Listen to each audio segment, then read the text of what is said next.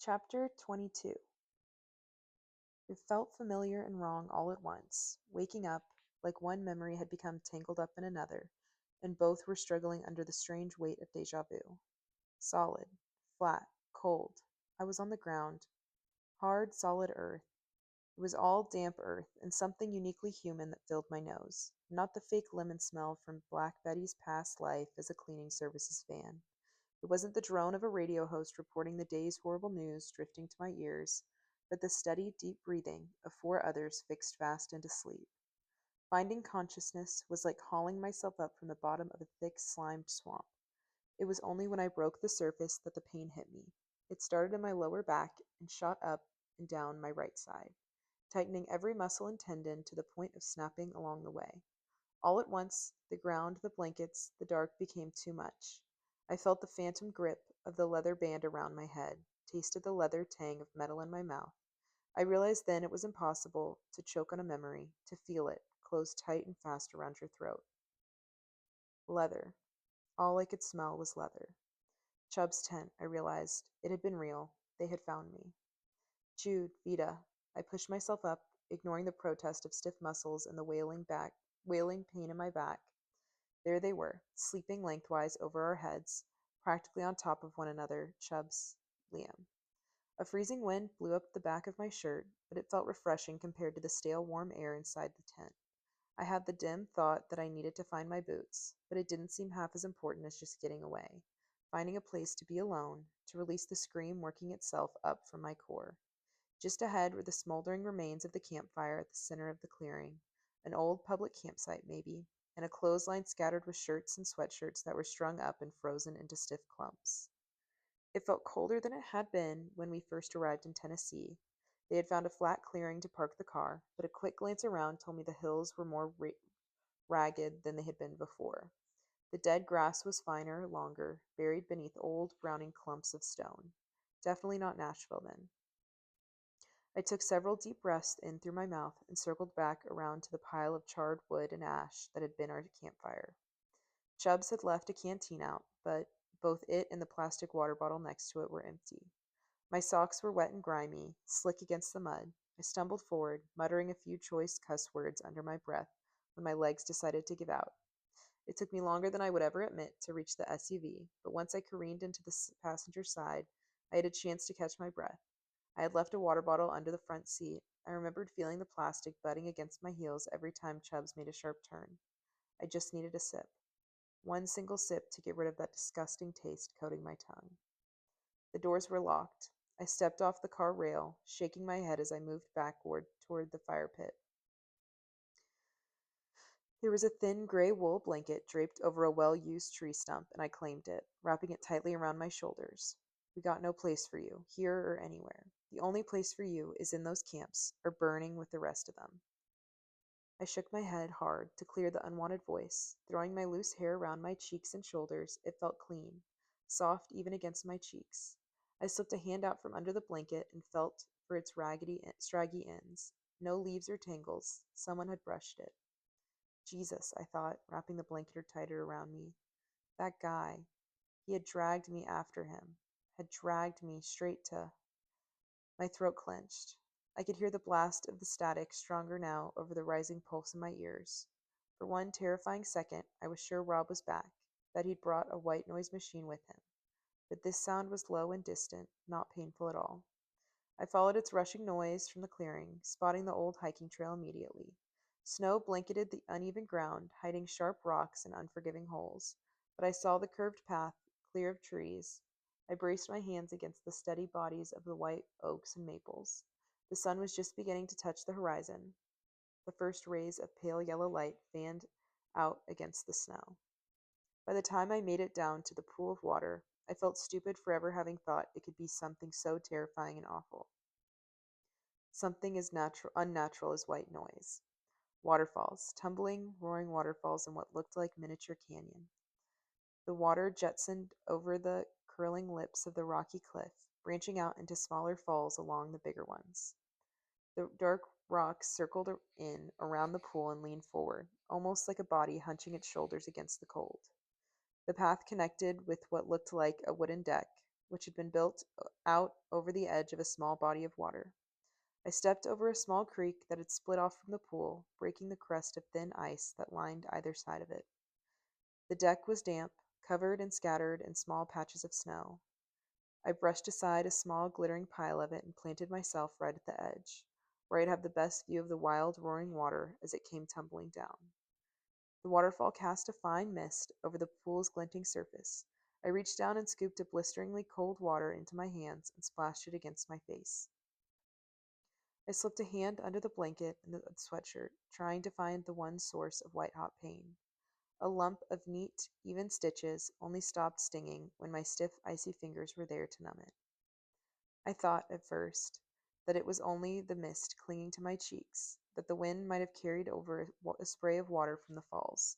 But the ache in my throat was still there, solid and unmoving, and something very much like a sob started to bubble out from under my chest. There was no one there to see me cry, and no point in trying to stop the tears from coming. I pressed my face against the blanket, balling it up against my mouth to smother the scream. It was like once I started, I unlocked the gate. The rest of it came flooding out. I couldn't stop. Every thought that raced through me was tainted by blood. I could actually taste it at the back of my throat. I killed that man. No, it wasn't just that. I had tortured him with fear. It wasn't that he didn't deserve to be punished for the crimes he'd committed. It was how I had done it. How I had used those kids, manipulating them and their memory when they were already victims. And I had liked doing it. I had relished how easy it was to consume his mind, filling it bit by horrifying bit with terror until it snapped completely. The darkness that had reached out for me when it had been warm, exciting. The rush of it had left a tingling, jittery feeling in my limbs that I still couldn't shake. I had kicked Knox out for what he'd done to Liam, but I'd stubbornly ignored the reality that Liam would never, ever have considered it a right decision to make. I had assumed he was unredeemable, but he was a kid. Knox or Wes or whatever he wanted to call himself was one of us. How was turning him out to the cold to die any more forgivable than turning other kids over to get food? And Mason, I could have helped Mason. I could have taken away his painful memories. But my first instinct had been to use him as a weapon, like he wasn't human at all and didn't deserve to make his own choices. Maybe, maybe the camp controllers had been right to do what they did to the dangerous ones. Maybe we needed to be muzzled, chained, conditioned, to follow orders. It had felt so natural for me to command Rob and Knox and every other kid who challenged me at the warehouse. And it made me Clancy. It made me Martin. It made me the orange on the bus into Thurmond, who compelled that woman to kill herself with her own gun. It made me the countless others who tortured the PSFs and camp controllers by flooding their brains with horrifying images. I wasn't any different than them. I wasn't any better. All along, I thought that gaining more control over my abilities would mean reclaiming my life. But that wasn't the case at all, was it? It was entirely possible that not being able to control them, being afraid of them, was the only reason I hadn't followed the other oranges down that path earlier. I saw now how the League had been good to me. They'd given me discipline, focus, and direction on how and when to use my abilities. It only proved I'd been right when I told Kate I shouldn't be leader. We needed people who were stronger, people who still had good left to their names. Or at the very least, people who could still trust that their instincts wouldn't take them to this kind of darkness. Murderer, just like all the other agents in the League. The blanket was hot and damp with my tears. I lifted my face again, trying to cool my aching face and lungs. But nothing helped. Nothing erased the images of what I imagined Rob must have looked like to Vita when she saw him that last time. Nothing eased away the final thoughts that had blazed through his mind in the seconds before his life ended. A beautiful woman in a checkered dress, a red bicycle, an open field, the sunset over the Los Angeles. Stop it, I choked out. Stop. And I hurt. Every part of me. From the blinding headache from behind my eyes to the cuts and bruises along my back. There wasn't enough space in my lungs for the air I needed. No matter how hard the sobs shook my body, I couldn't ease the pressure there. It felt like I was being folded and folded and folded again until there was nothing left to do but break. The rushing water swallowed every other sound, including the footsteps that trapped out a slow, hesitant trail over the woods behind me. But I knew he was there. Hey, Liam said, his voice soft. The mist from the falls passed between us, spinning the large snowflakes into a pure white screen. When it pulled away the next freezing breeze, he was still standing there, clutching my black boots to his chest, still with that tortured look on his face. Ashen. He opened his mouth, taking a small step forward. His legs were still unsteady, but it was the way he was openly looking at me now, searching my face, that had me anxious. But he was alive. He was standing on his own 2 feet. The glaze over his eyes had passed. His breathing was shallow but consistent, a steady in, a steady out, with only a small interruption for him to cough. Liam had always been an easy read. He couldn't hide any of his feelings or thoughts, no matter how many smiles he forced. His face was as open as it always was, so heartbreakingly perfect, even when pain tightening the line of his mouth.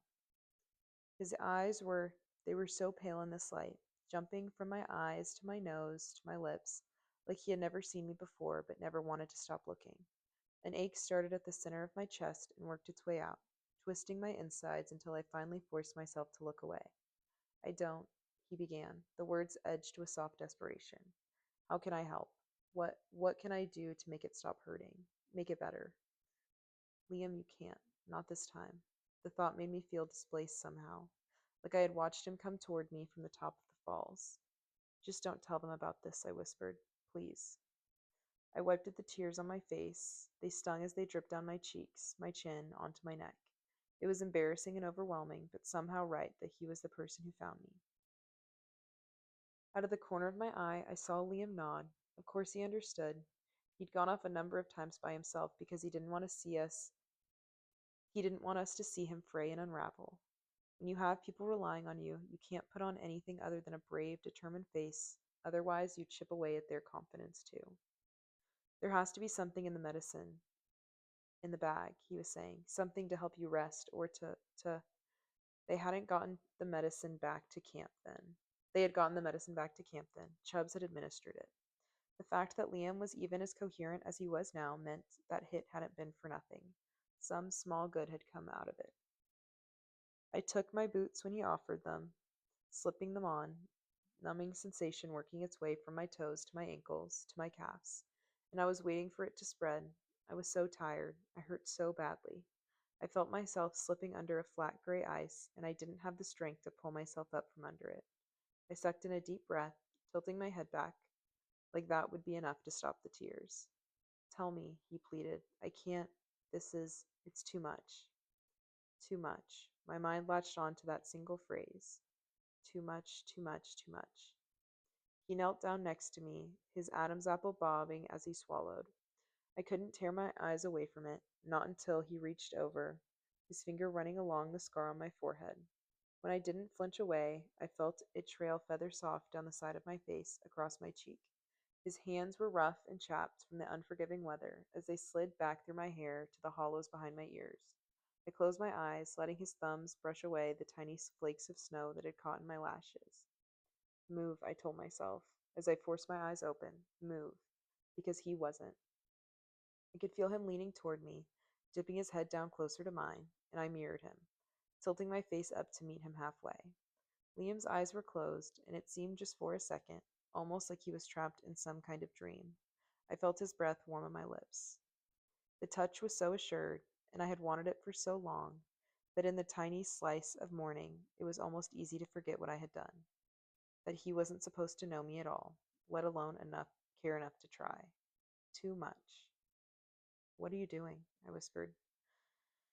Every part of him seemed to seize up, and I recognized the alarm in his face when I saw it. Liam jerked his hands away, falling off balance in the process. He tried to scramble up onto his feet, but he was slow and weak, and the best he could manage was looking away as the tips of his ears went bright pink. He was on his feet and moving before the feeling of his touch disappeared from my skin. He muttered something, tucking his hands up under his arms as he shook his head. He backed away 2 steps at a time, and I wondered what kind of expression I must have been wearing for him to mirror such a lost one back to me. It's okay, I told him, though it was so far from the truth. I would have laughed if I wasn't already crying. It was amazing. I had no idea you could keep sinking, even after you'd hit the dark bottom of your life. But letting him get that close, letting him comfort me after everything I had done, was a bruising blow. Before I could finish, Liam was talking again, and that strange tone was back in his voice. Even as he spoke, he was shaking his head. Ruby, you're Ruby. Chubb said that you and Vita and little Buddy there were helping him look for me. He said that you and me, we never met before, but we had to have. We had to. Because I know your face. I know your voice. How does that work? I talked to you while you were sick, I said, feeling panic grip at my stomach, in the warehouse in Nashville. No, no, I mean, yeah, I know you did. Liam was rambling in a way that almost was agitated. Pacing to the small width of the wooden deck. That's not it. I know it's not. In this now. Don't twist it any further. A clean cut and you can go and finish this. I'm League, I blurted out, because it was the one thing I knew would stop him from coming closer. The one thing that would change his look of compassion to one of total and complete contempt. You, he began. What? That's not that's not possible. The camps. I need to think about the camps we'd free as soon as I brought the intel back to Cole and Kate. The good work that would come from this. Rising up and above the blood pooling under my feet and the trail of smoke and fire my footsteps left behind. That was my future now. That was the only thing there was for me. You're right, though. We did meet before, I said. At the safe house in Maryland. I handed you the money from your brother, remember? He did now. I could see it in his face. The way he squared his shoulders. I kept my eyes on the trees behind his head. My arms wrapped tight around my center to try to wrap in the last bit of warmth.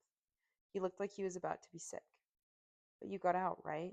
Liam said. Because Chubbs would have told me. He wouldn't have kept that from me. You were League, but now you're. I'm League, and so are Vita and Jude. I knew Chubbs well enough to know exactly why he hadn't let that piece of information slip. He didn't tell you because he knew that you'd want to split, and he and I have a deal. I don't get it, Liam managed to squeeze out. He was backing away again, running a hand over his face. A deal? I'd already driven the knife into his chest. Twisting it now would finish things forever. Don't. A small whisper in my head. Not again. He stared at me, waiting, shaking from the cold or anger I couldn't tell. I came toward him, and he let me. Liam was breathing harder now, a wheezing wet whistle as I reached for the bottom hem of his brother's jacket and ripped the stitches open Cole had hastily sewn in place. The flash drive was a simple black rectangle, stamped with Lita Core's golden swan. It was warm from having lived so close to his body for the past few hours. Days, maybe. Liam stumbled back, every thought crashing over his face. What the hell is that? Your brother, I said. He sent us to find you. You took his jacket instead of yours when you ran in Philly. And you took this with you. What is that? He repeated, trying to reach for it. I closed my fist and shoved the damn thing in my pocket before I was tempted to do something stupid. All of this for a tiny piece of cheap plastic. It's classified intel, I told him, forcing my feet forward up the path, from the op your brother was running. I half hoped he wouldn't come after me, that he'd stay down there, and I could go back and walk through the camp, through whatever woods we're in, and just disappear. But nothing in my life was ever going to be that easy. Instead, he pushed past me on the trail, taking those first few steps like he was staggering out of knee-deep water, unsteady and coughing up the fluid trapped in his lungs. Instinctively, I put a hand out to steady him, but he ripped his arm away and kept pressing forward, calling Chubbs' name. He must have already been out looking for us. We met him on the path just as it curved into the campsite. The kid was messed with sleep and rumpled clothes.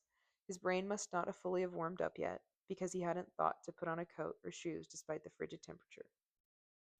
What? He cried, looking between us. What's going on?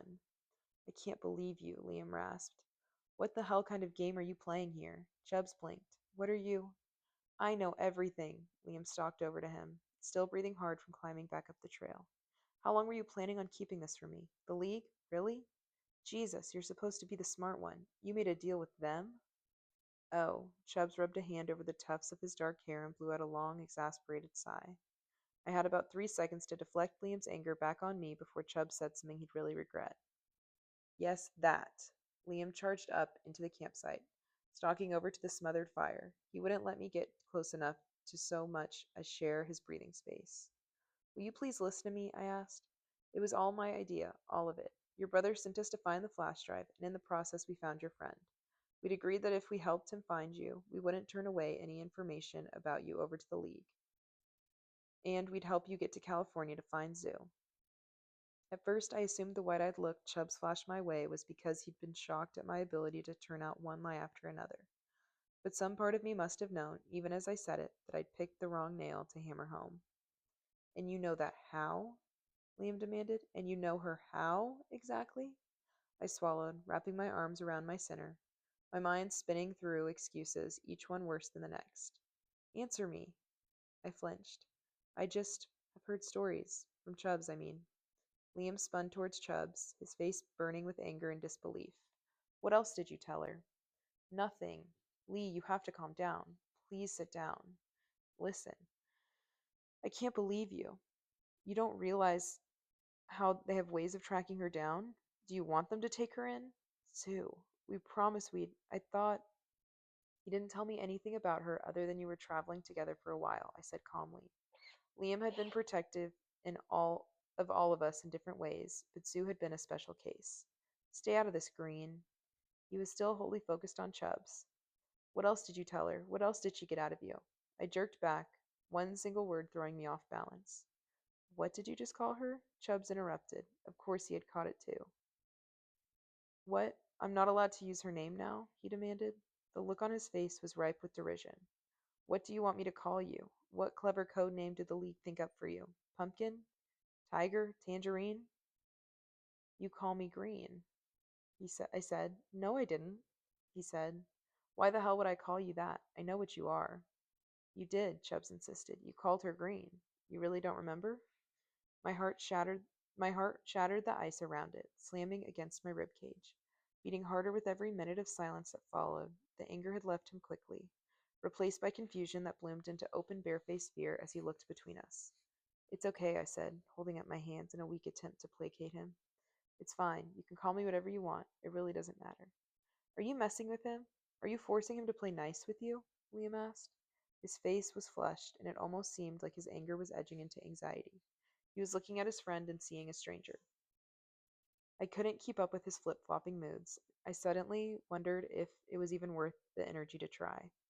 The memory of what had happened when he'd found me by the falls evaporated like mist in the sunlight. Maybe I had imagined it all together.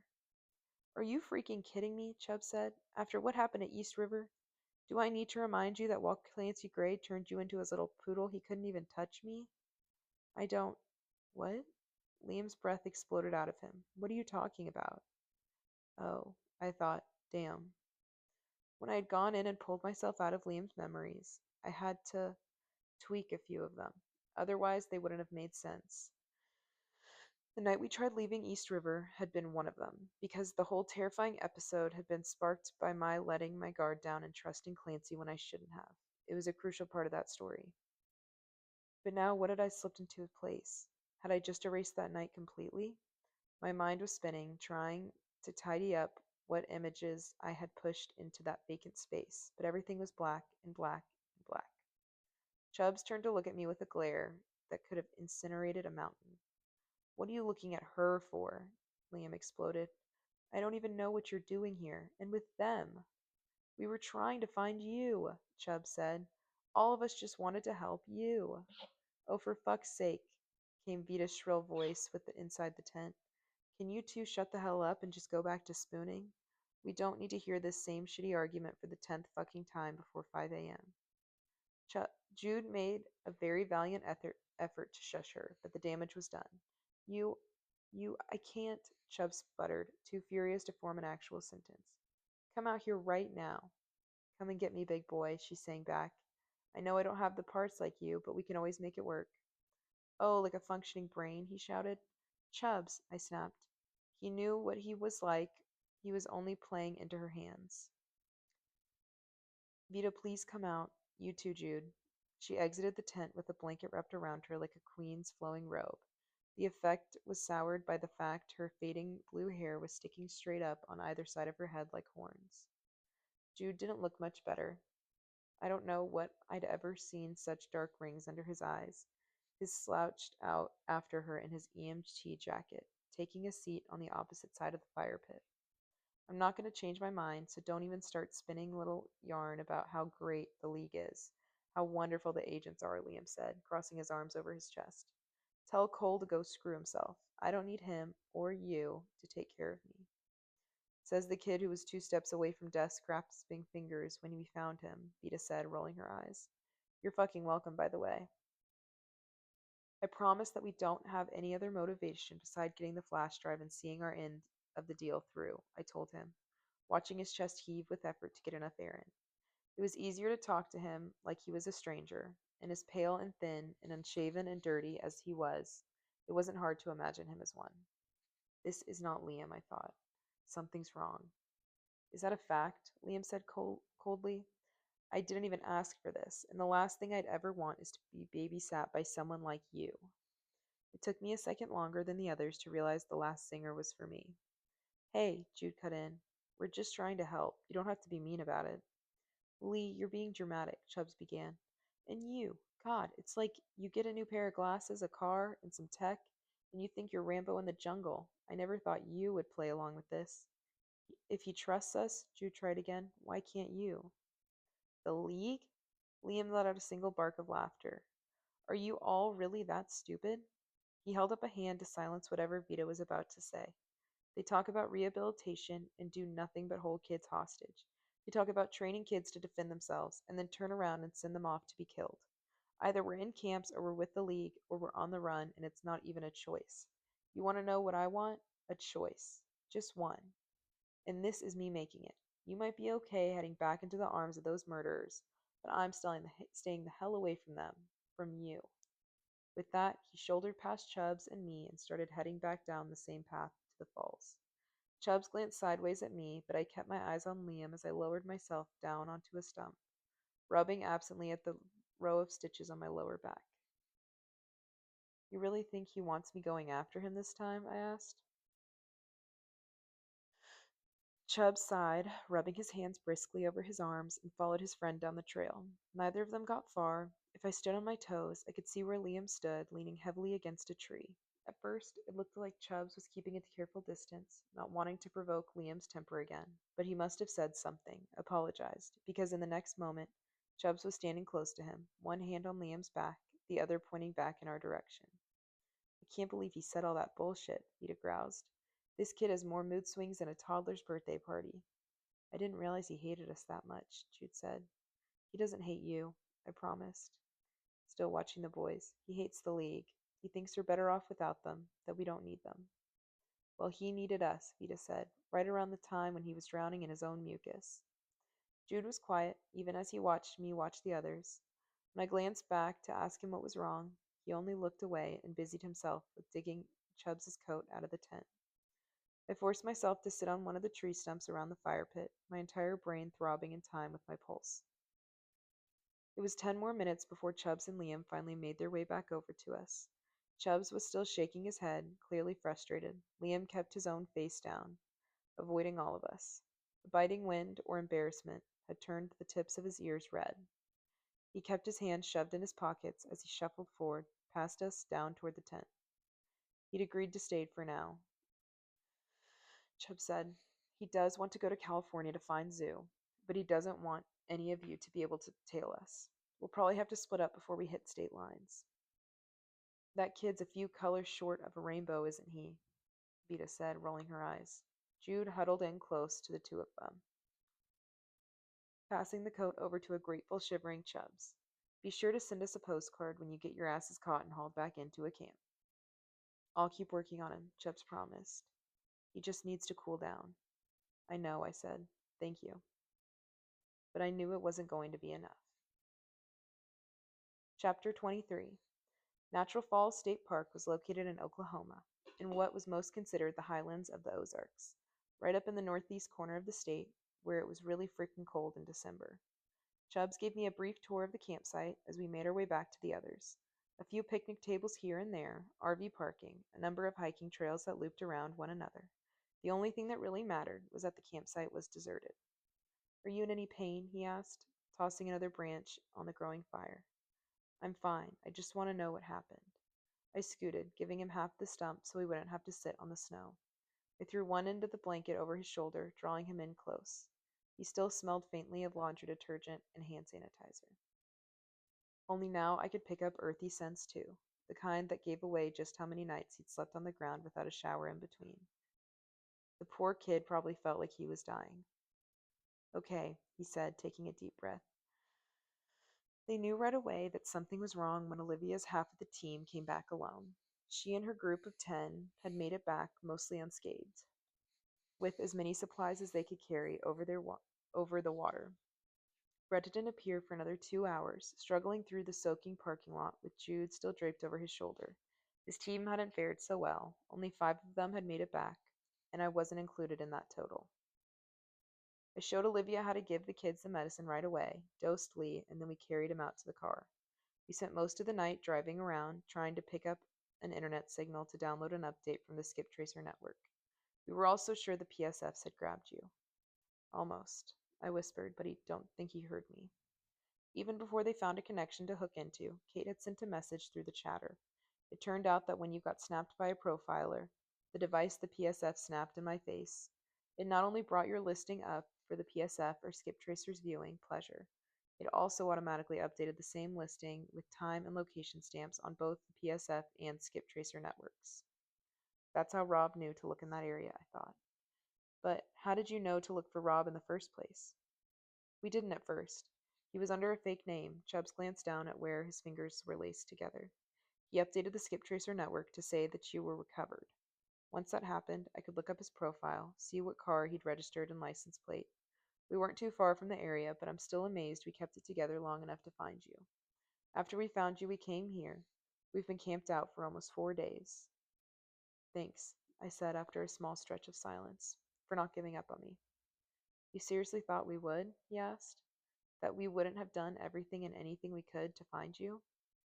That's not what I meant, I said. It's just, maybe it would have been better if you hadn't let them take me. The buzz in my ears drowned out the rest of the world, and I felt the first touch of panic creep back in. If he's this unhappy with us around, it might be for the best to split up. No, it doesn't make sense, Chubb said. I can't keep up with his moods. He was freaking out when we found you. It was full on meltdown. I'd never seen him like that before, and maybe some part of him figured out you guys were league before you told him. That's the only thing I can think of that would explain why he's acting like this. The Liam I knew wouldn't have wanted a bunch of random kids if he thought we were all could get along. I mean, you're proof of that. But it's like ever since he started feeling better, he's been jumpy, irritable. He has no reason to trust us, I said. I understand why. Look, I'm not going to choose, Chubb said. I can't let him go out on his own again, but I'm not going to leave you either. So you have to find a way to make this work. Got it? You have to get him to trust you. Wait, why are you shaking your head? I meant what I told him, I said. It wasn't the full truth, but it's the best I can do. I'm going to help you guys get wherever it is you decide you want to go, then head back to Cole to finish this. Chubbs's grip tightened on me, but it was the shock and hurt and fear he let off that choked me up while I struggled to speak. You know, you know how important this is. I feel like if I'm not there to make sure it happens, if I don't see it for myself what caused this, I motioned between us, I'll never forgive myself. If I can't be around Liam anymore, I can at least do that for him. That was his dream, remember? No, he whispered. I can't do this again. It can't be the way it was with Sue. The way it was the last 6 months. I know it's selfish, but I have to know you're safe. You'll never be safe with them. At least think about that, okay? Give me a chance to change your mind too. No, I thought, giving him a weak smile. Even if Liam didn't look at me with such hate in his eyes, even if he had kissed me down by the falls, none of that would have mattered. I wasn't the blank slate I'd been when Liam, Chubbs, and Sue found me. I had done things I was ashamed of then, sure, but now I'd gone to a place I couldn't come back from, and there was too much light in them to drag them there with me. We'll see, I said, squeezing his fingers. We'll see. Despite the fact he had no maps and no way of downloading any kind of update from the Skip Tracer network to navigate us, Chubb still pushed to have us move out of the park as quickly as we could. We'd have one more night to rest, then start driving west again, first thing in the morning. I doubt it was because he was in any hurry to get to California. Chubbs had reached his absolute breaking point for being able to handle this kind of cold, both physically and on an emotional level. I wasn't sure what Vita was going to do if she got one more lecture about hypothermia, but I imagined it probably involved holding Chubbs, the fire pit, in one well aimed push. He hadn't figured out that it wasn't himself that he was worried about. The cold weather was wreaking havoc on Liam's lungs. He was huffing and puffing and hacking and coughing every time he tried to increase his pace above a hobble. Instead of trying to gather the scattered supplies, he crouched down next to Jude and helped him stoke the fire, debating whether Bruce Springsteen's Born in the USA was better album than Born to Run. Finished with that, they went to the back seat of the SUV to fish out more layers to pile on. Without a second thought to it, Liam reached down for his old leather jacket and slipped it on over the thinnest dark gray one. But that's. Jude started to protest. I shook my head sharply in his direction and ducked away before Liam could turn and see what caused him to clam up. I made it a point to give him space after that, going right when he'd go left, always keeping the fire between us. By the time Jude started hinting strongly he needed to be fed dinner, Liam seemed to have relaxed enough to at least crack a smile when Chubbs tripped down and went down with a squawk, sending the food rations in his arms flying. I was wondering what happened to this stuff, I said, as I helped him gather up the foil packets again. We had to leave most of it behind, Chubbs said, as we made our way back to where the others were hunkered down by the fire pit. It was mostly what we could stuff into our pockets. It's been enough. Okay, who wants what? I'll take one of the Chinese fig bars if you see one, Jude said. A French trail mix, Vita said, silver packet. Did anyone ever figure out where this stuff came from? Or why it was just there going to waste? We decided to chalk that one up to the president being a sneaky asshole and the rest of the world not sucking half as bad as we thought it did, Vita said. The end. All along, President Gray had been insistent in his weekly addresses that Americans were pulling themselves up by the bootstraps and taking care of themselves and their countrymen. He made it a point, time and time again, to nail the United Nations for the economic sanctions they put on the country. No one did business with us, so we would have to do business with one another. No one would send in financial relief, so the few people who hadn't lost the bulk of their fortunes when the markets crashed were the ones who would have to donate. Americans would help Americans. The United Kingdom, France, Japan, Germany. They just do not understand the American way, he once said. They weren't affected by Ian. They did not feel the razor's edge of our pain. I watched him on one of the TVs in the atrium back at HQ, his face looking older and grayer than it had just a week before. It looked like he was sitting in an old Oval Office. But Nico had pointed out the glow around the edge of the image, which pointed to the use of some kind of green screen. For a guy with endless opportunities for protection, he hadn't been back in DC since the first bombings. He just moved from one Manhattan high rise to the next. They do not understand that certain sacrifices must be made in times like these, Gray had continued. That we can rise above it, given time and dedication. We are Americans, and we will do it our own way, as we have always done. And it was like the longer he talked, the more words he used, the less they came to mean anything. It was an endless stream of ideas that were as flat as his voice. All they did these days was spin and spin and spin us around in circles until we were too dizzy to listen to what they were really saying. What about you? I asked Liam. Hungry? Time and silence and obvious embarrassment about his earlier breakdown had softened Liam just a tiny bit. First towards Jude, who, despite everything Liam had flung his way earlier, was watching Liam the way a kid might gawk at his favorite baseball player. Then toward Vita, whose charming personality didn't let anyone ignore her for long. I could see he was still angry with Chubbs, but even that was draining away now that the initial shock had faded. I was glad Vita and Jude were getting a glimpse of who he really was, without the strange battered armor he sewed himself into. Yeah, whatever's fine. He didn't glance up from the small black booklet in his right hand. I reclaimed my seat next to Chubbs, letting him fuss over me without hearing a word of what he was saying. To my right, Jude was building a miniature snowman, using the M&Ms from his own trail mix to make its grin. Though it was lopsided enough to look more demented than cute, he was humming a soft, breathy version of some Springsteen song. Joseph Lister, Liam said, suddenly cutting through the silence. Really? Him? Chubb stiffened beside me. That man was a hero. He pioneered research on the origins of infections and sterilization. Liam stared hard at the faux leather cover of Chubb's Skip Tracer ID, carefully choosing his next words. You couldn't have chosen something cooler? Someone who is maybe not an old dead white guy? His work led to the reduction of post-operative infections and safer surgical practices, Chubbs insisted. Who would you have picked? Captain America? Steve Rogers is a perfectly legit name. Liam passed the ID back to him. This is all very Boba Fett of you. I'm not sure what to say, Chubbsy. Say it's okay, I thought, remembering the fear in Chubbs's voice when he'd confessed about turning that kid in. Tell him you understand what you had to do, even if you don't. What? Chubbs scoffed, his voice just a tiny bit too tight. For once, you're speechless? No, I'm just. Liam cleared his throat. Grateful, I guess, that you came looking for me and you had to do this. I know it wasn't. I know it couldn't have been easy. Just shut up and start sucking each other's faces already, Vita grumbled, leaning awkwardly against the stump. She would never admit it out loud, but I knew the burns on her back were eating her alive with pain. I'm trying to make up for the sleep I lost when you started screeching at each other like cats in heat. Miss Vita, Liam said, has anyone ever told you that you were positively the whipped cream on the sundae of life? She glared at him. Anyone ever told you your head is shaped like a pencil?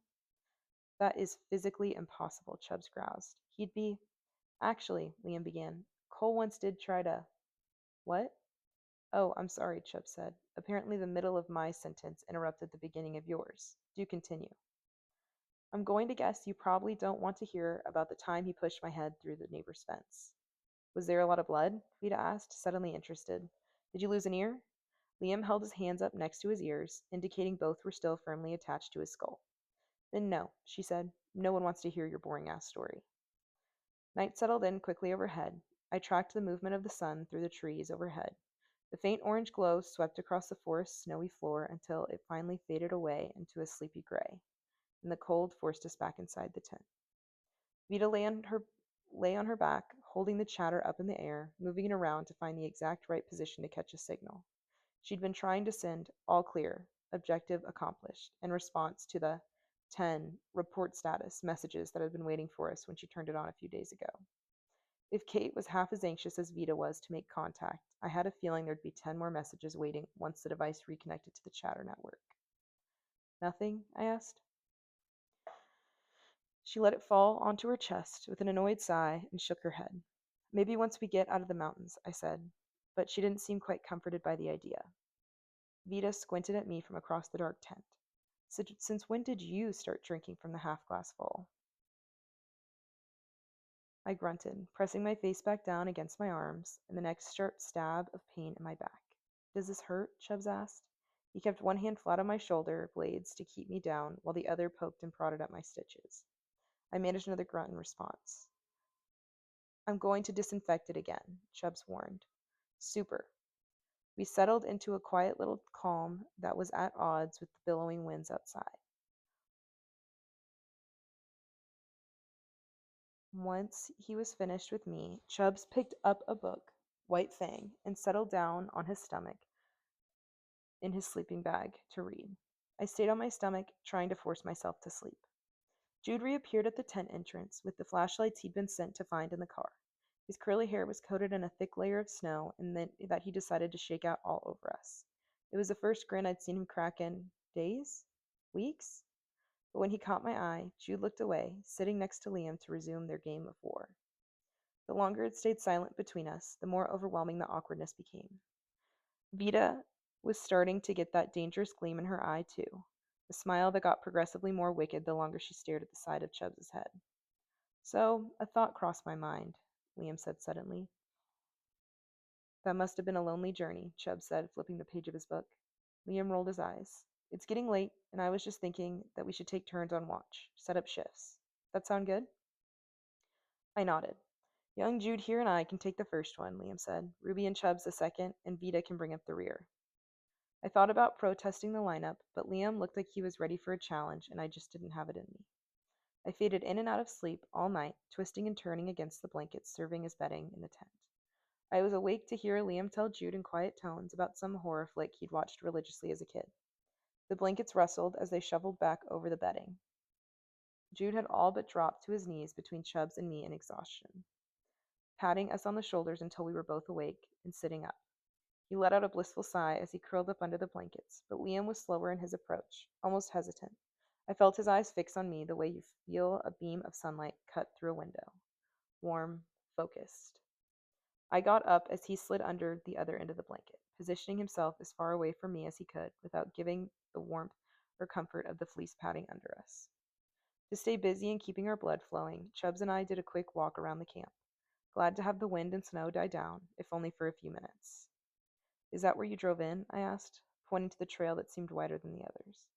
Chubbs nodded. It winds around and connects to a highway. This section of it was closed off, I think, because there's no one to plow the roads. I'm hoping the snow starts melting tomorrow. Otherwise, I have no idea how we're going to drive out of here. A few hours later, just shy of dawn, it was Vita's turn. She stood up in the tent, physically trying to shake the sleep off her. Before stumbling out into the cold morning, I stared at her tiny sliver of space between Chubbs and Liam, and promptly turned on my heel, followed her back outside. Vita broke the intense gaze she fixed across the clearing when I sat down next to her, but she didn't seem surprised. I slept too long in the car, I lied, warming my stiff hands near the fire. I'm just not tired. Uh-huh, she said, rolling her eyes. You want to tell me what's really on your mind? Why? I asked. You actually care? If it has to do with Prince Charming, then no, not really, Vita said, leaning back.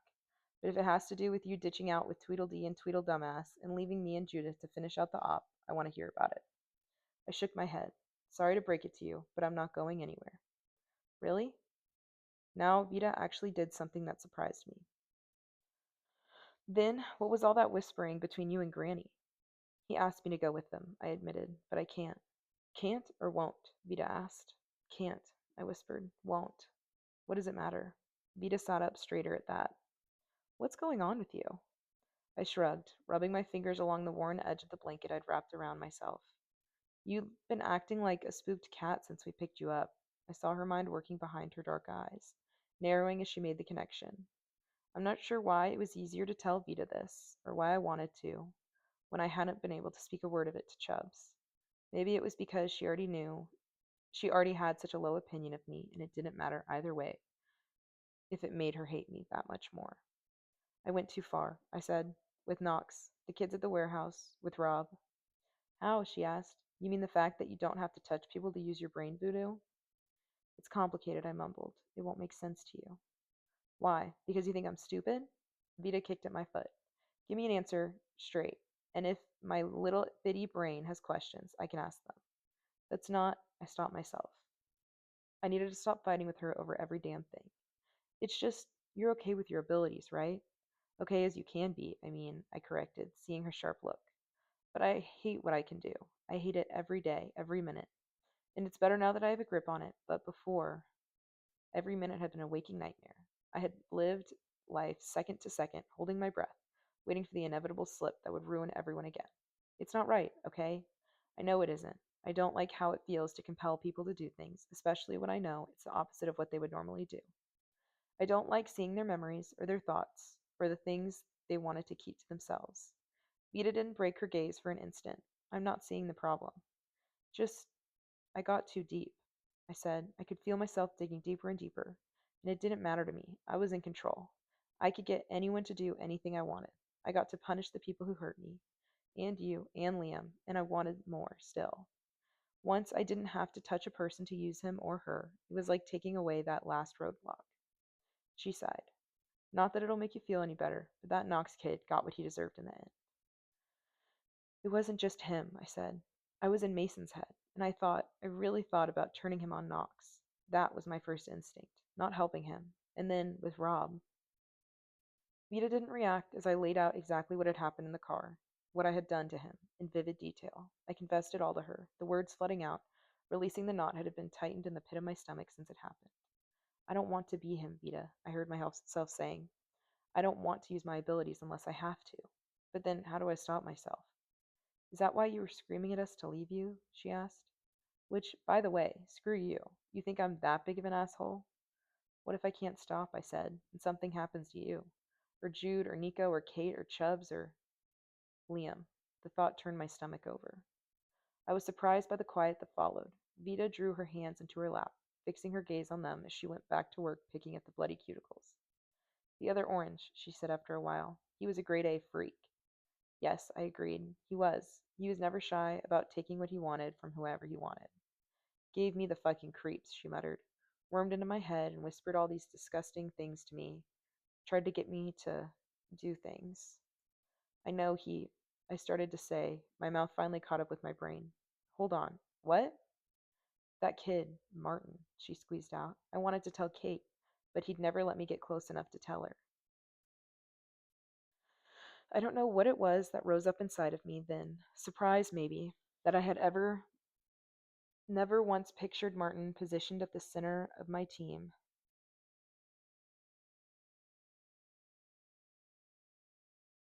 talking with talking with Nico, battling Vita at every turn, teasing Jude, the tiniest flash of jealousy that he had them, even if it was only for a few weeks. The horror mostly that Kate had subjected them to that monster. I still had nightmares about riding in that car with him, feeling the first brush of his influence spike through my blood. He had played with me, batting at me with his claws, and I hadn't been able to do one damn thing about it. I just figured that you would be the same way. Her dark eyes found mine. But you're okay, I guess. I let out a humorless laugh. Thanks, I guess. The president's kid was like that, though? He asked. Man, what the hell?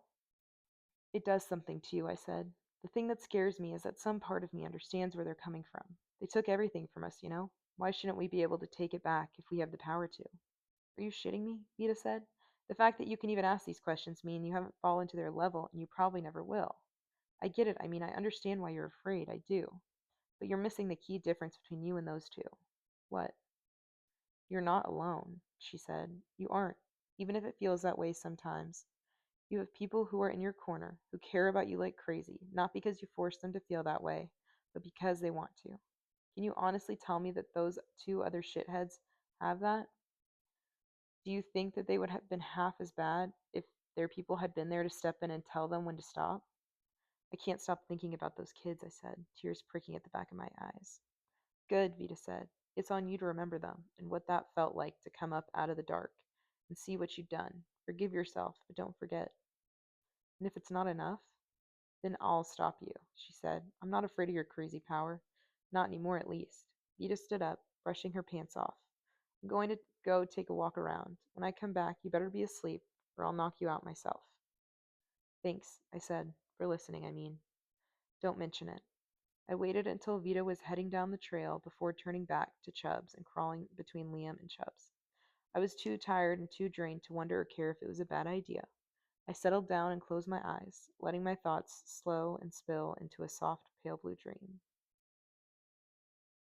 Chapter 24.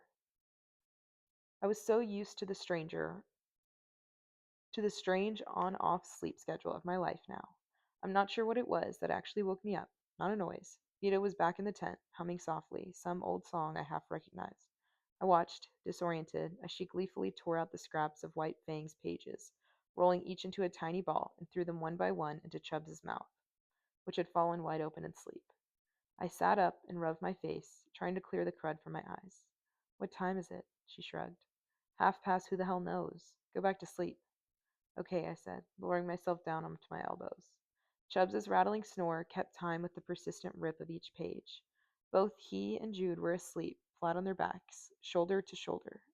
I slid down back into the covers, turning onto my left side, the blanket twisted with me, leaving Liam without an inch of it.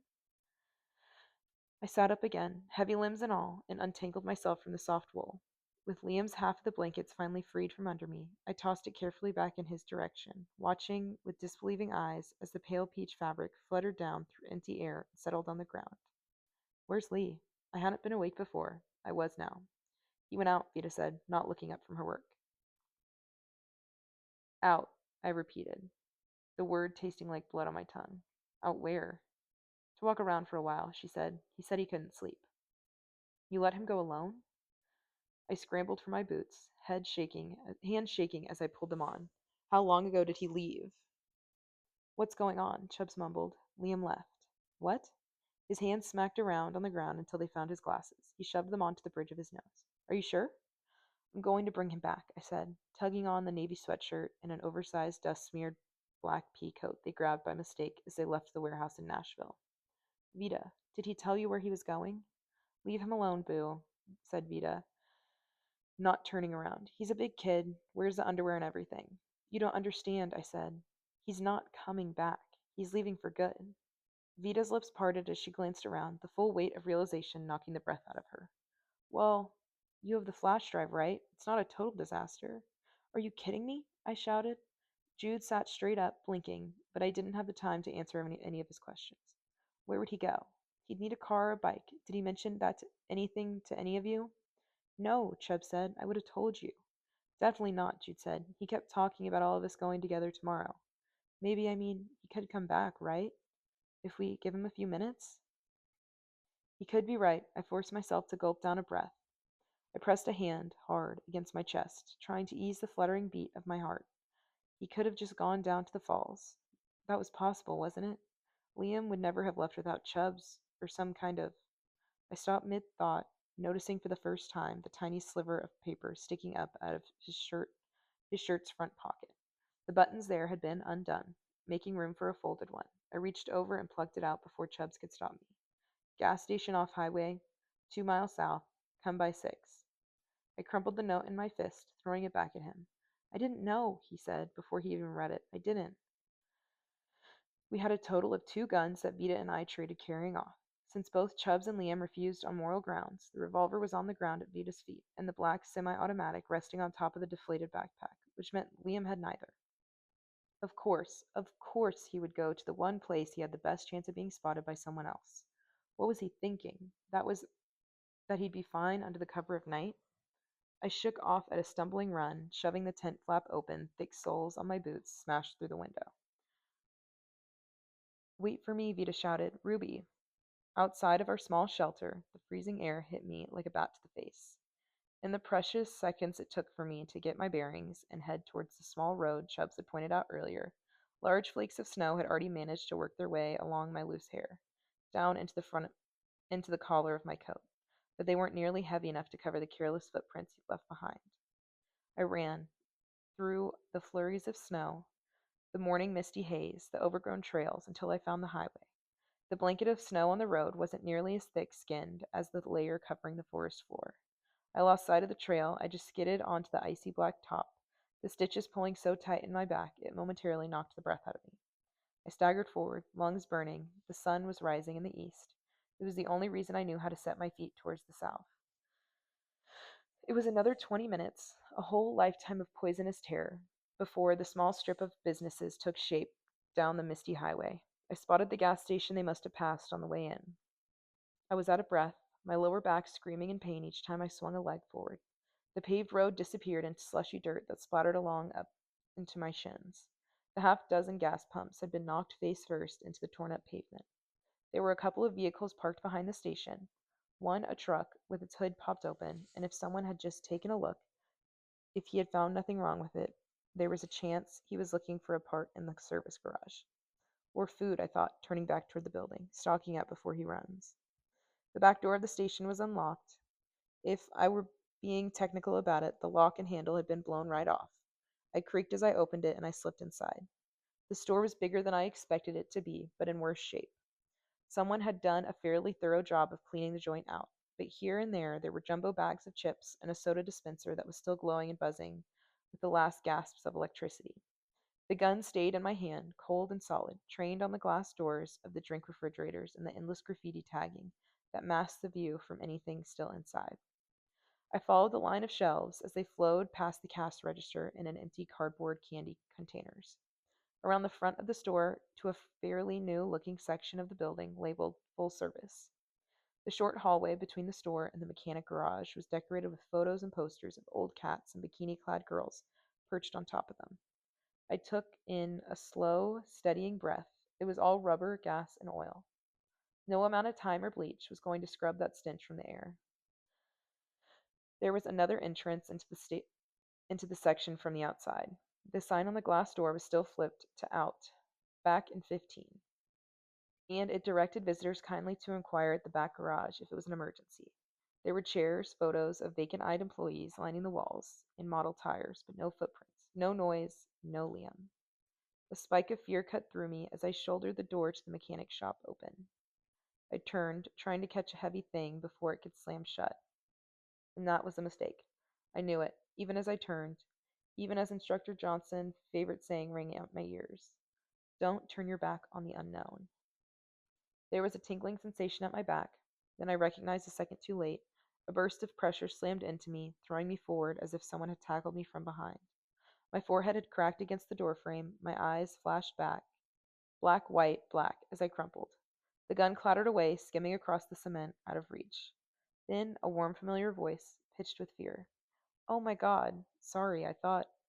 Liam's pale form burst out behind the hollowed out car frame in the middle of the garage. What are you doing here? What are you doing here? I demanded, looking around for the gun under the workbenches and tables. There were tools and parts scattered everywhere, collecting dust and even more grime. You came out here alone, without any way to protect yourself. No way to protect myself? He repeated, raising a brow. You know what I mean. I crouched down, blinking back the dark spots in my vision. I felt under the metal table until my fingers closed around the barrel. I waved it towards him for emphasis. What were you going to do against one of these? He turned back to the car, his mouth pressed tightly into a line of disgust. I disarmed you pretty easily. What would the instructor say about that? It stung more than I expected it to. I watched the silence as he flipped the hood of the skeletal car back open, the tool flashing silver in his hand. But he wasn't working. Instead, his hands were braced against the green frame. The leather jacket clung to his shoulders as he leaned forward, hanging his head. I kept my back flat against the door, a silent guard against anything that might come in. So you found me, he muttered, his voice strained. I suppose I have Chubbs to thank for that? His mind was turning through a wild range of emotions, flipping between what felt like hot anger and murky guilt and crushed hopelessness in a matter of seconds. Felt like his mind was calling to mine, like it was screaming for me. I pressed the back of my hand against my forehead. Ever since I'd given in and stopped trying to fold them away, my abilities had been quieter, settled even. Now was not the moment to lose that bit of calm. I know, I began, licking my dry lips. I know you can take care of yourself, but we don't know anything about this town. We don't know who could come by, and the thought of you out here alone. I wanted to be alone, he said, his voice gruff. I wanted, I just needed to clear my head. Away from them, away from you. I stared at him, trying to take what he had just said and align it with the look of all out desperation on his face. Look, I began, I get it. You don't like me, but I don't like you?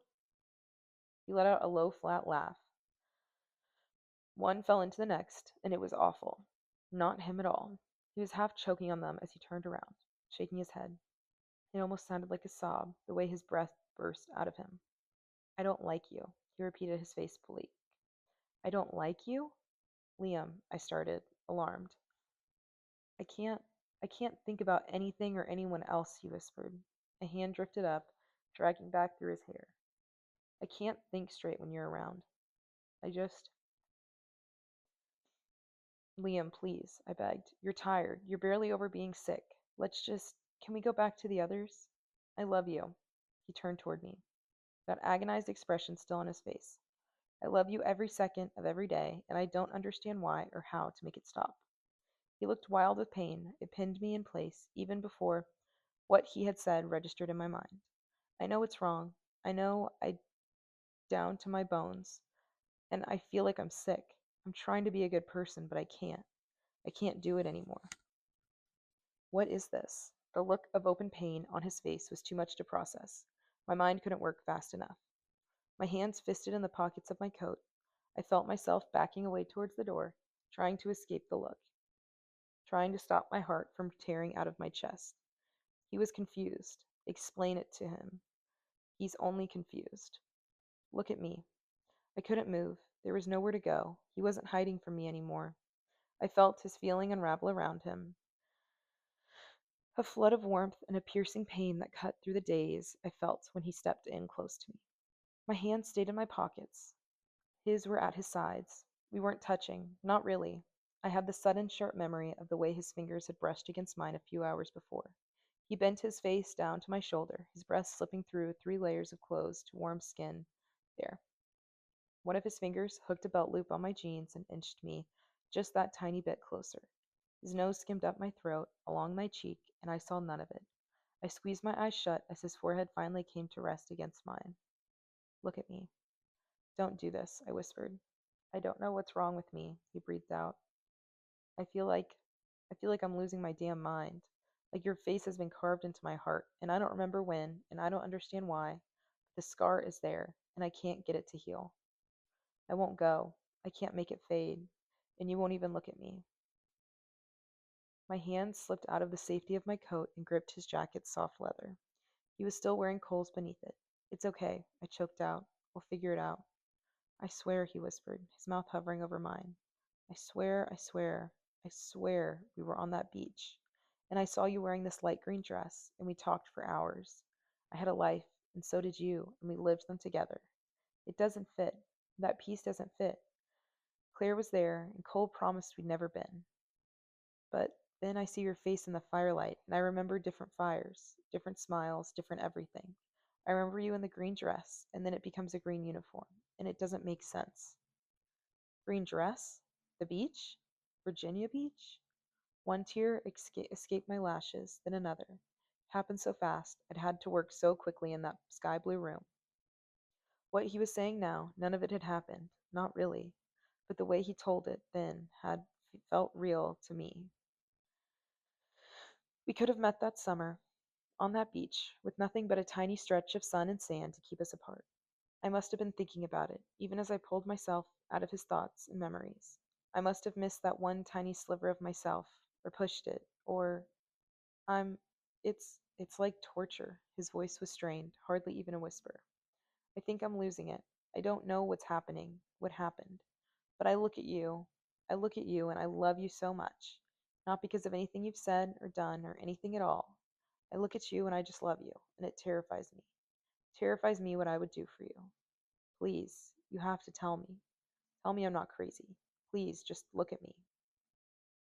My eyes drifted up to his, and it was over. His lips caught mine in a hard kiss, driving them apart with the force of it. There was nothing gentle about it. I felt the door rattle against my back as he shifted, pressing me against it, taking my face between his hands.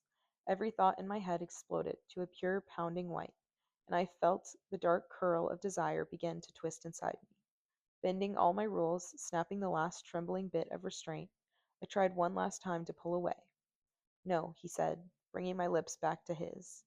It was just like it had been before. I slid my hands under his jacket to press him closer. The low groan in the back of his throat, a small pleading noise that set every inch of my skin on fire. Then it changed. I pulled back, gasping for a breath, and when I found him again, it was deeper and softer and sweeter. It was a kiss I remembered, the kind we used to have when it felt like we had all the time in the world, when the road stretched out just for us. I gave in to that feeling. I didn't care what it made me, weak, selfish, stupid, terrible. I remembered that tiny bit of warm peace before I ruined him, throwing his mind into a jumble of desperate confusion. There was so much darkness to it now. The clear, bright corridors of memories had collapsed in on themselves. I fought my way through, tearing down filmy sheets of black and burned brown. I was drowning in it, in him, and it was so different, so strange, that I didn't recognize the fact that I was in his mind until it was too late. Stop, stop, stop, stop, stop. I shoved him back, breaking the physical connection between us. We both stumbled, my head screaming with pain as I crashed down onto my knees. Liam fell back into the nearest workbench, sending the hundreds of little tools and bolts stacked there tumbling to the ground in a shower of piercing noise that seemed to go on, echoing the final snap that whipped through me as my mind broke away from his. Shit, I thought, gasping for breath. I felt sick, physically ill, as the world bobbed up under me. For several terrifying seconds, the burning in my mind was bad enough that I couldn't see it all. I all but crawled, feeling the gun I had dropped as he grabbed me. I tried to haul myself back onto my feet using one of the shelves of hubcaps, but I only succeeded in tearing it down off the wall, sending them showering down over me. Finally, I just gave up, leaning back against the wall, drawing my knees up to my chest. The ache had trickled down to the back of my neck, dripping bit by bit in the center of my chest. Shit, shit, shit. I dug the heels of my palms against my eyes, sucking in another ragged breath. Ruby. I looked up from my hands, searching for his face in the darkness. Ruby, you. Liam's voice had an edge of panic to it now as he reached for me and pulled me up toward him. I fell against him too, stunned to move, as he wrapped his arms around my shoulders, buried his face in my hair. We, that safe house. Oh my God. You did something. Oh God. Chubbs. Liam pulled back, trapping my face between his hands. Chubbs was shot. They took him, and they took us. We were in that room, and you. What did you do? What did you do to me? Why would I leave? Why would I leave without you? The blood drained from my face, from my entire body. I ran my fingers back through his hair, forcing him to look me directly in the eye. Every one of his muscles shook. He's okay, Liam. Chubbs is okay. He's fine. We came to find you in Nashville, remember? He looked over at me again, and for the first time in weeks, his eyes were sharp, clear. He was looking at me, and I knew the exact moment he realized what I'd done. His hair fell into his face, and he shook his head. His lips worked in silent disbelief. I couldn't bring myself to say one thing. This isn't possible. How many memories had I wiped clean now? Dozens? 100? And from the beginning, from that look of pure fear on my mom's face, I knew there'd be no going back. When it happened again to Sam, it only confirmed it slipping into her mind, trying to fix what I'd done had only ever proven there was nothing I could do. That there wasn't a trace of myself left to draw out to the front of her mind again. But now I hadn't pushed the memories into his mind. I knew what that felt like. This was something different. It had to be. All I'd done was pull myself free before I could sink in too far and do real damage. There was no way that this was happening. No way. He stepped back, out of my reach, away from me. I can explain, I started, my voice trembling. But he didn't want to hear any of it. Liam turned back to the car at the center of the damp garage, scooping up a small backpack I didn't recognize and swinging it over his shoulder.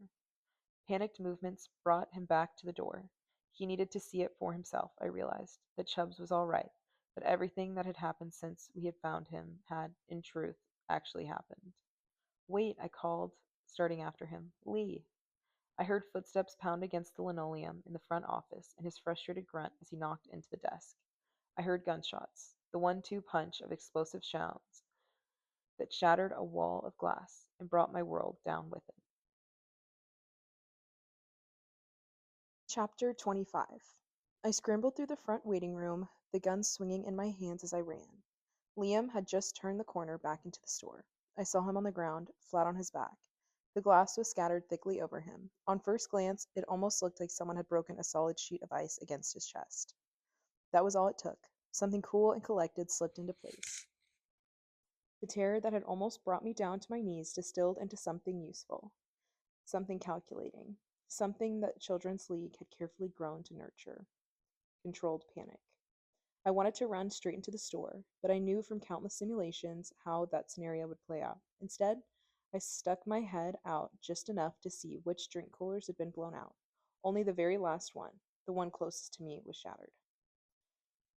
The shooter was likely by the back door. He or she must have seen a flash of Liam coming around the corner and fired. I glanced down, long enough to see his chest rise and fall. His hands rose and settled down over it as he gasped for breath. Alive. Where was the shooter? I swallowed the burning anger, fingers choking my gun as I searched the front wall for something reflective.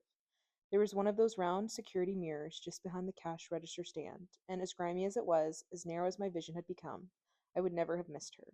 The woman was thick around the center, in her late 50s, early 60s, if I had to pinpoint it.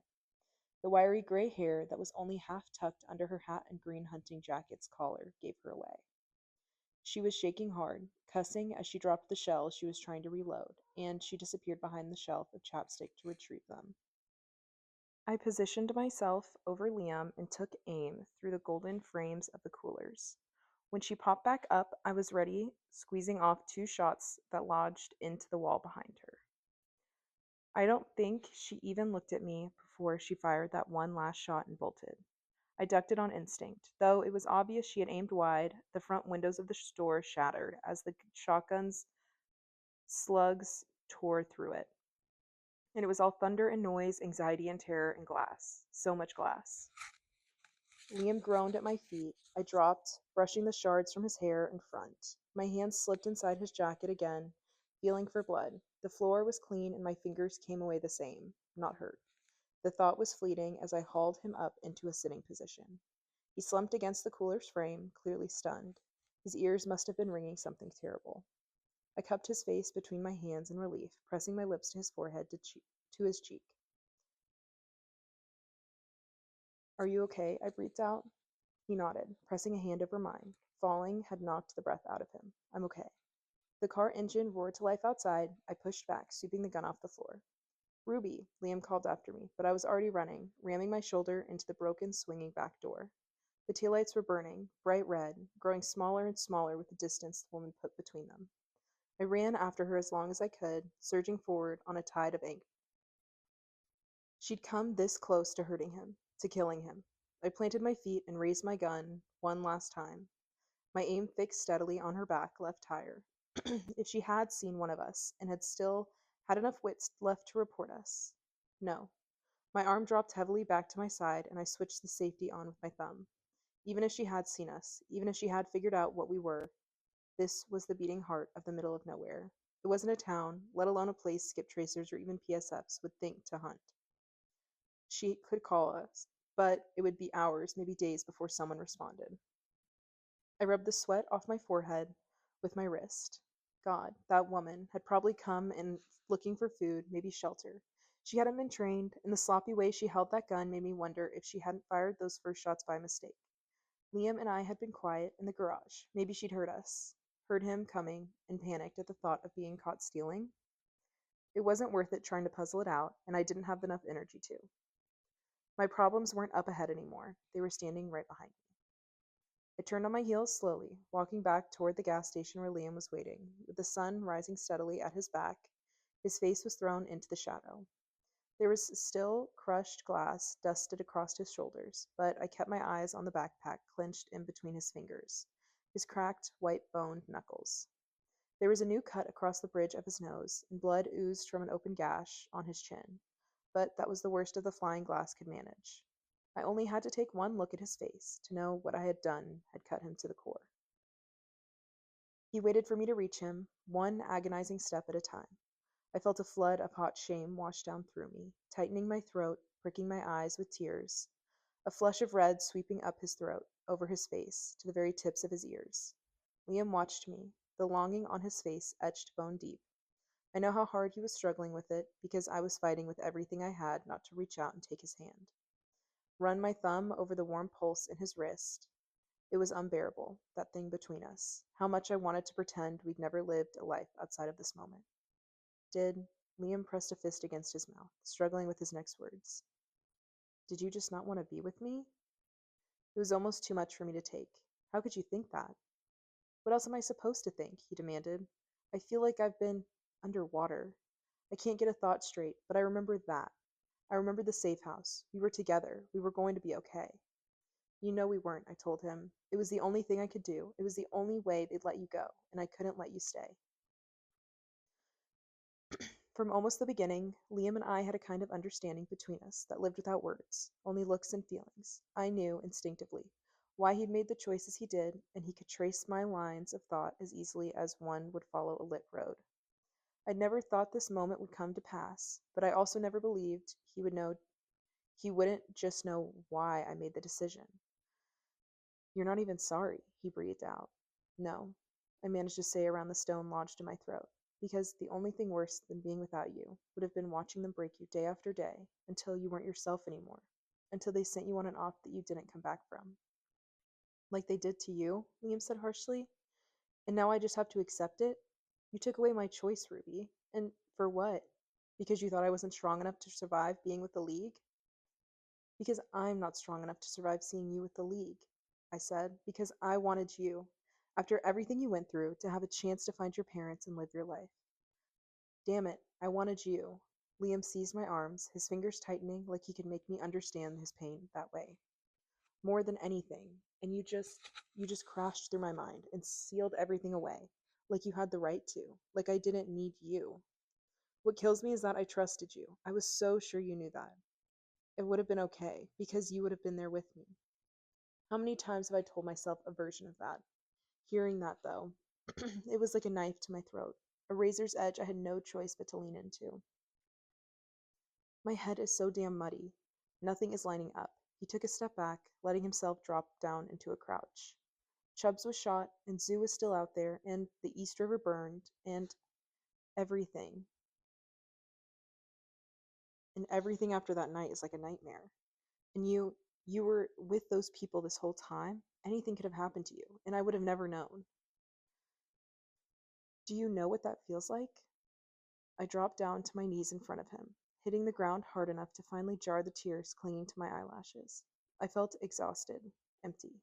I can't fix this, I said. I know I've messed everything up, and there's no way back from this, okay? I do. But your life was worth more than what I wanted, and it wasn't the only way I could think to make sure you didn't get it in your head to come find me. Who says I would have? I knew he meant it cruelly, that it was a weak moment, and all he wanted was for me to feel as much pain as he did. But there wasn't enough venom in his words for them to sting. He just wasn't capable of it. I would have torn this whole damn country apart looking for you, I said softly. Maybe you really would have left. Maybe you wouldn't have come looking for me. Maybe I misread everything. But if you felt even a quarter of what I did, my words wavered. I used to wonder, all the time, if it was all because you felt sorry for me, because you pitied me, or were looking for another person to protect. And you could never see another reason? He whispered in a fierce voice.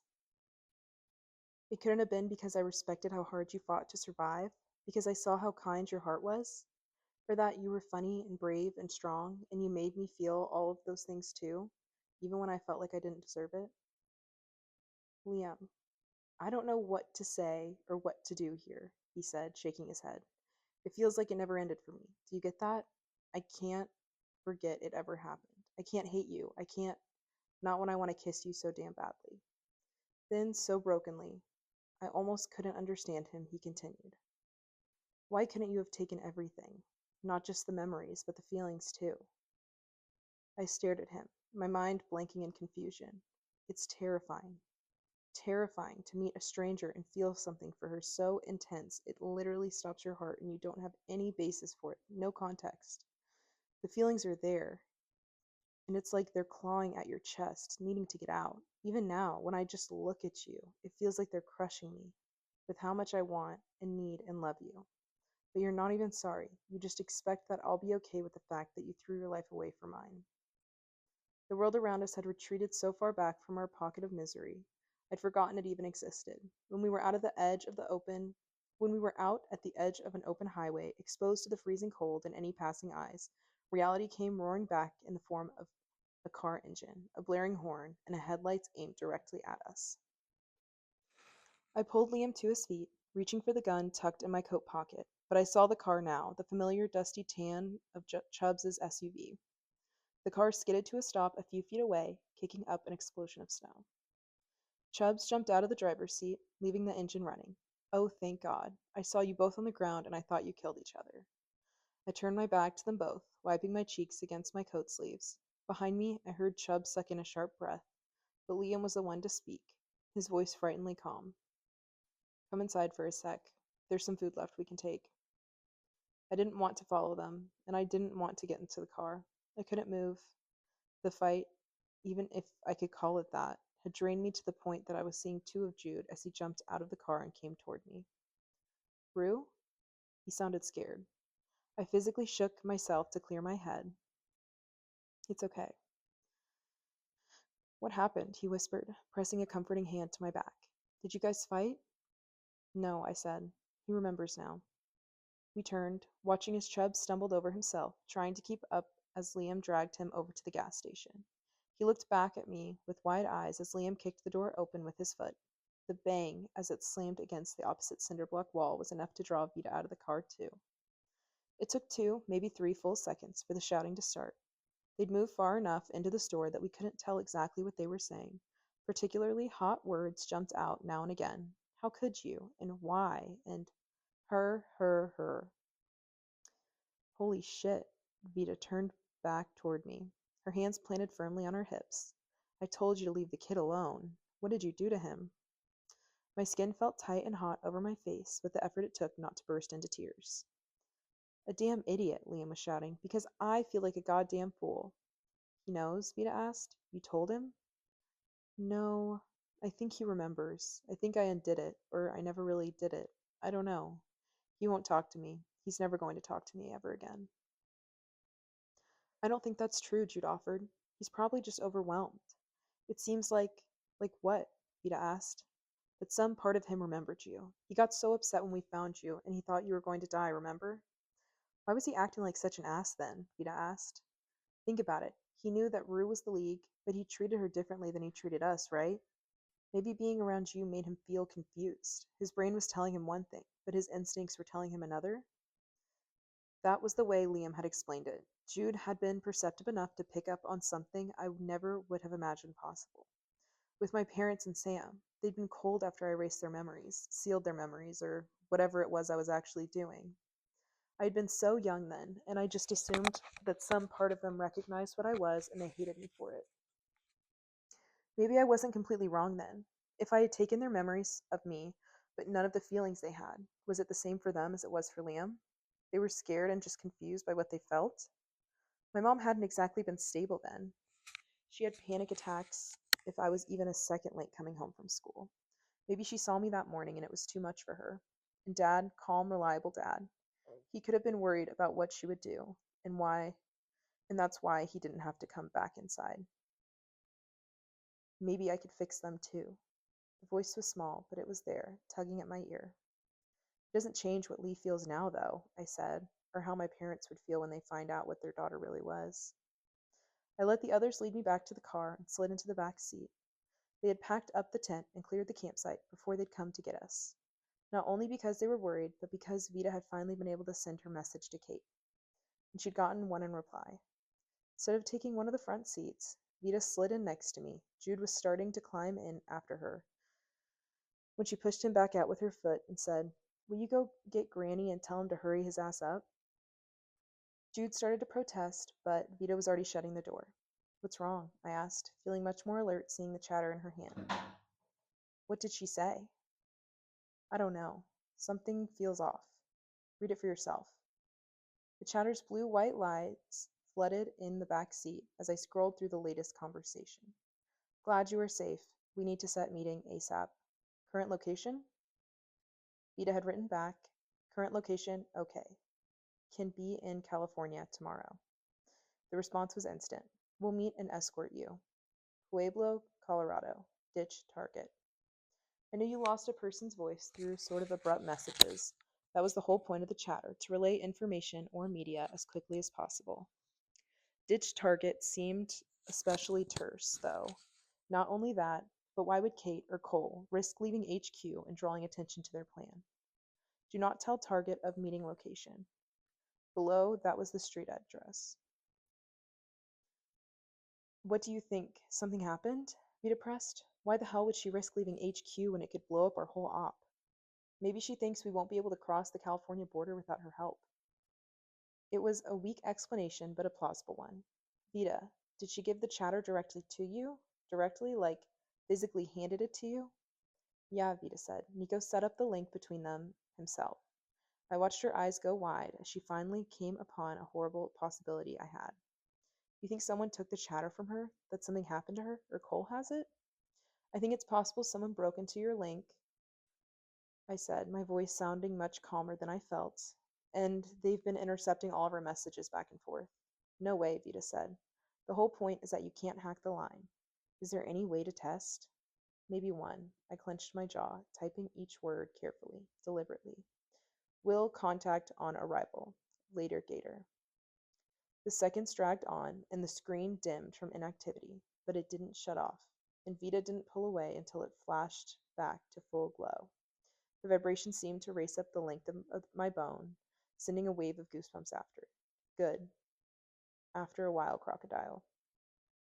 It was another 10 minutes before the boys appeared at the entrance of the convenience store, each with something different in his arms.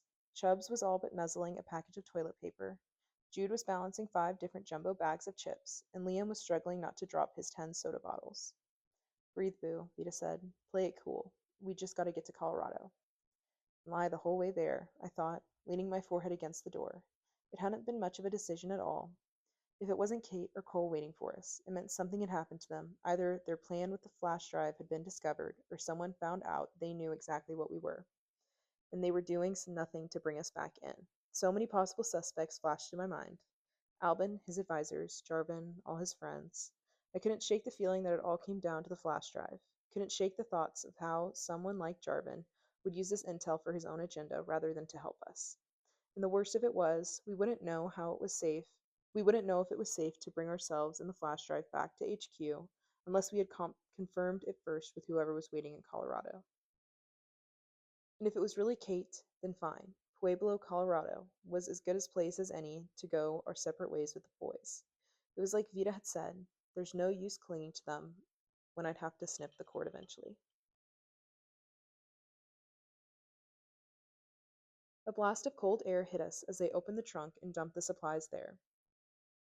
Jude crawled in beside Vida, trying to rub some feeling back into his hands. Cold air escaped from the folds of his jacket as he leaned toward the vents and pointed them all in his direction. Chubbs reclaimed the driver's seat, glancing back like he was surprised to find it still vacant. I met Liam's eyes just before he opened the passenger door and hauled himself in. I had no idea what Chubbs was waiting for, but we must have sat in silence for a good 5 minutes before Liam finally said, "Can we pretend for a few minutes that this isn't soul-crushingly awkward? And can someone please explain what's really going on?" Chubbs finally released the parking brake. Later. "I can't safely and successfully navigate the roads if we don't have quiet." "Granny," Vita said, "that's pathetic, even for you." "You want one of the big kids to drive?" "I'll do it," Jude offered, snapping the cover of his compass shut and sitting straight up. "I had a few lessons at HQ."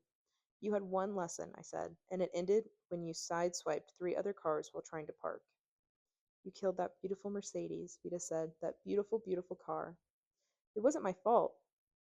Chubbs ignored us, and we made our way back onto the highway as we proceeded at his usual careful speed. I settled in to tell the story again, the best I could, about what Cole had planned to do with the flash drive once he had it. Everything came tumbling out from the moment they had brought Blake's body in, the escape in Boston, meeting with Chubbs, and finding him in Nashville. Liam had questions, good ones, about how Cole and Kate were going to try to use the research as leverage for turning the League into the right course. "Okay," Liam muttered when I was finished, more to himself than to me. "Okay, it's just, I have one more question. If you were going to risk your neck escaping that op and trying to find me, what was in it for you? Wasn't it obvious?"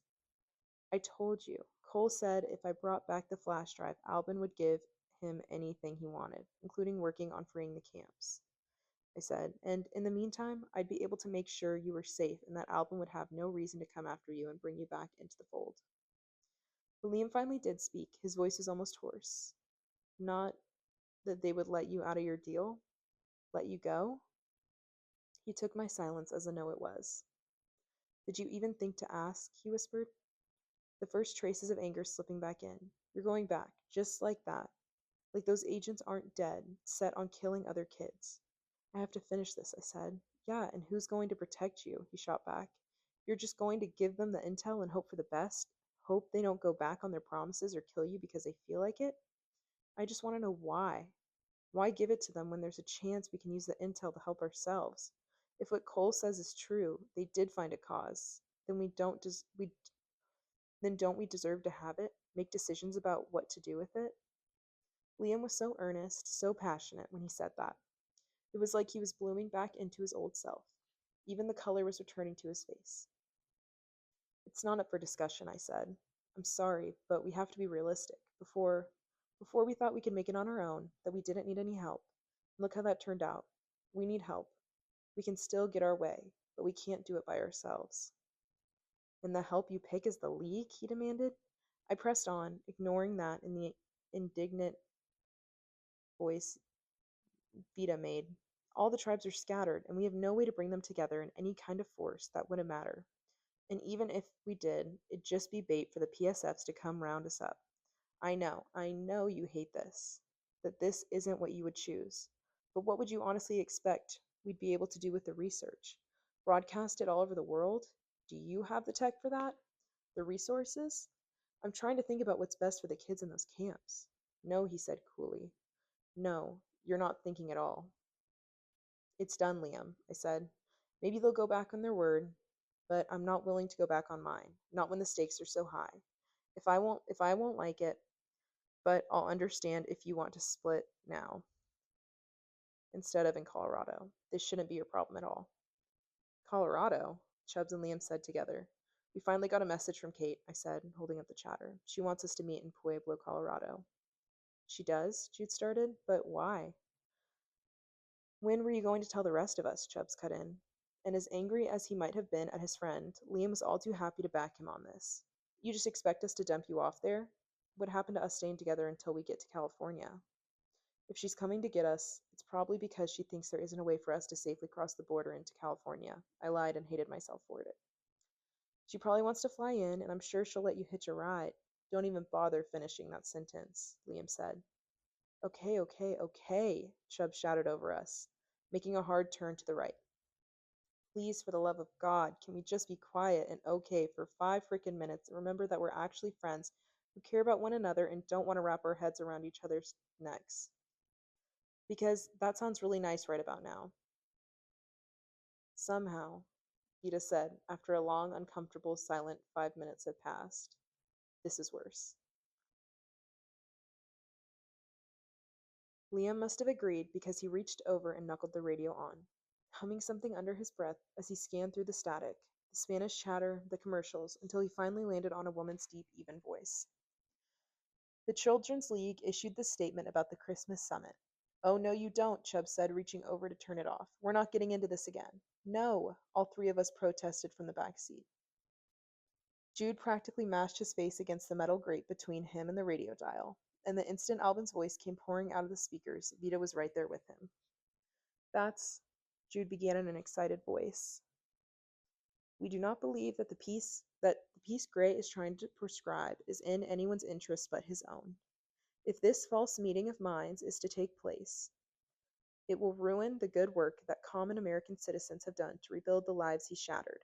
We will not sit idly by while the truth is buried under heaps of his lies. The time to act is now, and we will. That was a nice little speech, courtesy, I'm sure, of Frog Lips. The man wrote almost every single word that Albin forced out between his smiling teeth. I didn't even need to close my eyes to see the old man's bald head bent over his hand-written cue cards, the lights from the cameras giving his tissue-thin skin a blue glow. And when asked for a comment, the press secretary replied, Every word out of a terrorist's mouth is designed to sharpen the fear and uncertainty that still exists today. John Albin is speaking out now because he's afraid citizens will longer tolerate his violent acts and unpatriotic behavior when peace and order are restored. He's not scared, Vita hissed. They're the ones who should be terrified. Jude shushed her, waving his hands. Can you turn it up? I have Bob Newport, senior political advisor to Senator Joan Friedmont of Oregon, on the line to discuss how federal coalition will be approaching the Unity Summit. Bob, are you there? The line cracked with static, and for several seconds, only the low hum of the SUV's wheels against the highway filled my ears. Hi, yes. Mary? Sorry about that. Our signal strength in California hasn't. His voice cut off, only to switch back in, sounding louder than before, for the last few months. The cell towers and satellites in California haven't been all that reliable lately, I explained to the boys in the front seat. Albin thinks Gray is tampering with them. Bob, before we lose you, can you tell us about the FC's plan to approach this meeting? Can you give us a preview of the talking points Senator Friedmont and the others are hoping to bring to the table? Sure, I can't go into great detail. The line wavered again, but then bounced back. Definitely we'll be discussing the recognition of federal coalition as a national party, and of course, we'll be pushing for a series of elections next spring. Mary, the newscaster, let out a little light laugh. And how do you think the president will respond to your requests? He cut his third term short? Bob had a fake laugh of his own. We'll have to see. The draft, of course, will also be a major discussion. We'd like to hear if the president has any plans in place to phase it out, specifically the PSI Special Forces program, which I know has been a major point of contention across the country. At that, all 5 of us shifted toward the glowing green radio display. Jude clutched at my arm. Do you think? He whispered.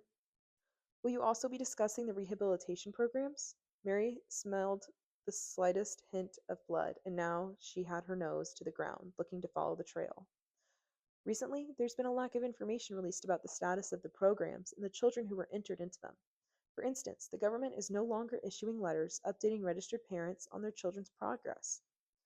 Do you think this is a sign the program is about to undergo some kind of transformation? They actually sent letters? I asked. This was the first I'd heard of it. At the very beginning, just short, "Your kid is making good progress and not causing problems," printed out. Liam said. Everyone got the same one. Right now, our focus is on discussing what Gray's plans we'd like to see President Gray enact, stimulate the economy, and reopen talks with our former international partners. But back to the issue of the PSI.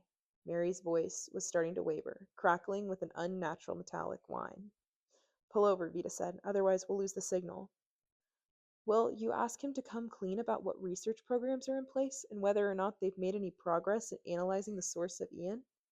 I know, as a mother of an infant, I'm particularly interested in finding out whether or not my son, who already goes in for weekly tests and monitoring sessions, will have to be taken into a special program per the IAAN registry's instructions. I'm sure enough politicians on both sides are in a similar enough position to sympathize with the thousands of parents who have left without answers, sometimes for years. I think I speak for everyone when I say that this is unacceptable." "That's right," Jude said. "You get him, Mary. Don't let him change the subject." "I believe the FC would like to modify the program." Static again. It couldn't begin to disguise how uncomfortable Bob sounded on this subject. "We would like to continue to have 5-year-olds monitored for a year's time in one of the facilities, but if they show no dangerous side effects of Ian, we would like to see them sent home, rather than automatically graduated to one of those rehabilitation camps." The line went silent with a harsh click. The newscaster was repeating his name. "Bob? Bob? Bob?" Over and over again, like she could somehow draw his voice back through the dead air. Chapter 26. The signs had been painfully honest in calling that part of the country no man's land. It would have felt like a bigger relief when we finally passed out of Oklahoma's panhandle into Kansas if we could actually tell the two apart. For hours it was nothing but once green, tall grass, beaten down by ice and snow. Small towns that had the life and people slowly strangled out of them. Rustling cars and bikes along the highway, open, empty sky. I had seen desert in Southern California, but this stretch seemed endless and achingly open. Even the sky seemed to bow and lower to meet the highway. We stopped only twice, both times to search the abandoned cars lining the road for gas. There were functioning gas stations along the way, but at nearly $20 for a gallon, it somehow didn't seem all that pressing for us to fill our tank the legal way. For the most part, traffic came in slow drizzles. The lone highway patrol car blew past us in an awful hurry to get to wherever it was going. Still, Chubbs drove the entire first 5 hours with his hands clenched on the wheel. The next time we stopped for a bathroom break, Vita stole the driver's seat and locked the door, forcing him into the front seat with Liam into the back next to me. We left our flat plains, heading towards mountains blanketed by darkness. That was the only warning we had that we were coming up on Colorado. It would be hours before we actually hit Pueblo. But the knots in my stomach didn't seem to care. Ahead, lines of lights gave sharp to distant cities that only grew larger and brighter as we descended into the valley. I was too anxious to sleep, like Jude and Vita. I kept one hand clenched around the chatter and flash drive in my coat pocket, trying to keep my thoughts focused on what was ahead, visualizing all of the different scenarios of how this would play out. With them, though. Vita and I would scope out the location. If it was one person, Jarvin, or one of the other agents, we could easily take them. She would attack him in her way, and I would overwhelm him in mine. If a group of armed agents were there waiting for us, we'd make a clean getaway without being detected. This would work. It will work, I told myself. The only real question was, what would we do if it were no longer safe to bring the flash drive back to HQ? If Cole or Kate were gone, dead. Liam's eyes were closed, and his breathing was easier than it had been in days. Now and then, a lone passing truck's headlights would fill the window he'd leaned against, lighting his golden blonde hair. And in those few precious seconds, I couldn't see the cuts or bruises of his face, not even the dark circles under his eyes. The Beatles' song drifted from the radio, gave way to a softly strumming Fleetwood Mac, which faded into the cheerful opening riffs of the Beach Boys' Wouldn't It Be Nice.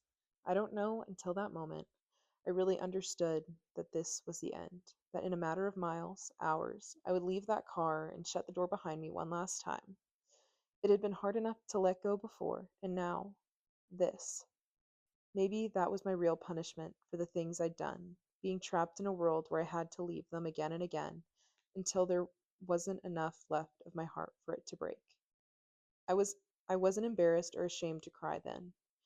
Better to get it out while the others were asleep, and Vita was still concentrating on the dark road. I left myself, just this once, sink deeper into the pain.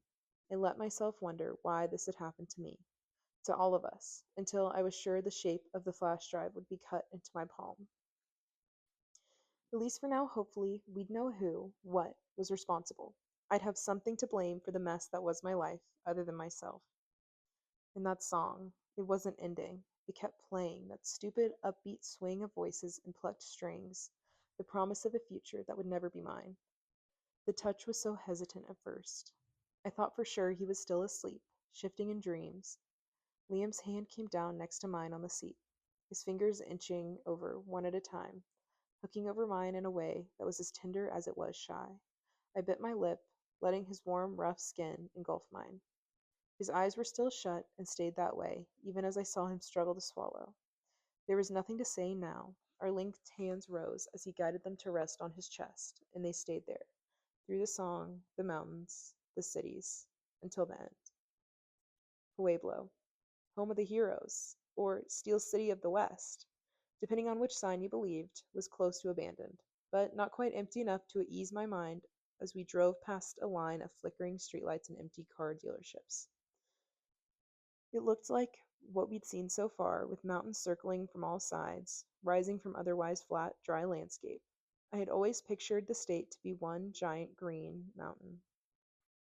I guess covered in a thick skin of snow, dusted evergreens, and ski slopes. There was snow, all right, capping the distant Rockies, but here in the daylight, there were no trees to provide cover, no blooming flowers to lend some beauty. A life in a place like this felt unnatural. Vita parked the SUV across the street from the address Kate had sent, letting the car roll to an anticlimactic stop. Are you sure this is right? Chubbs asked, glancing down at the tablet again. He had a point. Meeting at a deserted Dairy Queen did seem strange. It seemed in line with what I had seen of Cole's sense of humor, I guess. But the randomness of it all made me doubt myself. I don't see anyone in there, Chubb said for the 10th time. I don't know, maybe we should circle around it again? Granny, chill. You're giving me an ulcer, Vita said, shifting the car into park. She probably is waiting for one of those cars. Yeah, Liam said, but which one? Most were smaller sedans in a variety of colors and shapes. The one thing they had in common, aside from the beating their paint had taken from the sun, was that every inch of them seemed to be coated with dust. The roofs, the windows, the hoods. The only exception was a white SUV. The wheels lower and lower half of the car were caked with grime, but the rest of it was otherwise clean. It hadn't been there long. She said to meet her inside. I said, unbuckling my seatbelt. We'll start there. Wait, Chubb said, a note of panic under his voice. Can we just wait a few more minutes? We can't keep her waiting, Jude said. She's probably worried sick. I met Vita's gaze in the rearview mirror. Why don't you stay here and pack a bag of supplies? I suggested, keeping my voice casual. Vita and I will get the full picture from her. We'll see what her plans are and if it's safe for you guys to travel with us. Okay, Jude said. I'll meet you in there in a second. Take your time, I said, stepping over his long legs. Think about what we're going to need. But Kate will probably have everything we need, he protested. And anyway, I want to see her. I feel like it's been forever. Vita took her cue from me and unbuckled her seatbelt. I shut the door behind me, careful not to look at Liam's face as I walked around the back of the car to meet Vita. There was a faint click as she checked the magazine of her gun in her hand. We don't go inside unless we confirm we're not going to walk into a wall of guns. Capiche? In and out, long enough for you to do your brain voodoo and see if others are all right. How long until Judith gets whiny and impatient and comes after us? 10 minutes max. Maybe 12 if Liam distracts him. We kept to the street's shadows, weaving in and out of cars. I hadn't felt nervous until that very moment. when I thought I caught a flicker of light and movement in one of the restaurant's windows. But Vito was gripping my arm, dragging me around the enormous garbage dumpsters and their rotting, forgotten innards. The back door was propped open with a small rock. Vito wasted only 1 second to look at me, then ducked into the Dairy Queen's dark kitchen. The door slipped shut behind us, and I turned the lock as quietly as I could. Vita's reflection flashed in the stainless steel refrigerator on the other side of the room, and I turned to see her crouching, moving along the silver fryers and empty shelves. I met her at the door leading out the service counter and dining room. Switching the safety off my gun, I ducked low, moving along the front counter in the empty spaces where the ice cream machines could have been. No, despite the lights, the faintly sweet smell still clinging to the air, this wasn't an operating restaurant. And the only soul left alive in that dining room aside from us wasn't Kate. He was sitting in one plastic white booth, not in the line of sight of the large glass windows, idly flipping through an old ratty paperback of a book called The Collected Works of Friedrich Nietzsche. He wore khakis and a gray sweater over his white button-down shirt with the sleeves of both neatly rolled up. The dark hair was slightly longer than I remembered. It fell into his eyes every time he leaned forward to turn a page. And still, the strangest part of this picture of Clancy Gray wasn't the fact that he was here, in the desert, in a Dairy Queen under the faded light signed advertising some kind of new waffle cone. It was the fact that he was relaxed enough he had propped his feet up on the other side of the booth. He knew I was there. He must have. But Clancy didn't move as I came up behind him and pressed the barrel to the back of his head. Can you at least wait until I finish this chapter? He asked, his voice as pleasant as ever. I actually felt my stomach heave just a tiny bit. I felt something else too, the all too familiar trickling at the back of my mind. Put the gun down, Ruby, Clancy said, shutting the cover. A part of me wanted to laugh. He was honestly trying this. I let the invisible fingers of his mind brush against mine for one single, solitary second before I threw down the razor-edge wall between us. This time, Clancy did move. He jerked forward, hissing in pain as he turned toward me. Nice try, I said, keeping both my voice and hands steady. You have 30 seconds to tell me what the hell you're doing here and how you accessed our chatter before I do what I should have done months ago. You clearly don't know how to bargain, he admonished. There's nothing in it for me. If I die, I'll die if I tell you, and I die if I don't. How's that supposed to be motivating? Clancy gave me his best politician's son smile, and I felt the long simmering anger inside me, boiling over. I wanted to see him afraid before I ended his life. I wanted him to be scared and helpless, as the rest of us had all been that night. Stop, I thought. Calm down. You can't do this again. Control yourself. Because there's a third worse option, I said. What, turning me over to the PSFs? No, I said, making you forget who you are, what you can do, ripping every memory out of your head. The corner of Clancy's mouth twitched up. I've missed your idle threats. I've missed you, really. Not that I haven't been keeping up with your activities. It's been fascinating to watch these past few months. Oh, I'm sure, I said, my grip on the gun tightening. He leaned back against the seat. I kept track of all my good friends. Olivia, Stuart, Charles, Mike, Hayes, you especially. Wow, you really know how to flatter a girl. You have to tell me, though, why did you and Stuart split up? I read the report on the league's servers. You both were taken in, but there was no mention of why he was let go. I said nothing. Clancy laced his fingers together on the table, a knowing smile stretching over his handsome face. Look at you, making the impossible choice, he said. That's what that minder of yours said in your file, you know. That was her justification for naming you as leader, instead of your sad little team. Ruby is fiercely protective and possesses the strong will and resilience needed to make the impossible choices. I liked that. Very poetic. He slid out of the booth, lifting both hands in the classic pose of surrender. It was about as genuine as his smile.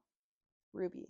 His voice was soft and his hands lowered, angling themselves like he was about to step into an embrace. Please, I'm so happy to see you again. Stay right where you are, I warned, raising the gun again. You're not going to shoot me, Clancy continued, his voice taking on that silky quality it always did when he was trying to influence someone. It made my skin crawl, my hands slick. I hated him. I hated him for everything he was and everything he'd done, but more than that, I hated him for being right. My expression must have given me away, because he lunged toward me, his fingers straining toward my gun. The shot was all lightning and thunder. The bullet ripped through the air, catching him across the arm. The explosion of it followed a second later. Clancy howled in pain, dropping onto his knees. His left hand clutched the place where the bullet had clipped his right forearm. I could hear Jude banging on the back of the door of the kitchen, his muffled yells, but it was Vida who came into view. She rose from behind the counter, the gun in her hands aimed directly at his head. "She told you to stay where you are," Vida said, coldly as she came to stand behind me. "Next time, it'll be your nuts." I realized the danger 2 seconds too late when Clancy lifted his head. "Stop." Vida made a noise like a small gasp, her face scrunching with the force of Clancy's intrusion. She shuddered, fighting it. I could see it in her eyes just before they went glassy under his mind's touch. Her arm shook as she lifted the gun again, this time pointing at me. "Put down your gun and listen to me," Clancy ordered. He had hauled himself back up, so he was sitting on the edge of the booth, glancing at the line of blood darkening his formerly pristine shirt. I didn't budge, fighting every urge in my body to shoot him dead on the spot and just be done with it. Vita was shaking behind me. I felt the barrel of the gun tremble as it came to rest against my skull. Her cheeks were wet, but I didn't look long enough to see if it was sweat or tears. It surprised me how very little fear I had in that moment outside of what was happening to Vida. If Clancy had gone out of his way to do this, to come here, to hack into our chatterlink, to degrade himself by waiting in a Dairy Queen of all places, then he had done it for a purpose. He couldn't talk to me if I were dead. "Ah," he said softly, like I'd spoken my thoughts aloud. Clancy shifted his eyes back to Vida, the gun pulled away, coming to rest against the side of Vita's temple. "You wouldn't," I whispered. "Are you really going to test me?" His own He only raised his brows and swept his hand out to the other side of the booth, inviting me to sit. I stayed on my feet, but switched the safety back on my gun and slid it into the back of my pants. I can break the connection, I thought, letting my mind reach out for hers. It was like a sheet of steel had melded around Vita's thoughts. No matter how hard I threw myself against it, I was knocked back, shut down. "You've improved a great deal," Clancy said. "But do you honestly think you could break my hold before I could have her fire?" No, I thought, hoping my eyes would be enough to convey to Vida how sorry I was, that I hadn't given up yet. "How long have you been monitoring our chatter's link?" I asked, turning back to him. "Take a guess," and then another, at when I actually started answering in Catherine Connor's place. He began drumming his fingers against the table, and Vita's hand steadied, finger tightening over the trigger. I clenched my fist, but took a seat across from him, not bothering to hide the revulsion on my face. "She's very worried about you all." To her credit, she figured out I wasn't you faster than you figured out I wasn't her. And even better, she sent you to Nashville. I'm guessing you ran into that little poser while you were there. Did you take care of him?" It took me a moment to realize he was talking about Knox. "It must have killed you," I said, "to know that a lowly little blue was parading around the identity you built. Did you know he had one of your reds?" "I heard murmurs about it." Clancy gave a dismissive wave of his hand. "I knew the red was damaged, otherwise I would have gone and gotten him myself. He would have been incredibly useful to have around, but I don't have the time to sit around and restrain that kid, to strip all of the mental conditioning and build it back up. They destroyed him. You destroyed him," I said, "by just suggesting the program to your father. That boy he was like an animal." "And what was the other option for them?" Clancy asked. "Would it have been better to let my father's people murder all of them the way they did the oranges? Is it better to out-monster the monster, or to be quietly devoured?" He fingered the edges of his old paperback. "A good question for Niche. I know my answer. Do you know yours?" I didn't know who Niche was, but I didn't particularly care. I wasn't about to let him derail the conversation. "Tell me why you're here," I said. "Is it about the Reds again, or are you finally bored with screwing people over? I guess it gets pretty lonely with only your ego for company." Clancy actually laughed. "I'll be the first to admit My East River plan was childish. It completely lacked the sophistication it needed to be successful. I got ahead of myself, testing the waters before they were warm enough. No, I'm here now because I wanted to see you. Every joint in my body seemed to seize in the grip of cold dread. His attack came at me like a knife in the dark. The strange, disconcerting feeling in the back of my skull was the only warning, but I was quick too. It was just like what Instructor Johnson said. Sometimes the only time an opponent has his guard down is when he's mid-swing. So I went for it, and I knew what I was doing now. I blocked his assault with one of my own, driving straight into the deep reaches of his mind. Images and sensations flittered by, bursting like white-hot flashes. Changing every moment, I seemed to get a grip on one. I focused on one that kept coming up, a woman's face framed by blonde hair, and seized it, pulling it to the front of his thoughts. The scene slid down in front of me, shaky and discolored at first, but growing stronger the longer I held it. With every breath, a new detail would appear. The dark room wavered in my mind before a ring of stainless steel tables appeared. Just as quickly, those tables filled with glowing machines and intricate microscopes. The woman was no longer a face, but a whole person, and standing in the middle of it all. Though her face was calm, her hands were up in front of her in a pacifying way that made me think she was trying to calm someone down or defend herself. The woman tripped on something behind her as she backed away, sending her tumbling to the ground. The glass scattered on the tile around her flared as it caught the light of a nearby fire. I leaned down over her, noticing the small spray of blood on the woman's white lab coat, her lips forming the words, "Clancy, no, please, Clancy." I wasn't sure how the two of us ended up on the ground, crawling away from each other with weak, shaking limbs. I heard Jude shouting my name against the outside again, thundering his fists against the back door. I pressed a hand to my chest, like that would be enough to slow my heart's galloping pace. Clancy couldn't stop shaking his head in disbelief. Maybe, or to clear it. For a long, terrible moment, we did nothing but stare at each other. I'm assuming that Stuart's out there, banging to be let in like the dog he is? He finally asked. It's not, I said, clenching my jaw. He's gone. They left us here. Clancy's eyes flicked over to Vida again, and I heard a whimper. I'm telling you the truth, I said. Do you think I'd willingly let him get tangled up in this mess? He's gone. Gone. He stared at me, his eyes tracing the lines of my face with a faint amusement, and more than a little annoyance. The restaurant's side glass door shattered, blown out by some force I didn't see. Clancy's full attention whipped from me to Vida, anger flashing in his dark eyes. It didn't even occur to me to wonder who was breaking in. My body was way ahead of my brain. I dove for Vita's legs, knocking her to the ground and wresting the gun out from her hand before Clancy could do anything. I rolled on my back, aiming both guns at him from the floor. Vita was cursing, raging in confusion as she came up from Clancy's fog, but my eyes were fixed on Clancy, and his were fixed on the boys who came charging in with such force that they slid across the piles of shard glass. No, I thought, no, not here. He's gone, Clancy muttered, his voice high in a weak imitation of mine. Gone. Liam's gaze traveled from where I was on the ground to where Clancy still sat in a booth, rolling his eyes to high heaven in exasperation. Then Liam was moving, coming at him with a mask of pure, unflinching fury stretching tight over his features. I saw his decision there, read it in the way his fist was coming up for blood. So did Clancy. Don't! I shouted. Liam jerked to a stop, every muscle in his body seizing up, as Clancy sunk deep into his mind.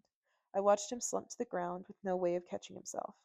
I scrambled onto my feet as the president's son looked down at Liam, crossing his arms over his chest, the blood from his wound dripping down onto Liam's leather coat.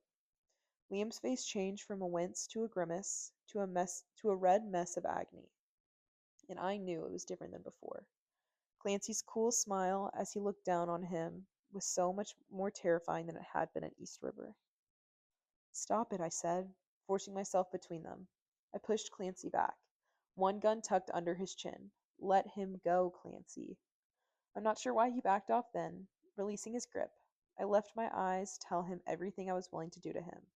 And Clancy, he'd come to realize, just as I had, that I wouldn't kill him to protect myself, but I would to save the people I cared about. And if he couldn't invade my mind anymore, then he had no way of controlling me outside of them. The anger darkened his eyes as he stepped back, jaws clenched. I forced him into the booth, making sure he had heard the safety switching off.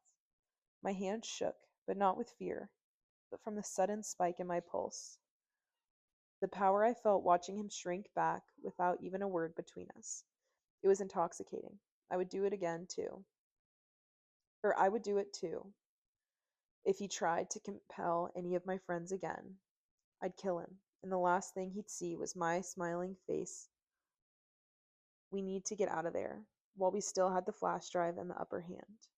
I saw the thought flash behind Clancy's eyes, the way his body seemed to relax as he figured out the exact right thing to say to keep himself alive. If you shoot me right now, you'll never know what's about to happen to your friends back in California. Not before they die, too. Chapter 27. It was Jude who found his voice first, weak as it was. I watched his hands fly up, pressing the compass against his chest. What are you talking about? I drew the barrel of the gun closer to Clancy's face. Answer him. In that moment, it became just as clear to me as it was to Clancy that he had never been in a situation like this before. One he couldn't wrinkle out of, let alone control. Reluctance and frustration burned an ugly expression in his face. I have a source in the league who says that they're going forward with their plans to blow those kids to hell. You kill me, and you have no idea what or when or how it happens. I shook my head, but inwardly my stomach clenched. Who's the source? You could have pulled those plans off a computer network for all we know. The smirk on his face was enough to make me want to pull the trigger. He drew the name out, twisting the vowels. Our mutual acquaintance, Nico. No, Jude cried. No, Rue, he's lying. Nico and I go way back, Clancy interrupted, glancing over to where Liam was struggling back onto his feet, coughing. Do you ever tell the truth? I asked. You would never have had access to Nico. He was in Lita's testing program until the League got him out. He hasn't left HQ since. Clancy looked at me like he couldn't quite believe I hadn't put it all together by now. Ruby, think. Where was he before that? Or do you all honestly not know? I know I'm going to shred the skin off your face and turn it into hair ribbons, Vita snarled from the floor, still visibly struggling to get her legs under her. She sneered at him, pulling fury around her like armor. That's the spirit, Chubbs murmured, waiting for her to finally accept his help up, which of course she did not. What? Jude was saying, coming up behind me. What's he talking about? I felt sick, faint enough that I almost sat down again. Nico was in Thurmond while you were there? And she finally gets it. Clancy gave me a little round of applause. We were scalpel buddies. They liked to compare our brains, to study the kids of opposite ends of the color spectrum. They even brought us in on the same day, way back when. My mind was racing, trying to figure out how I could even have known that until now, if Nico had ever offered up a hint of it, but I couldn't remember if I had told him I was in Thurmond. Had Kate? Are you saying your old man had them experiment on you? Liam's voice was rough as he came to stand behind me. Clancy tapped his fingers against the table. He had no proof. His father had consented only if the researchers didn't leave scars. After I walked out of that camp, I did wonder what happened to the others.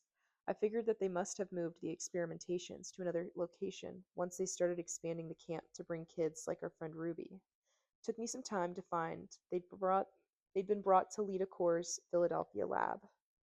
My stomach turned over. I tried to say something, anything, but the picture of Nico.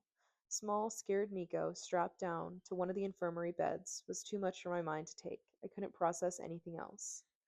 Even before East River, Clancy said, folding his hands on the table in front of him, I realized the only kids who would ever truly understand what I was trying to do were those who had been there with me.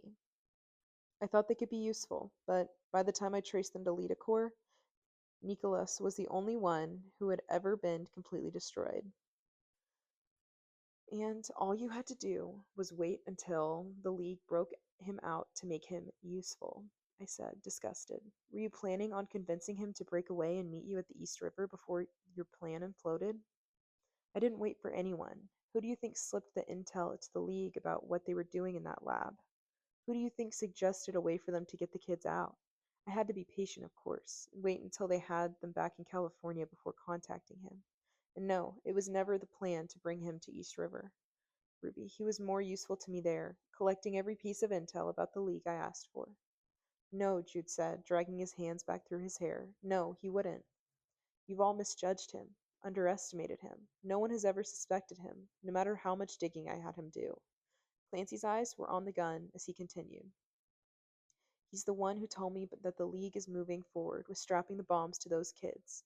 That's why he hacked the Chatterlink for me, so we could meet, so I could do him this favor. He told you about the flash drive, I said. That's why you're here, right? His eyes rose, lips parting just a tiny bit. The eager glint was back in his eyes. Flash drive? And what would be on this flash drive? Something I'd like? You. The words choked off. Clancy was looking at all of us, like he was trying to pick which mind to invade, which one could give him the easiest access to the truth. I forced his attention back to me with the gun. He said you were looking for Stuart because he was in danger. My role was only to get you here to tell you what happened. But there's something else involved? Talk, I said. Tell me everything, and maybe you live. Clancy sighed, his reluctance deflating his excitement about the potential gold he'd stumble across. 2 days ago, several agents revolted, killing Albin and seizing control of the organization. Everyone who stood against them was either locked up or killed. He glanced at Liam, a smile tucked in the corner of his lips. Cole, Kate, all the instructors, even Albin's weathered face, his yellowing smile flashed through my mind. Once the initial shock wore off, Liam began shaking. I put my hand on his arm to steady him, but it was Vida I should have been worried about. She threw her fist in the direction of Clancy's smug face. Chubbs barely caught her around the waist, and the strength it took to wheel her back around sent them both crumpling to the floor. She was howling, actually howling, as she struggled and kicked him, trying to untangle herself from his wiry arms. Liam had met the news about his brother with shock, and Vida had been swallowed up by her own fiery anger. But Jude, he was just crumbling into the kind of deep grief that was marked only by silent tears. What's their plan? I demanded. The specifics. They're moving them out of LA by 6 tomorrow morning. Shock sent me back a step, and the space between us flooded with palpable terror. I felt it licking at my skin, leaving behind a sheen of icy perspiration. So soon, I tried to calculate the drive in my mind, find the extra hours in the day we need to make it there in time. The other kids have no idea what's going on, according to Nico. It seems that your beloved Kate was only able to warn him before they took her too. And somehow, that was the worst part, the hardest to hear. Took her where? Vida demanded. Tell me, you goddamn bastard, or I'll rip your. Why 6 tomorrow? Chubbs asked, still struggling to pin Vita's arms. Because it's Christmas Day, Clancy said, like it was the most obvious thing in the world. The pathetic attempt my father is launching at a peace summit? Why wouldn't they want to steal some of that spotlight? Undermine everything the federal coalition might be forced to agree to? No, no, no, I begged. Like that could somehow change the situation. Like that tiny prayer could destroy the dread crawling through every part of me. Good luck getting back, Clancy said, malice dripping from every word. Do you know how long it took me to find a plane and a source of gas to get out here? Days, almost a full week, of looking, and then another day to find a pilot. Even if you could drive the distance in 6 hours, you'd still have to make it through the blockades my father and the federal coalition set up on each side of the California border without getting picked up. That's going to go down smoothly, huh? Knowing that you could have saved those kids if you only had just a few more hours? I was so sure my hatred of Clancy had a natural end, and that I'd hit it one day, a point I could not reach when I forgave him, but when I accepted what had happened and moved on. But it didn't work that way. I saw it now. The feeling was like smoke, changing its scent and shape with the months and years that passed. I would never be able to rid it. It would only grow and grow and grow until one day it smothered me. I didn't give the others the chance to give their opinions. I didn't want any of them to talk me out of it. Not when there were 20 other kids in California about to be sent off to their deaths and we had no time. No time. My eyes slid over to Jude, slumped against the wall, his fingers gripping the compass, his face such a perfect portrait of grief. I had to fight to keep from mirroring it. Instead, I let the anger flood through me again. I whipped the gun across Clancy's face and caught him by the collar of his shirt. This is the only way, I told myself as I hauled him onto his feet. His nose was bleeding, and he looked like he couldn't quite believe it. Let's go, I hissed. You're buying us the hours we need. Is someone going to notice this is missing? I glanced back at Chubbs as we scaled the stairs into the small charter jet. Probably. A part of me had wanted to laugh, really, truly laugh, when Clancy had finally admitted there was an airport in the city and that it was how he had come in to meet us. From the look of it, the airport had been converted to cater exclusively to private planes, though there was a single large cargo plane taxiing out one of the runways. I'd felt like a small jolt of panic at the sight, thinking our ride was about to take off without us. But no, of course not. Why would Clancy travel like a commoner when he could manipulate and compel anyone into giving him anything? The jet was ridiculously beautiful. At the sight of the plush carpet and the enormous beige leather seats, I did sigh, just a little bit. Each side of the private jet was lined with bright oval windows and warm, cozy lights. The paneling along the back walls and sides of the aircraft was that glossy, expensive-looking faux wood. From what I could see, there was a fully stocked drink station between the two bathrooms in the back, past the enormous plush leather seats. "Who'd you steal this from?" I asked as I shoved Clancy inside, my gun digging into the small of his back. "Does it matter?" Clancy grunted, dropping into the nearest seat. He held up his bound hands, nodding to the plastic zip tie Chubbs had been oh so happy to supply. "Can you cut this off now?" "Is he okay to fly?" I asked, jerking my thumb in the pilot's direction. Most people could barely remember their own name when I was in their head, let alone operate delicate machinery. Clancy folded his arms over his chest. Every time he looks at us, he sees 6 adults on a business trip, all of whom had paid him handsomely for his services in arranging the flight details. "You're welcome." Liam caught my eye as he followed the others in. "When do we get to dump him?" It was the first time he'd spoken to me since we'd left the restaurant. I hadn't even been able to look him in the eye before now. Afraid of disappointment, I knew I'd be see there. Liam would have fought me on this if I had let him, just like I would have fought him and Chubbs to stay in Colorado, far away from the upcoming fight. But I think we both knew they were both losing battles. "Mid-flight?" Chubbs asked, his voice brimming with hope. "Over a dessert?" Vida slid into the seat to the right of mine before Liam could. "We're not dumping him yet, are we, Boo?" She knew exactly what I was thinking. This was what the League had taught us to do when we located a valuable asset. We brought him in, bled him for intel, and then traded him for something better. I shook my head, trying not to smile at the alarm that flashed in his dark eyes. "No, we're not." The look he gave me in return made my skin feel tight around my bones. But what could he do? Nothing that I couldn't do right back to him 5 times over. I could tell Chubbs wanted to ask exactly what we meant by that, but the pilot's voice interrupted, telling us he had finished his final checks and was ready for takeoff. I didn't relax my grip on my gun until we were up in the air, sailing high above the jagged peaks of the Rockies. For all the grumbling he'd done about how much more likely it was for this kind of jet to crash than a normal passenger plane, Chubbs passed out in his seat 5 minutes after the plane was in the air.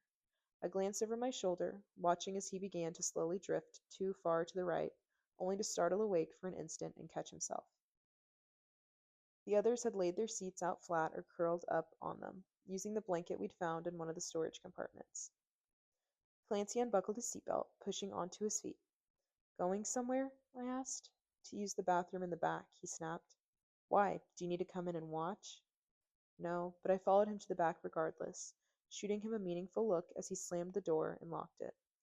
I leaned back against the shelves of drinks and serviceware in the back. My eyes drifted from Liam to Vida to Chubbs and then finally to Jude sitting nearby. He'd been so quiet up until then. I just assumed he'd fallen asleep like the others.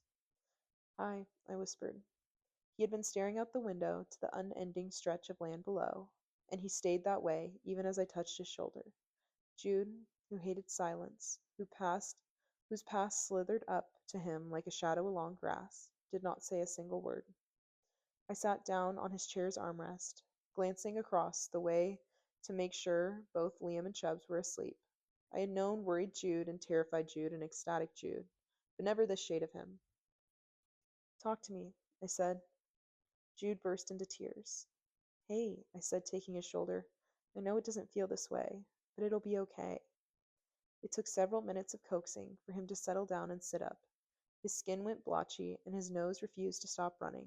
He swiped it against the arm of his jacket. I should have been there, with them. I could have. I could have helped them somehow. Kate and Albin. They needed me, and I wasn't there. And thank God for that, I said. Otherwise, you'd be trapped there with all the others. Or dead. It was too horrible to even consider. I'd put an arm around him, and whatever invisible string had been holding him up promptly snapped. He leaned into my shoulder, still crying. Oh my God, he muttered. This is so not cool. It's just, I'm really scared Kate's dead too, and all of them, and it's like Blake all over again, and I'm just as responsible. Would any of this have happened if I hadn't been so stupid? If Rob and Jarvin hadn't caught us listening that day? I blew out the breath I didn't realize I had been holding and rubbed his arm. None of this is your fault, I told him. None of it.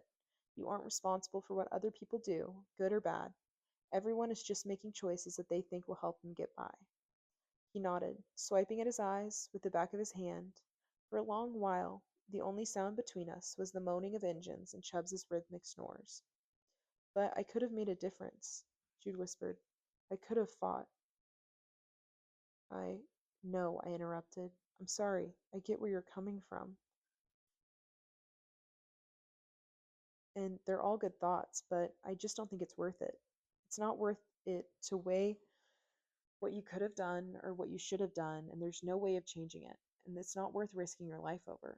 Nothing is more important or valuable than your life. Got it? He nodded, but it was quiet again, a little more settled, I thought, than before. It's just not fair, Jude said. None of this is fair. Life isn't fair, I said. It's taken me a while to get that. It's always going to disappoint you in some way or another. You'll make plans and it'll push you in another direction. You will love people and they'll be taken away no matter how hard you fight to keep them. You'll try for something and won't get it. You don't have to find meaning in it. You don't have to try to change things. You just have to accept the things that are out of your hands and try to take care of yourself. That's your job. He nodded. I waited until he had taken a deep breath and seemed a little more composed before I stood and ruffled his unruly hair. I was sure he'd groan or bat my hand away. Instead, he caught it with his own. Ruby. His face was drawn. Not sad exactly, just tired, I thought. If you can't change anything, then what's the point of it? I wrapped my fingers around his and gave his hand a steady squeeze. I don't know, but when I figure it out, you'll be the first to know. Chapter 28. I never thought I'd be happy to see California's uneven, fractured mess of a freeway system as we headed toward the glowing high-rises of downtown Los Angeles. The ride was bumpy as all get out, and the familiar stench of gasoline was working its magic through the car vents, smothering even the unnerving new car smell clinging to the leather seats. It didn't matter much to any of us, though. There had been a large black SUV waiting for us on the runway when we disembarked at LAX. I cut Clancy's hands free so he could take the car key offered by the man in a dress suit and black sunglasses. He was in the back at the wrong end of my gun before he could think of trying to get away. After it just being the five of us for so long, I felt Jude flinch at the look the man passed over him. We need to talk about a plan, I said once we were in the car, miles away from the airport. It was just past 7 in the evening. If things had been normal at HQ, the first of 2 night classes would just be starting. Then it would be 2 hours of mandatory lights out, and another hour before the agents had to retreat to their quarters. It would be safer and easier to try to round up the kids from a single location, the sleeping rooms on the second level, but there were cameras in every corner. Not to mention, success depended on 3 very big ifs. If we got that far, if we found the entrance, and if we didn't get caught sneaking in. And that's only if they're running around the usual schedule, I added. Did Nico say anything about it? Hey, I gripped the already torn collar of Clancy's shirt. I'm asking you a question. Clancy grit his teeth. He hasn't responded to my last few messages. I'm assuming they took the chatters away to keep rumors from spreading. They'd be running the usual schedule, Vita said with certainty from the driver's seat. They wouldn't want any of the kids to know that Albin was out, that That'd cause a vast amount of panic, right? They wouldn't tell any of them the actual objective. How are they going to rig the explosions without the kids figuring it out? Liam asked. It seems like a vest of the stuff would be a pretty big clue. That's the easy part, Clancy said. You'd break them up into small groups of 2 or 3, sew the explosives in the linings of their coat, and set it up with a remote detonator. All you'd have to do is wait to give the kids the jackets until the very end. He said it casually, without a hint of disgust, like some part of him actually admired the plan. That means prep time at HQ will be minimal. If they are moving kids around at 6 or so, wake up will be at 5. I shifted to look at Vita in the driver's seat. Does that make more sense to go in at 3 or 4? 4, she said. 4? Clancy repeated like it was the stupidest thing he'd ever heard. Sure, if you want to give yourself a better chance of being caught. Mandatory rolling blackout, I explained to the others, ignoring him. California has been trying to conserve energy that way. They happen every night in our area between 3 and 5. The security system and cameras are the only things hooked up to the backup generator, but it'll be dark in the hallways as we're moving through them. Once we're in, we can go take care of the agents in the monitor room, Vita said. We won't even have to shut the system off. How long do you think it'll take to get in and out through the entrance of yours? I don't know. I've never walked it. I've only seen them bring people in and out. Where does it lead, Jude? Where does it lead? Jude asked. And how come I don't know about it? I looked down at my hands, trying to keep my voice light. It's where they brought the traders and key assets for questioning and then took them out. Holy shit, they did have you torture people, Vita said, looking both intrigued and impressed. So did Clancy. Where is it? I didn't torture them, I protested weakly, just questioned them aggressively. Liam kept his gaze focused on something outside of his window, but I felt him tense to the point of snapping beside me. It's the locked door on the 3rd level, isn't it? Jude asked. The one just past the computer room? Albin told me once it leads out to an entrance near the 7th floor bridge over the Los Angeles River. I said, if they're holding any of the agents or hiding the evidence of what they've done, it'll be in that room. Okay, well, bypassing the fact that the League has a secret torture dungeon, Liam said, are we sure they won't have blocked the path in and out? Why do you all keep saying we? Clancy asked. I hope you don't think I'm coming in that shithole with you. Too bad for you, you're the only one who doesn't get a choice about it, I said. You want to see what's happening at the League? You want to chat with your friend Nico again? You got it. Front row seat. He must have suspected it would come to this all along, but he didn't look afraid. Maybe after everything, he still wasn't convinced that I was willing to serve him up on a platter to the League to let him do with him what they would. Maybe he already knew that I would trade him to Jarvin and the others if it meant getting the other kids away. If there was so much as a crack in this plan, he'd find a way to slip through it. Which meant I would have to watch him that much closer, staying 3 steps ahead of him instead of just 1. What does happen if we can't get them out undetected? Chubbs asked. Then they're going to have to do what they were trained to do, I said, and fight back. The Los Angeles River was a 48-mile stretch of concrete that had always served as more of a punchline than an actual river.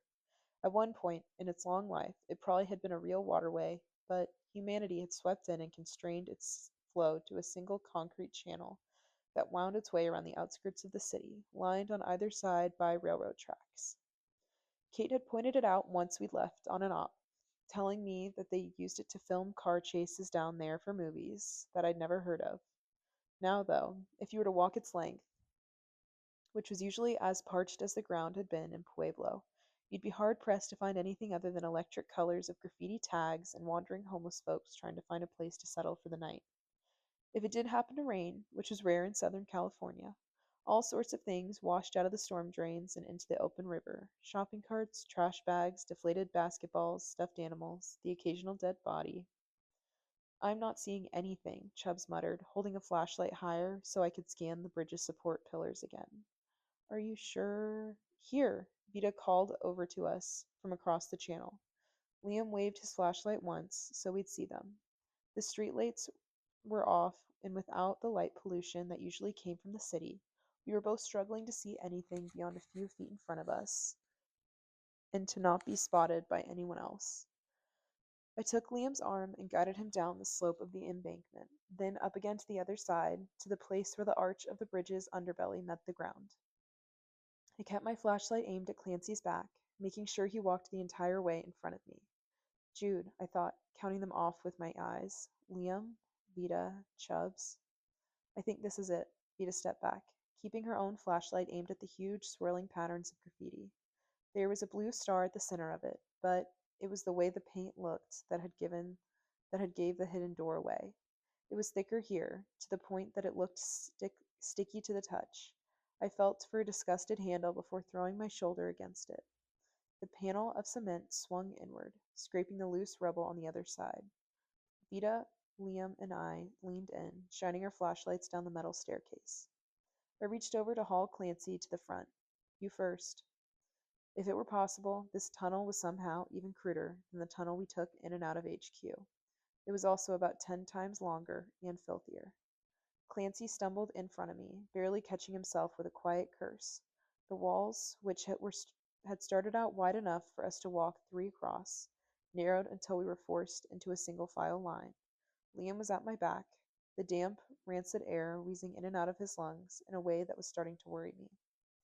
I slowed a step, letting him catch up and nudge me forward again. I'm okay, he promised. Keep going. In the distant dark, I could hear the rush of some kind of water, though the sludge we were shuffling through had clearly been there long enough to start to rot and solidify. How many prisoners had they brought in this way, I wondered, and how many bodies had they hauled out?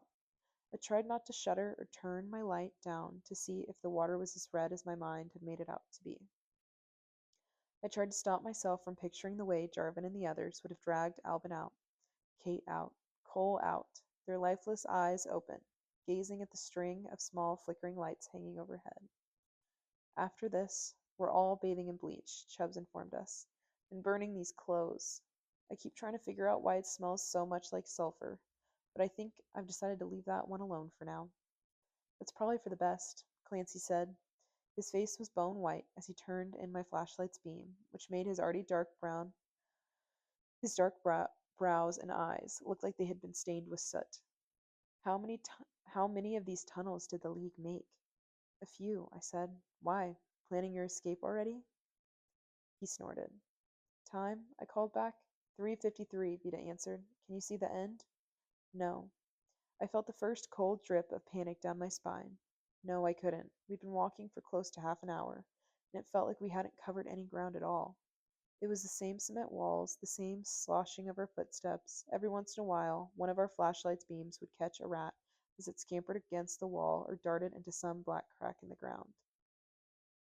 The tunnel seemed to draw us into its darkness like a deep breath. The walls shrank around our heads and shoulders again, forcing me to bend at the waist. How much longer could it be? Half hour? An hour? Were we really going to have less than that to find the kids and get them back out again? We're almost there, Liam whispered, taking my arm and aiming the flashlight toward the far end of the tunnel, where the path began to slope upward and out of the sludge, where there was a large metal door. Is that it? I nodded, relief and adrenaline pulsing through me as I whirled back to the others. Okay, I called softly. This is it. Vida, start the clock. 15 minutes in and out. Everyone remember what you're doing? Jude squeezed past us to get to the electronic lock that flashed open as he approached. I scanned the nearby ceiling and walls, looking for any sort of camera, only half surprised that I didn't find one. Interesting. Albin had either decided to keep his interrogation block a protected classified secret from anyone other than senior staff and advisors, or he had been worried about the thought of someone else getting visual evidence of the people he were trafficking in and out. Both, probably. Good. One less thing to worry about. I had just clicked the flashlight off when I felt a warm hand close around my arm. I turned right into Liam's waiting arms. The kiss was over before it ever really started.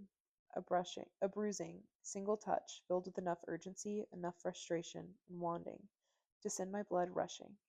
I was still trying to catch my breath when he pulled back, his hands on my face, his lips close enough to mine for me to feel him pant too. When he was stepping back, away, letting distance flood in between us again, his voice was low, rough. Give him hell, darling. And for the love of God, bitch, don't get stabbed this time, Vida added. I would have smiled if I hadn't heard Clancy's faint laughter at my right. Any sign of trouble for you is the only excuse I need to use this, I warned, pressing the gun to the curve of his skull. The only excuse I need to leave your body down here to be eaten by the rats. Got it, Clancy said in his low, velvety tones. And if I'm good, do I get a kiss too? I shoved Clancy forward, keeping a grip on the collar of his shirt. Okay, I'm ready, Jude said as he put his head against the lock pad to fry it. Lead on, leader. The air down in the interrogation block was no fresher or cleaner than the tunnel had been. The familiar stench of human vomit and filth twisted my gut as I stepped through the doorway and down the short flight of stairs. I had my flashlight in one hand and the gun in my other, both aimed at the door in the other end of the hallway of the metal doors with their observation windows. I swept a beam of pale light around the space, finding it clear, signaled for the others to come through. Right behind you, Vita called, her heavy footsteps matching my pace. Somewhere behind us in the dark, the others were working their way down the doors, looking for prisoners, for Cole. At the door, I crouched, releasing my grip on Clancy's shirt as I motioned for Jude to get behind me. Whether I actually drew it from him, from deep in my memory, or it found it naturally, my training with the League had me propping the door open, scanning the hall with my gun in front of me before I so much as thought about stepping through. My pulse pounded in my ears, jumping, jumping, jumping, with my nerves as I stepped out into the hallway and pulled Jude after me. Vita split with us as we came around the hallway's curve and took the first set of stairs. One level, I thought.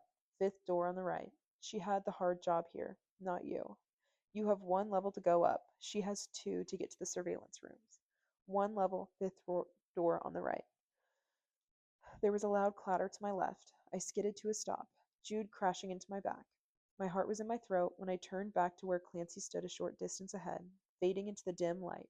I jogged to catch up, waving him forward. We kept to the curve, heading around to the other staircase. Without the gentle hum of static of the computer room, it felt like the first I'd ever stepped foot in this place, which is why, I guess, it was appropriate that the first unfriendly face we saw after he climbed the stairs and opened the door to the next level was one I didn't recognize at all. There were dozens of agents at the League's headquarters in Georgia, even more at the one in Kansas. I should have known Jarvin and the others would bring in every sympathetic soul they could to help take Alvin out. I could smell the alcohol on him, the spice of whatever he'd eaten for dinner that night. He must have been headed up to the agent's quarters on the first level, but the sight of us was clearly enough to make him forget as much. His shaggy blond hair fell into his eyes as he jumped at our sudden appearance. The lazy, stupid smile on his face dropped to a scowl. What the hell are you doing out of bed? He demanded, reaching for me. I was faster, whipping the butt of my gun across his face and yanking him back into the stairwell. Jude caught the door before it slammed shut, peeking out through a crack to watch the hall. Slipping into a drunk mind was like sliding a spoon through pudding. The only challenge was trying to find what I was looking for in the tangle of thoughts, all of which seemed to wash into one another. Rue, Jude whispered, let's go. If the man's memory was right, there were other agents on this floor, most of them in the infirmary, but one for sure, stationed between the doors of the two sleeping rooms. I dragged the agent off to the side of the stairs, narrowly avoiding where Clancy stood silently waiting.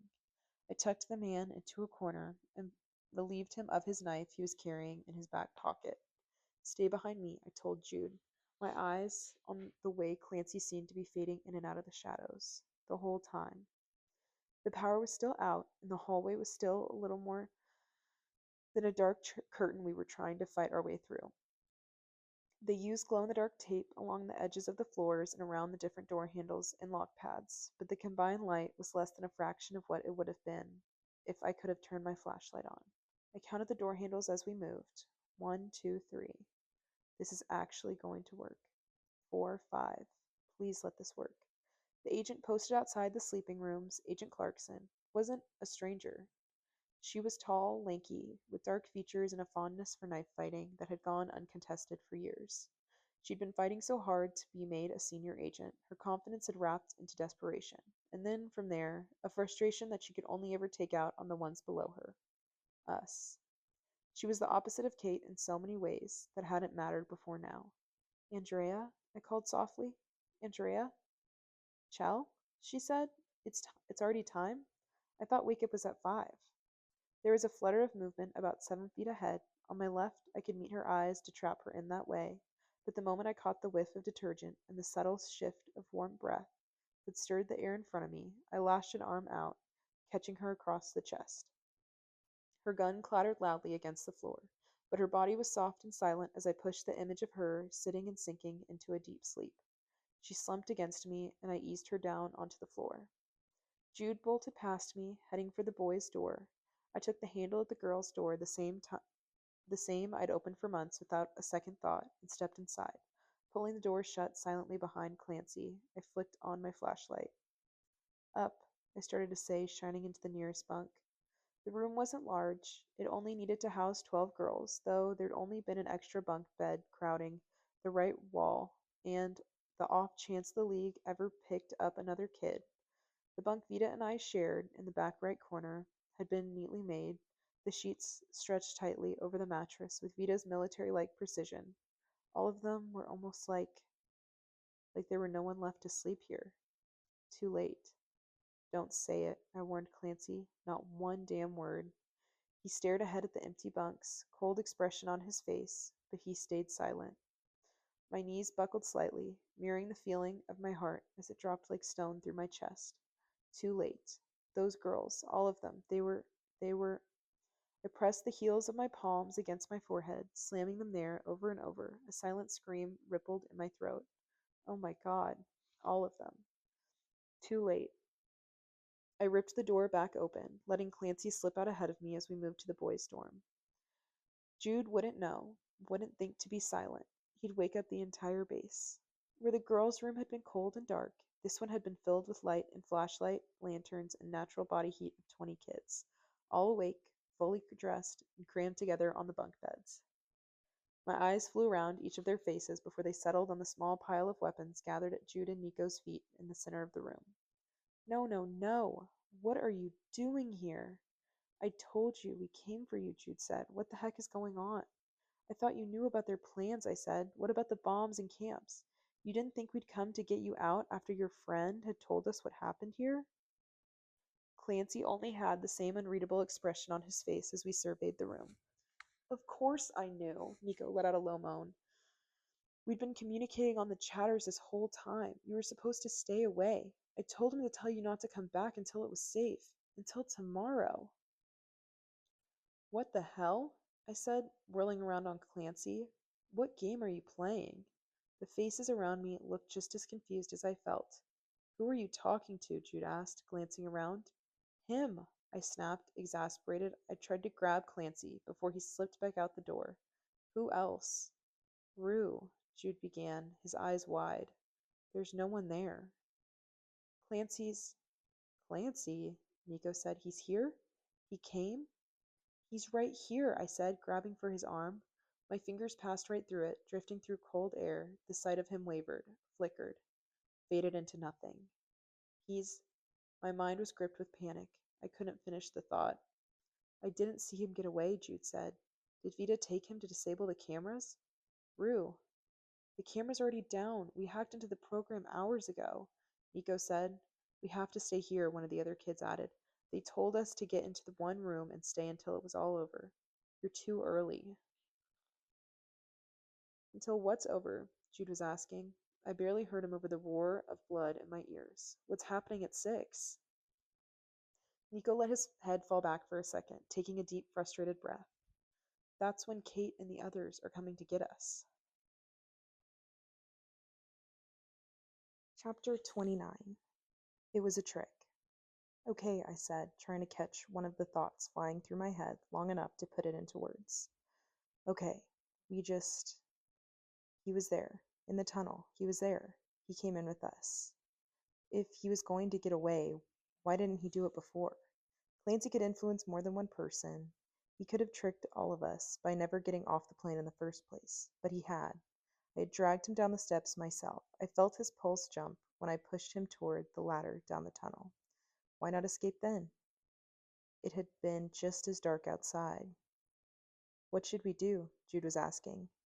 Because he needed me to get him in here, before Kate and the others came back.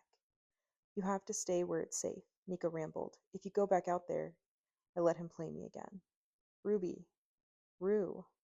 Jude grabbed my shoulder, turning me back toward him, forcing me to break my gaze with a crack on the far wall.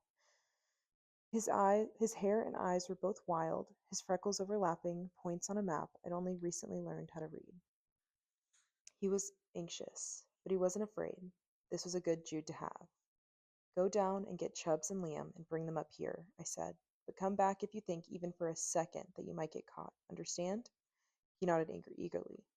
Vita will be here in a few minutes, I told the others, and probably in a holy terror of a mood when she realizes I'd sent her to disable the cameras for no reason. Once the four of them are back, move the bunks and barricade the doors. No one else comes in. What about you? Nico asked. I have to go take care of your friend, I said, hoping my voice was enough to convey how deep Nico's betrayal had buried us in this mess. I should go with you, Nico whispered. He's here? Really? I'd seen that look 100 times, 1,000, at East River, the wide-eyed adoration of someone who had either no idea there were scales under Clancy's skin, or someone unhinged enough to just not care. I thought of Olivia and the way she had all but clawed at her own throat when she'd said his name. I'd been nursing my anger toward Nico from that moment Clancy told us he's been slipping him intel all this time, letting it grow into thoughts like, I'll never forgive him. But looking at him now, I forgot it in an instant. Heartache just tore it away, and what was left was the true realization of how damaged the kid in front of me was.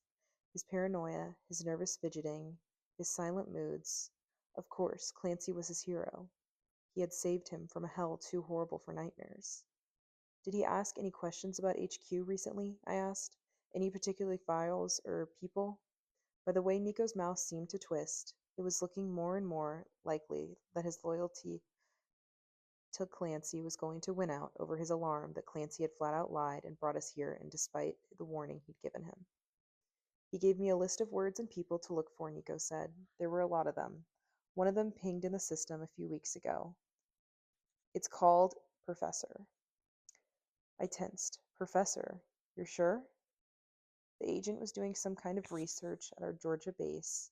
It just suddenly popped up on the classified server because it was who he wanted. I think he knew who it was because he wanted the base's location. What had the advisor said when he came back into Alpin's office all those weeks back? Something about a situation in Georgia with Professor and a project called Snowfall. What about stuff here at HQ? He asked about the different tunnels and the blackouts, Nico said slowly. What else? I pressed, aware of the ticking clock even if he wasn't. What about the blackouts? He wanted to know if they'd shut off things like lock pads or retinal locks. I turned on my heel, throwing Jude off me as I opened the door and bolted out into the hallway. Spots flashed in front of my eyes as they struggled to adjust again. I counted off the door handles as I ran. I kept to the outside curve, one eye always on the dark infirmary windows to my right. They'd been drawn at all the curtains, not even the machine lights were bleeding through. In fact, the only light on the entire second level seemed to be the flashlight Clancy clenched between his teeth as he rifled through the filing cabinets inside Albin's office. All of the lock pads and retinal locks were on the backup power generator, and normally they would have been enough to keep even Clancy out, had they actually been attached to the door. Someone had taken something, a crowbar, an axe, a small explosive, and blown them off that way. I slid forward, nudging the door open further as I slid my gun out of the waistband of my jeans. Clancy made a small, triumphant noise as he ripped a bulging red folder free from where it had been trapped among 100 others. He wasted no time flipping through the pages as he turned back around to Albin's desk. Someone had flipped it onto its side as he or she ransacked the place. He used one of its wide, flat legs to lay the folder out and free up his hand to hold the flashlight. The look on his face was so painfully eager, I felt a twinge of apprehension. Found what you were looking for? Clancy's head shot up at the same moment his hand slid the folder back, off the desk, into the metal trash can. For a moment, anger fought with exasperation on his face, but Clancy settled on a devastating smile as he stared down the barrel of the gun. I did, but don't you have more important things to worry about? His voice had taken on the quality of smoke. Other people more important than me? He inclined his head toward the other end of Alvin's office, and even before I turned, the metal scent of warm, sticky blood was everywhere. Just past my initial line of sight, I saw the two of them on the floor. Chubbs has crumpled, curling in on himself the way a leaf would just before it fell from the tree in autumn. Liam was slumped over him, his face the color of ice, and he was looking at me, watching with unblinking eyes that had faded from a pale blue to a dull gray. His arm had been thrown out over Chubb's, like he had tried to shield him, and now those same hands that had held my face so gently between them. They were in a pool of dark liquid, gliding along the concrete floor. The gun slipped out of my hand. Clancy skirted around Albin's desk, watching me with that same faint smile. He dropped what looked like a lighter into the trash can. Not real. I forced the words through my mind. Not them. I forced myself to look again. Really look, no matter how horrifying the image was. Chubbs's glasses were gold instead of silver. Liam's hair was longer than it was now. Clancy clearly hadn't made a close study of the way his hair curled at the ends as I had. It was painfully close, near flawless imitation, but it wasn't them. I let Clancy come up beside me and allow him 3 seconds of thinking he'd been able to slip by me. Distracted, as I was by my own grief, he was murmuring something in low, husky tones, as he was close enough for me now to feel his warm breath on my cheek, which meant he also was close enough for me to punch him in the throat. I threw my mind at him in the same blow, drawing it down like a knife and shredding the image of Chubbs and Liam he'd pushed there. Clancy stumbled out into the hallway, clutching his head, gasping for breath. The image of the woman in the white lab coat filtered through our connection again, but I forced myself to push it away for now. There was a line of smoke rising from the trash can. I tipped it over, scattering the burned pages onto the ground, stamping out the flames under my boot. If he wanted these pages gone, I wanted to see them. Damn it. He was panting when I met him again in the hallway. Heaving in a deep breath, falling to his knees, there was some thin, fraying line of connection between our minds. I seized it before it could snap completely, flooding his brain with the illusion of heat. I couldn't see him in the dark, but I could hear him frantically slapping at his arms and legs, at the limbs his mind was telling him were burning down to the bone. Then his hands slowed to a stop. You, Clancy began. You really want to play this game? There was a kiss of cold metal against the back of my neck, so suddenly that I had already convinced myself it was another one of his mind games.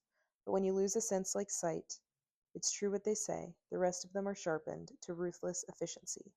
I felt the warm breath, heard the squeak of additional boots, smelled his sweat. Agents. They'd found us. Clancy twisted away to run. I didn't see it happen, only heard the sickening crack as something hard connected with his head and sent him crumbling to the ground. And there was Jarvin's voice in the dark saying, I knew you'd be back. There were his hands, as one closed over the back of my neck and roughly shoved me down to my knees. The barrel slid down to the sweet spot where my skull met my spine. Rob said all we'd have to do was wait. In their fatigues, he and the other league agent behind him were a lighter shade than the air around him. The safety switched off. You didn't want to do this, I warned, feeling the invisible hands inside of my mind unfurl. I felt anxious, but not afraid. Controlled calm. No, Jarvin agreed. I'd rather do this. There was a faint click, the only warning before the white noise flooded the hallway and drowned me alive. It was possible to forget that kind of agony after all. There was a time in my life, a few months into my stay at Thurmond, that they had turned the white noise on nearly every day, back when there were reds to control and oranges to punish. A single wrong look would have a PSF radioing in the control tower. It was a given part of my life. Maybe I had just grown so used to it, the actual impact dulled over time. But it had been months, and the onslaught of pain twisted my stomach to the point of sickness. I collapsed onto the floor, close enough to see Clancy that I could see the cut across his forehead seeping blood. There were thoughts in my head. There was a voice that said, You can take Jarvin. You can take him. You can ruin him. But even that was silenced as the white noise rose and fell over us, like a wave crushing down on my chest.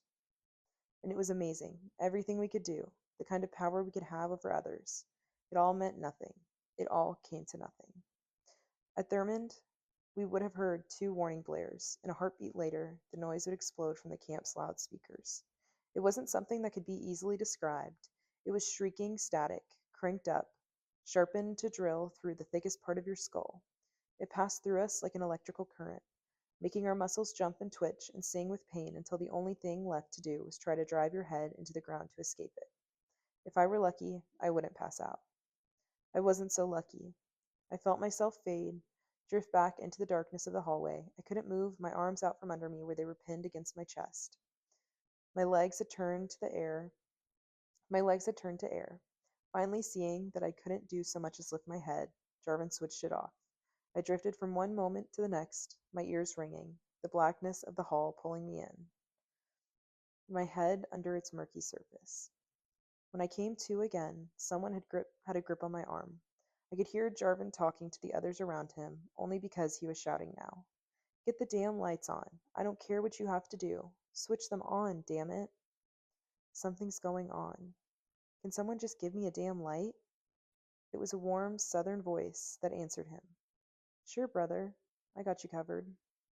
There was a snap, just one, and the tiniest flame appeared in the dark, illuminating Cole Stewart's furious face. I thought, at first, he'd struck a match, but the fire at his fingertips bloomed, swallowing his hand, devouring the arm he sent flying towards Jarvan's face. There was screaming, so much screaming, as the fires around us grew, catching the soldiers behind him and engulfing them in a wave of heat that sent him running down the hall, stumbling over one another until they finally collapsed. The smell of burned skin made my stomach convulse. I couldn't escape it. Holy shit, you're... One of the agents began to say. One of us, my mind finished, shutting down at the sight of the fire between Cole's fingers again, the way he threw the ball of it at the agent who had spoken, how he stoked it, letting it rip over the screaming man's body, until I could only see the dark silhouette, trapped in the flames dancing over his skin. Red. No, no. Cole was too old. He wasn't... Hey, hey! The fire was gone now, but Cole's hands were still hot to the touch as he tried to haul me to my feet. My legs still weren't there. He tried lightly slapping my face. Shit, kid, come on. You can do this. I know you can. I tried to say, you just... He let out the breath he'd been holding, relieved. Cole lifted me over his shoulder, smacking the back of my thighs in irritation. Damn it, Jim, making me worry like that. I heard the comm control from down the hall, but I had to wait until he turned it off. I couldn't get close. I'm sorry. I'm so sorry. He kicked the door open to Albin's office, dropping me into the ground behind the desk, rearranging my limbs so I was at least sitting up and upholstered one of his handguns to press into my limp fingers. Then he gripped my face between his palms. You can't tell, you hear me? No one else can know. Not even Liam. Especially not Lee, okay? Nod your head. Jesus, Liam didn't know? No one else knew about this? You, me, Kate, and Albin, Cole said, as if reading my thoughts. That's it, and we're a party of 3. You tell, and it's over for me. I nodded. Other one, I said weakly, tilting my head toward the hall. Cole grunted. I don't do the damsel in distress thing with dudes. I shot him what I hoped was a glare and not a cross-eyed look. He sighed and stood, squaring his shoulders the way Liam always did when he was set on something. Cole disappeared for a second, ducking back out to grab Clancy. I doubted he even looked at Clancy's face before he dumped him next to me. The Greens sent us the message you were here, so we decided to start the party early, he explained. Couldn't wait one more day to see this handsome mug, could ya? I coughed, trying to clear whatever was lodged in my throat. If you know what's good for you, you'll stay in here, he snapped. Leave this room before we give the all clear, and I'll skin your ass. When he turned for the door, it was his confidence and control clicking back into place. His movements were smooth, assured. I don't know how much time passed before the sound of the firelight reached us. 5 minutes, 10, maybe even 15. Feeling was returning to my limbs in hot rushes of pins and needles, but I preferred the pain to limp uselessness. When I could, I pushed myself onto my knees and began to shove Albin's old desk against the door. I knew it wouldn't provide much cover or pose much of a challenge to anyone hell-bent on getting in, but it felt better than doing nothing, and, if we were being honest, it was a visual block for me too. A reminder that I needed to wait and let Cole and the others clean out Jarvan's infestation before I went to find the others. They're all right. They're all right. You're all right. I crawled back over to the filing cabinets, drawing my legs up to my chest and wrapping my arms around them, trying to cage in the feeling that felt too big to keep inside. They are okay. Clancy shifted beside me, a stray lock of dark hair falling into his eyes. As much time as we had spent together at the East River, I'd never seen him sleep before. He would never, I realized, ever let someone be around him while he was so vulnerable. My eyes drifted over to the trash can and the papers I'd spilled out. I crawled over to them on my hands and knees, scooping up the flashlight Clancy had dropped. There was so much shouting happening outside of that dark room that I couldn't understand what any one voice was saying. I took a deep breath at the shooting as the shooting eased off, and the doors to the staircase slammed open and shut repeatedly. They are okay. You are okay. I aimed the flashlight away from the door, down at the scored pages.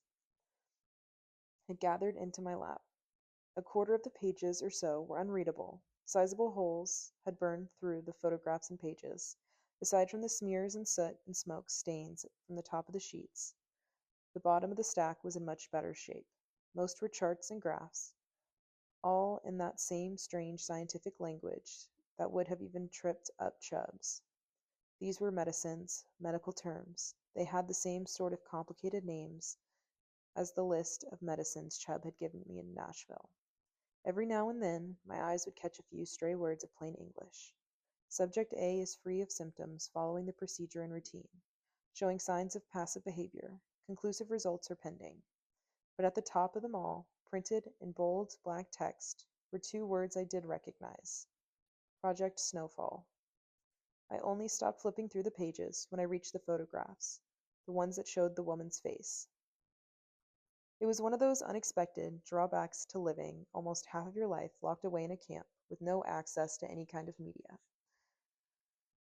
You got the feeling that every face you encountered on TV or in the papers was somehow familiar, but the name would slide away from you before you could grasp it. I felt it now, staring at the familiar blonde woman. The shot itself was strange. She was glancing over her shoulder, but not into the camera itself. There was an unmarked brick building behind her that seemed oddly run down in comparison to the neat, classic navy dress suit she was wearing.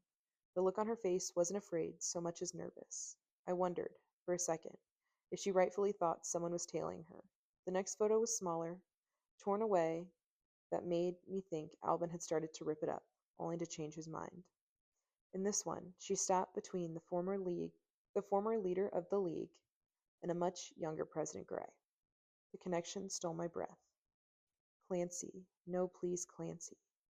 Holy shit, I whispered. The woman I'd seen in his mind. This was the First Lady of the United States. I reached for the other scattered pages, gathering them back up in a pile. Out of their proper order, the documents and reports didn't make much sense, but there were diagrams of brains and tiny neat X's marked over them. I skimmed through the newspaper articles describing charity work Lillian Gray had done across the country.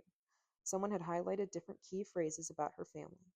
A sister in Westchester, New York, parents retired to their farm in Virginia, a brother recently deceased, and her different school degrees, including the PhD she'd earned in neurology from Harvard.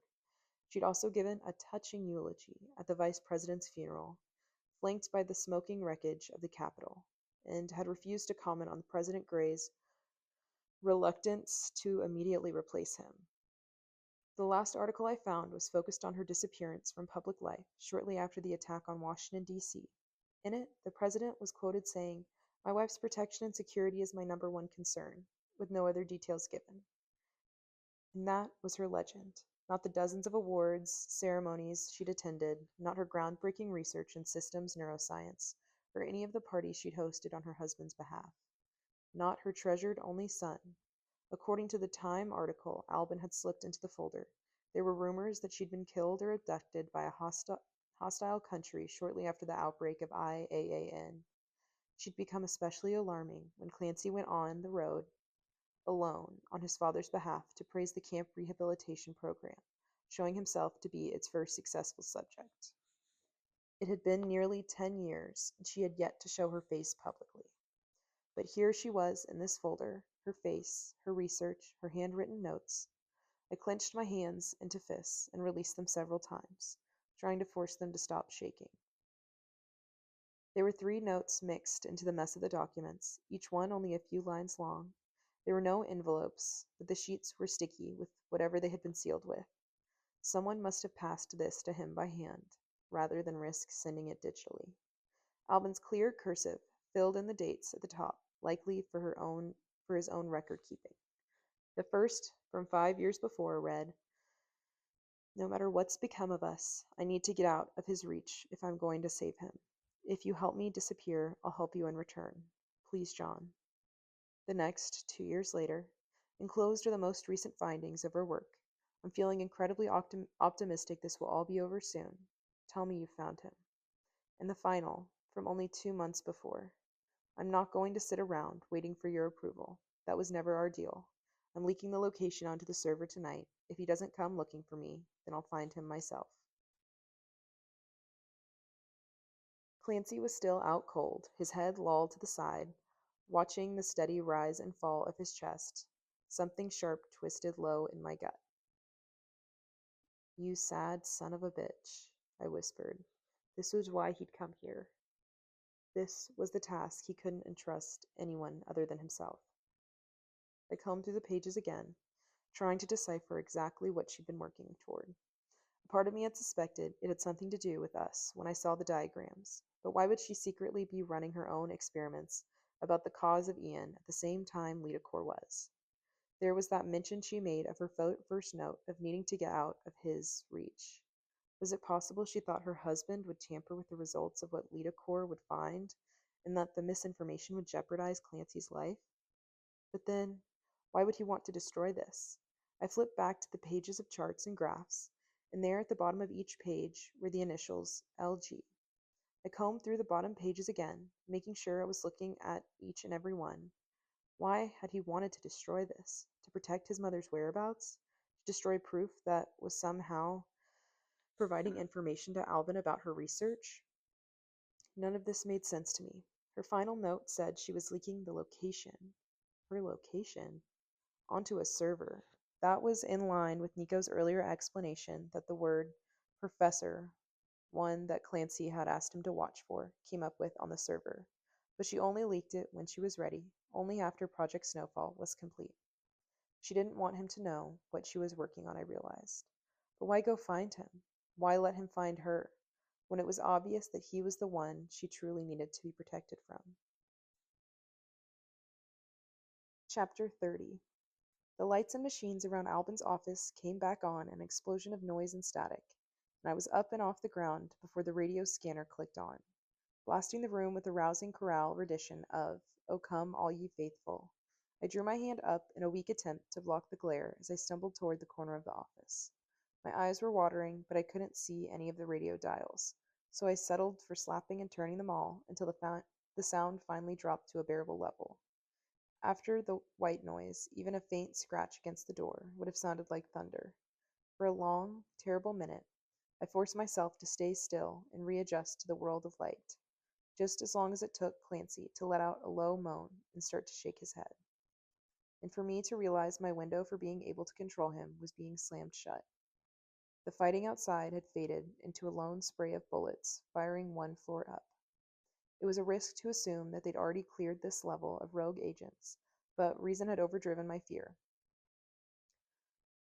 Most of the agents would have been on the first level in their quarters, asleep, when Cole and the others had entered the building, with a few, like Jarvin, on patrol. I would be fast. If the hallway was clear, I could go down to find the others after taking care of this. Make sure Liam and Chubbs were tucked away with Jude and Vita in the safety of the barricaded sleeping room. I just couldn't leave him in here, not with the locks already busted. I circled my arms around Clancy's chest from behind, trying to get a good grip on him and tearing off one of his coat's gold buttons in the process. "You are," I gasped, feeling the stitches in my back pull. "Officially the biggest pain in my ass." I had to drop him to shove the desk out of the way again. I took one more step out, taking a deep breath to steady myself against the sight of Jarvin's and the other agents' bodies. But the hallway was empty. As I dragged him out into it, I had a thought, a brief one, of pulling him into the infirmary. but I could see figures moving in there, behind the curtains, and I wasn't sure I was willing to take the bet it was someone from Cole's team. There were any number of doors along the hall, most of them leading into rooms I had never been allowed to see, but there was only one closet that was open, and the rack of guns in there had been picked clean, leaving enough room for a human body to be shoved in. I had just angled Clancy into a tight space when I heard my name shouted for the whole damn base to hear. I whipped around, searching for the source. Kate was suddenly there, rushing out in the infirmary, pulling the rifle strap off her shoulder. She ripped the black ski mask off her head and let it fall behind her. I was in her arms, in her warmth, before I had the sense to brace myself for impact. A relief I didn't expect passed down through me as I leaned into her. "What are you doing?" she asked, and I was honestly still so shocked at her appearance I actually told her the truth. "Locking Clancy Gray in a closet." She pulled back sharply, looking down at the prone form at our feet, and Kate, for the first time in her life, didn't ask me if I wanted to talk about how I was feeling. I didn't need to explain why we couldn't leave him in the infirmary or in one of the rooms where he might escape. She knew what he was and what he was worth. "Okay, I'll go get the keys." "Kate," I said, catching her arm. "Is it over?" She smiled. "It was over 10 minutes ago." "Really?" My voice was small in my own ears. I felt 5 years old, the way I had after getting lost in the mall and suddenly finding my dad's hand again after frantically searching for him. I knew it was stupid to cry, but exhaustion had brought me to the breaking point, and the sudden, unexpected release of fear and pain pushed me past it. Kate stepped forward, taking my face between her hands. It was like staring into a full moon rising as it cut through the night. "I knew you could do it." I squeezed my eyes shut, and a white tint bloomed behind my lids. There was Mason, taking his last breath, the smell of a stiff leather muzzle, Rob screaming, screaming, screaming. I wanted to tell her everything, to unload it on her, and let her share the crushing weight of it. She had offered to so many times. In every single instance, I shot her down, thrown it back in her face. Even now, I felt that same reluctance wrap around my chest, trying to protect the weak, beating muscle there. "It was horrible," I whispered. She smoothed the stray tear away from my cheek. "And you were stronger." I shook my head. I wasn't. I was. How could I put it in a way she'd understand? That's not what Jude and Vita told me. I opened my eyes, searching her face for any sign of life, of a lie. "Are they okay?" "They're fine," she promised. "Worried about you. I can take you up to them, but first, I think we need to take care of our little problem." She nodded towards Clancy. "All right?" "Yeah," I said, taking a deep, shuddering breath. "All right." Cole and Kate's teams had moved the kids into the atrium and shut the doors, blocking the steady flow of bodies that were being lifted out of the residence hall and brought down to the infirmary. They were all the agents that overthrew Albin. All of them. A part of me thought it was ridiculous they were trying to keep us from seeing it. Another part of me felt grateful. I took a breath, shaking the tension out of my shoulders, then reached for the door. They pushed most of the tables to the outer edges of the room, leaving the center of the room open for cots. Some of the kids and agents were being treated by medical staff for bumps and scrapes. It seemed insane that they were ignoring the fully stocked infirmary in favor of hauling gauze and antiseptic here, until I remembered the same infirmary was currently functioning as a makeshift morgue. "Are all of them dead?" I asked quietly. In addition to the 20-odd league kids huddled at the center of the room, eating whatever it was they dug out of the kitchen store for breakfast. There were something like 40 agents ringing the perimeter of the room in clusters of black. But these were the faces that I had expected to see. Agents who were in charge of PSI teams, instructors, the ones who looked at us with sad, longing eyes when they thought we weren't looking. "The ones who wouldn't stand down," Kate said carefully. "So, all of them?" "I know it must have felt like they were all against you, but there were a number of agents who were blindsided at Albin's assassination and only stayed because it was too late to get out without retribution from Jarvin. They didn't put up a fight when we swept the sleeping quarters and were free to leave if they didn't want a part of this." My eyes didn't stop scanning the room until they found them all. Chubbs and Liam stood in front of one of the televisions, their backs to me as they watched the news coverage of some kind of white domed building. Jude and Vita were near them, crouched on the floor in front of Nico, who looked like he was making a real effort to curl up into a ball and disappear forever. Kate followed my gaze. We'll talk about that later. Talk about what? Came the drawl behind us. I felt a heavy arm drop over my shoulder. Could it be about little old moi? I tried to tug myself free, but he held me there, ruffling my already disastrous hair. I couldn't keep myself from flinching when I smelled the smoke on him. Red. PSI. Impossible. It just. I rubbed the back of my hand against my forehead. He was so together, when Mason had been crumbling from the inside out, and it wasn't that Cole wasn't intimidating. He was, in a way that disarmed you and left you flustered. It was that every other red I had come across at Thurmond acted like an animal that had been caged by his own skin. They refused to meet anyone's eyes, walked around with these vacant looks, listening to a voice in their mind. I think that the rest of us couldn't hear.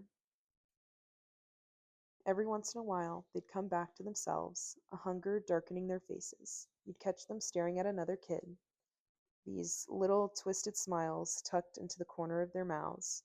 You knew what would come next.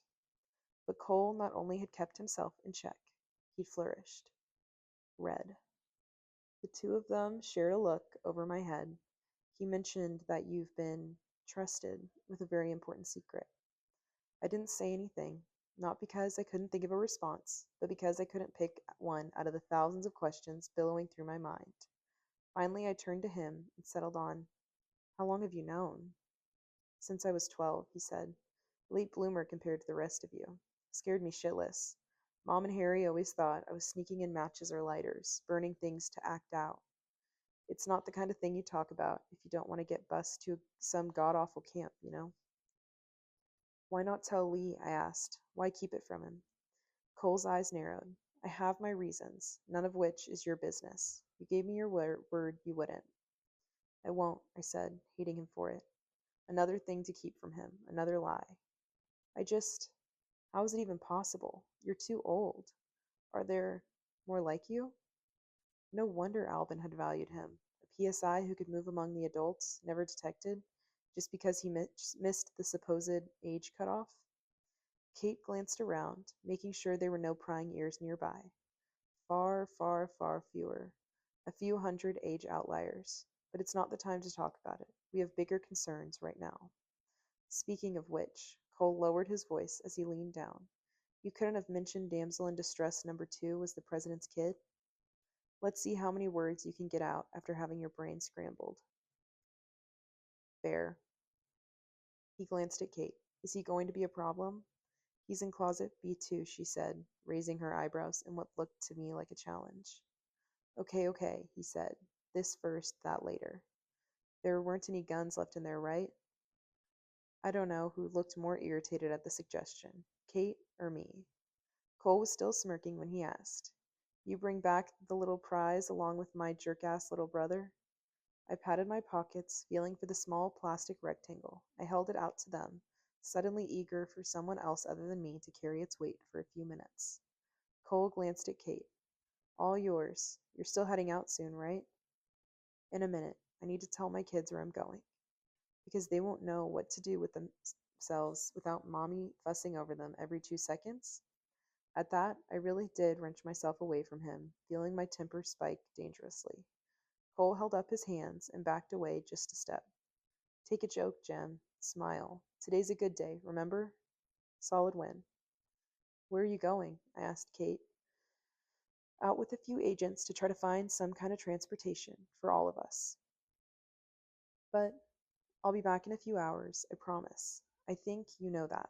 It probably wouldn't be right to stay here after this. Where are we going? I asked. Kansas? Or Georgia? Rue! It was impressive we'd been able to stand there for that long without Jude's radar starting to ping. He was up and on his feet, pushing through the agents, standing between us, nearly tripping over a group of kids who were clearly just trying to sit and eat and not burst into tears. Out of the corner of my eye, I saw Chubbs and Liam turn around. But just as quickly they were gone, and the only thing in my world was Jude as he threw his long arms around me. You scared the crap out of me, he said. I hugged him back. My one kid welcoming committee. I was worried about you too, I said. Did anything happen? He shook his head, curls flying. Did you find him? I told you, she was fine. Vita put a hand on his shoulder to try to peel him off by force. Judith, unclench. Kate laughed, patting his back. Come on, I have to tell you two and Nico something. That was enough for Jude to ease up a bit. He still won't talk. I can't get him to say a word. He, shut down. I gave a faint wave as she led him and Vita back over to Nico. Ah, Cole muttered. I felt him stiffen, adjusting his posture from a casual slump to one that was solid, collected. Even his face seemed to harden. He kicked off where he had been leaning against the wall and pushed past me without another word. He threw a single warning glance over his shoulder. That was less than what he gave Liam, and even less than what Liam gave him. As they brushed past each other and continued in opposite directions, I met Chubbs's look dead on, and the expression there was enough to tell me there'd be a story later. Alive, alive, alive, my heart sang. I let the poisonous memory of what Clancy had shown me bleed out until there was nothing but the buzzing brightness in my chest. It took my breath away. Alive. The dirt on their faces was nothing. The cut that had reopened on Liam's chin was nothing. The crack in one of Chubbs's lenses was nothing. They were everything. The two of them stood in front of me, arms crossed over their chests, wearing identical, disapproving looks. Are you guys okay? I asked, since they clearly weren't about to say anything. Are you? Liam shot back. What were you thinking, going after him like that? I bristled at his tone. I was thinking that he let himself be dragged here for a reason, and I was right. I reached into my pocket, fishing out one of the photos from the folded stash of documents. Chubbs eyed the stained paper I held out with a measured distaste. That blood wasn't in your body at one point, was it? I pressed it against his chest, forcing him to take it. I tracked him to Albin's office. That's what he was after. Liam leaned over to look. They didn't have the same mental block I did, apparently. Recognition lit up their eyes. Chubbs's jaw actually dropped. He was looking for her, I said. The photos were in a file with what I think is research she was conducting. I don't know if he thought she was here or he knew Albin might have some kind of clue, but Cole climbed up onto the table at the center of the room, clapping his hands twice. He kept his hands around his mouth. Can I get your attention? There was a formality in his tone that sounded unnatural. The Cole of sly smiles and infuriating teasing had apparently retired this morning, for Agent Stewart had no time for fun. All right, I'll make this quick. The agents and kids in the room were shifting, flowing around the cots and tables as they were standing in front of him. What happened here? It's done. You did your part beautifully, and while I wish I could say they wouldn't have gone through with their plan, in the end, I think we all know that'd be a damn lie. Liam shifted, leaning back against the wall, in the exact pose his brother had assumed a few minutes before. He kept his eyes focused on me, clearly waiting for something. Look, I'm not one for pretty speeches. I'm not going to lie, because you've been lied to all your goddamn lives. And it's gotta stop. Here's what you need to know. He cleared his throat. When Alvin started this whole thing, he only ever wanted to expose the truth about Ian and for Gray to own up to the camps. More than anything, he wanted this country to go back to what it was before, the place he was proud and happy to serve. The Children's League was his dream, even if it turned to shit in the end. He wanted that life again, but I say we can't go back. I turned more fully toward him, stepping around Chubbs to get a better look. The other kids watched, riveted. Why wouldn't they be? It was the same as all those times I'd heard Liam speak about freeing the camps. The passion behind their words undercut all the doubt they claimed to have about their ability to express themselves. They let themselves burn when so many of us were afraid to be warmed by the fire. He's one of us, I thought. The others had no idea, and they still felt that this was right, that he was supposed to be taking charge. Liam scoffed, rolling his eyes. Chubbs and I glanced at each other. I wondered if he could feel the wave of disappointment as Liam was sending our way too. It's forward or nowhere for us now. We all, we, all the folks who came back, are leaving this place and this name behind. I don't know what we'll be yet, or if we'll take another name, but I know that we're going to do. We're going to figure out what the hell happened to cause Ian, expose anyone responsible, and get those poor damn kids out of those cesspools of misery. We are leaving. We are going up to the ranch. There are agents reopening it right now. We want you to come. We want you to fight. We want you. Kate stood from where she'd been sitting with the others and gave me a wave as she exited through the door on the other side of the room. Vita, Jude, and Nico didn't look up as she left. They were nodding, letting Cole's promises sweep them up in the heady rush of possibility. I felt it fluttering inside me, too. There were no advisors feeding him lines, no locked filing cabinets, no dark hallways. This was honest. Real. What's the ranch? Chubbs whispered. It's the League's old temporary headquarters near Sacramento, I said. They shut it when they finished this one. We want you, Cole repeated, his eyes sliding our way. But it's your choice. I met his gaze dead on, trying not to roll my eyes as he winked. He knew he had me. And so did Liam. He shoved away from the wall, but he let me catch him by the jacket as he passed. His shoulders shook with each deep, ragged breath he drew in. After days of regaining his strength and coloring, Liam was back to looking a step away from collapsing. His skin was ashy and his eyes burning as he stared at me. Tell me you're leaving with us today, Liam whispered. Chubbs, me. I know you're too smart to buy all that bullshit. I know you. He saw the answer in my face. His hands captured my wrists and pushed them away. Just before Liam reached the door, he turned back and said, his voice hoarse, Then I have nothing left to say to you. Cole disappeared after his speech, muttering something about going to check on it, without giving another word of explanation to what or who it was.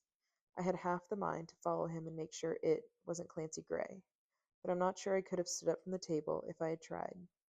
The five of us, Jude, Vita, Chubbs, Nico, and I, had claimed one of the circular tables near a TV, mostly, I think, to stay out of the way of the agents who were trying to retire the building and strip anything and everything they might need from it. An hour had passed, more than enough time for Jude to ask, Is Kate back yet? And me to start worrying about Liam. It felt like the longer I sat there, though, the heavier my limbs became, until I was mimicking Nico across the table and resting my head on my arms, easing that weight off my shoulders. She said it'd take a while, Vita said, checking the time on her old chatter again. There's 70 of us. That's a lot of wheels to round up. We're coming to you live from the Texas State Capitol building, where President Gray and the representatives from the federal coalition will start the Unity Summit in less than 15 minutes now. Jude reached over to turn the volume up. He'd been the picture of calm all morning. There hadn't been so much as a whimper of how hungry or tired he was. Of our sad group, he was the only one who was actually paying attention to the screen.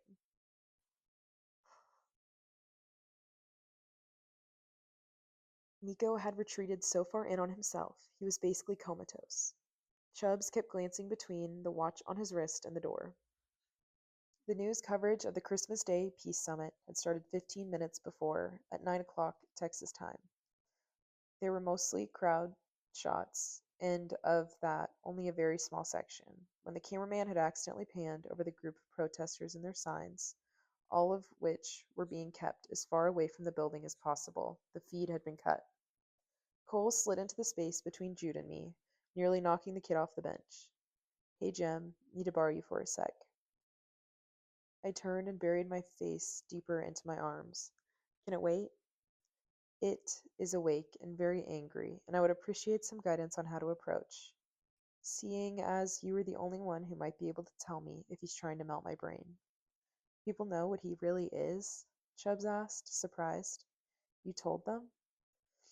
Albin already knew, Cole said. He saw Clancy influencing one of his Secret Service agents during one of his press tour stops after he got out of camp. I sat up at that. If Albin already knew what Clancy was and what he could do, Lillian Gray's first note could be taken a whole different way. I need to get out of his reach if I'm going to save him. Lillian might have realized, even before President Gray had, that her son was using his abilities to influence the people around him.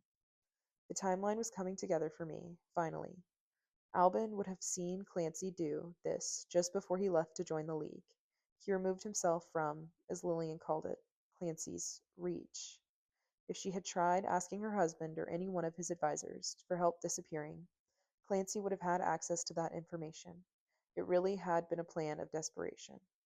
"Then why the hell didn't he do anything with that?" came Liam's voice behind us. The lines in his face deepened with his frown. That could have blown the whole camp's charade apart. Cole rolled his eyes. "And he was going to prove it how?" "The kid was a ghost. We tried to put feelers out to see if he'd come willingly, but he never bit." "Because he doesn't need you," Nico said, his voice hoarse. "He doesn't need any of us. He takes care of himself." I opened my mouth to explain my theory, but Liam cut me off. "Shouldn't you be helping the others clean the place out?" he asked pointedly. He stared at the place where Cole's hand was on my shoulder. It was insane to see them standing side by side like this, wearing almost identical expressions of anger, almost identical faces. "Feel free to leave any time, Lee," Cole said, dismissing him with a wave. "No one's keeping you here. I told you how to find Mom and Harry, so go on. Run back and hide. I wish I could be there when you explain to them how you almost managed to fuck over an entire group of kids because you're too idiotic to pay attention to what you're doing and where you're going. After you tell them about what happened when you tried to break out of your camp, of course."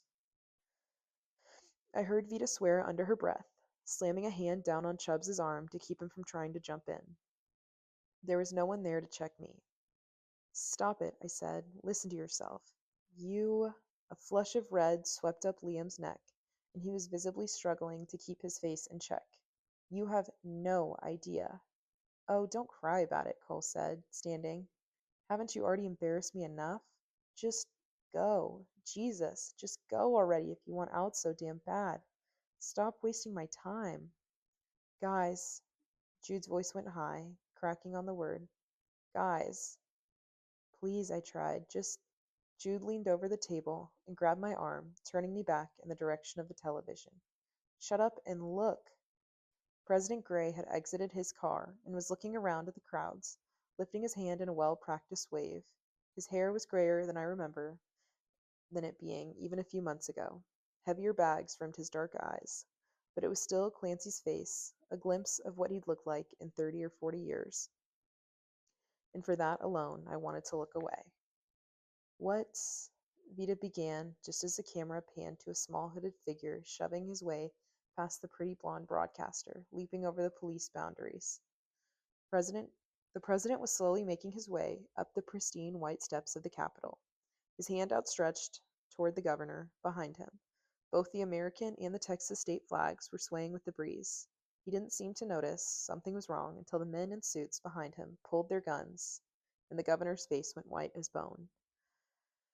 The police officers that lined the steps were thrown to each side, shoved through the air with a force that they smashed through the lines of cameramen and photographers. He hadn't needed to touch them, only slash his arms out in front of him, like he was throwing open a heavy curtain. "Christ," Liam said behind me, "that's a kid." He was slight, all lean muscles and tan skin. He was a runner who'd spent his summer out, like he was a runner who spent his summer out on a high school track. His hair was long, tied back in a small elastic to keep it out of his face. It gave him a clear view as he swung the small gun up from his sweatshirt's pocket and calmly fired 2 shots into the president's chest. The TVs, each turned into a different station, erupted at the exact same moment, catching the scene from every angle. "Oh my God, oh my," the newscaster was moaning. She dropped to the ground. All we could see was the back of her head as she watched the police and Secret Service pile on top of the kid, burying him under a sea of uniforms and coats. The crowd behind her was screaming, and the camera shook as it swung around to capture their escape from the scene. Every look of terror, every look of disgust, all turned now from the president himself to the kid who just killed him.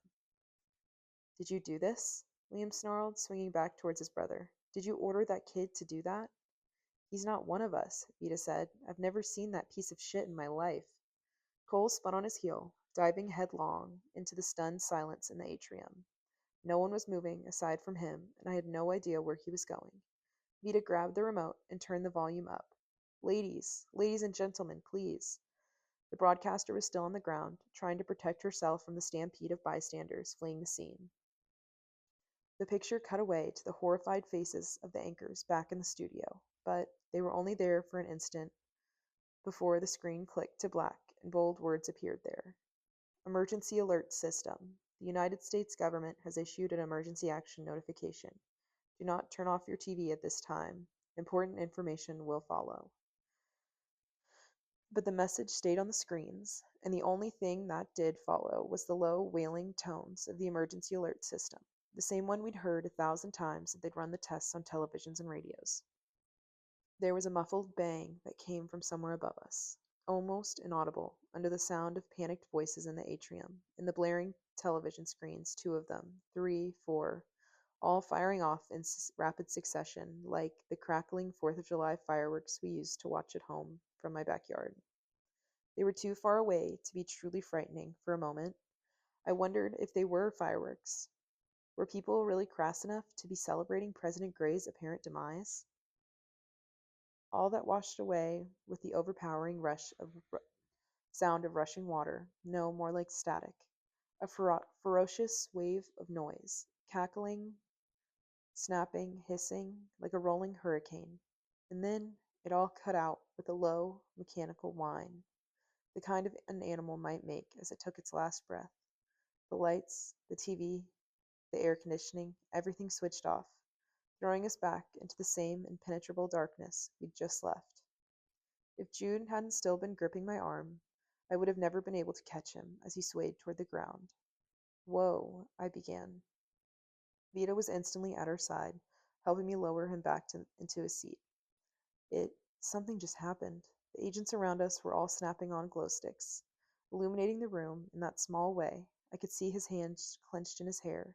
The expression on his face was dazed, drunk almost. Something bad. What do you mean? I asked, letting Chubbs in closer to look.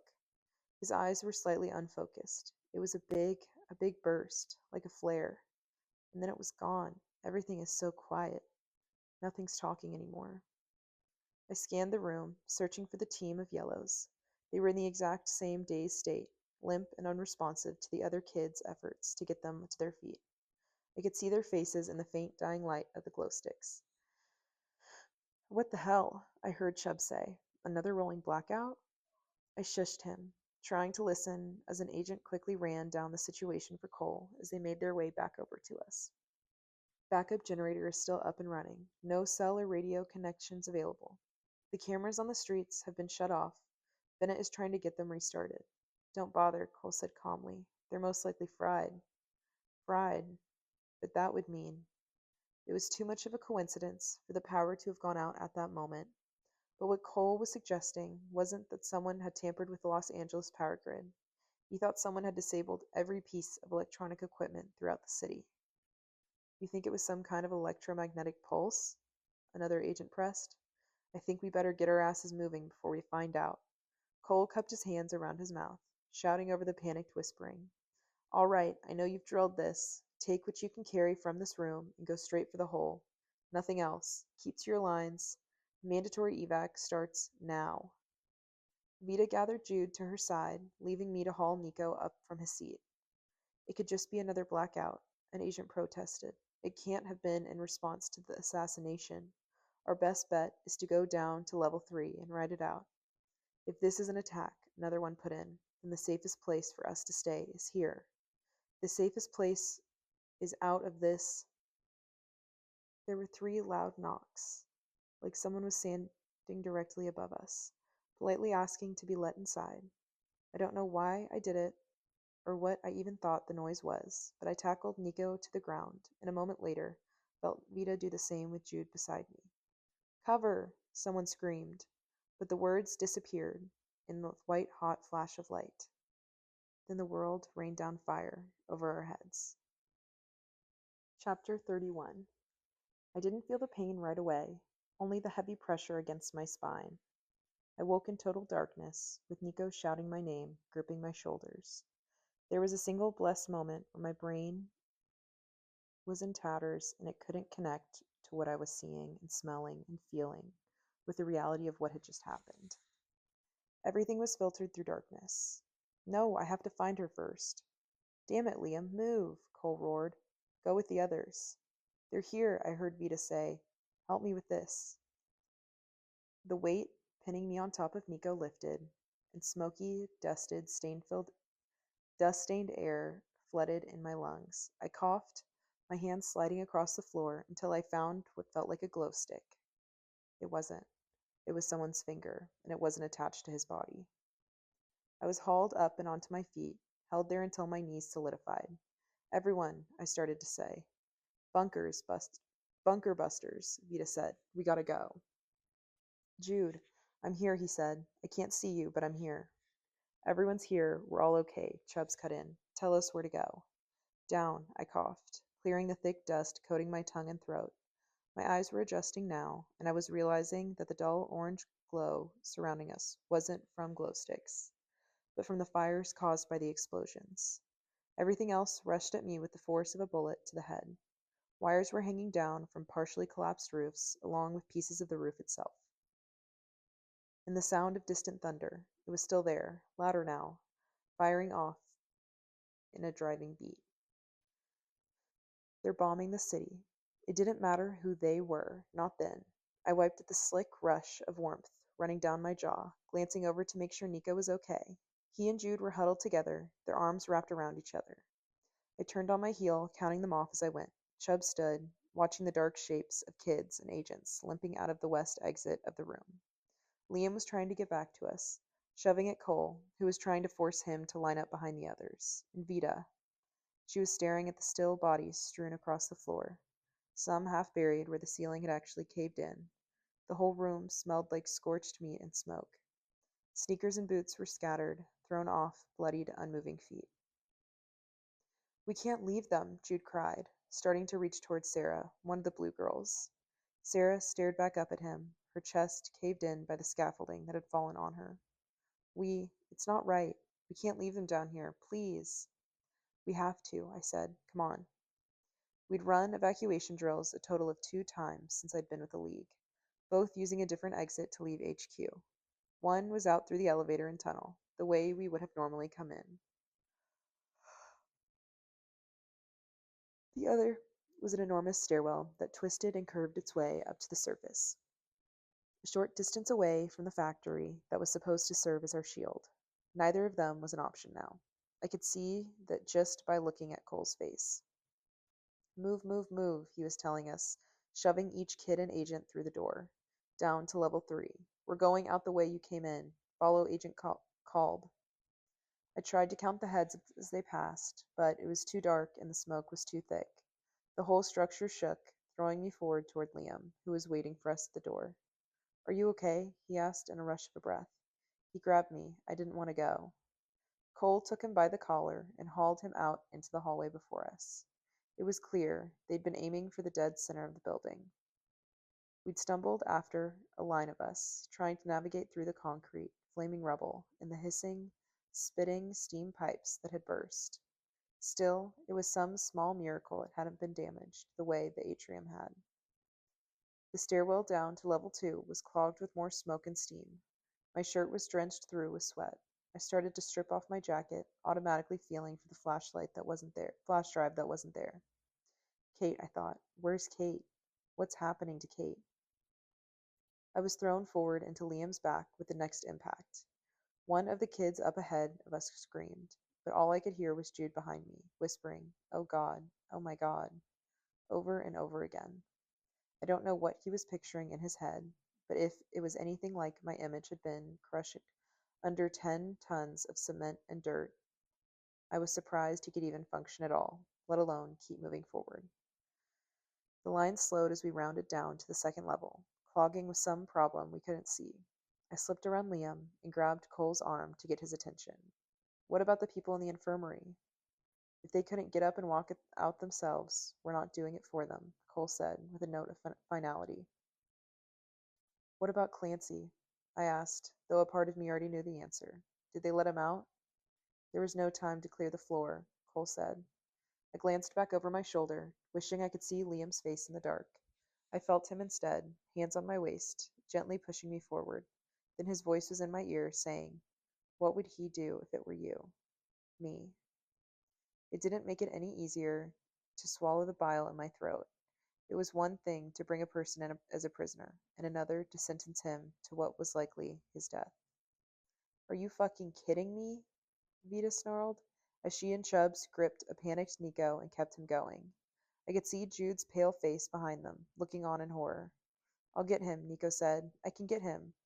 No, Jude cried. We have to stay together. The aftershock of the next explosion tossed us all to our knees. I smacked my head against the wall, spots bursting in front of my eyes.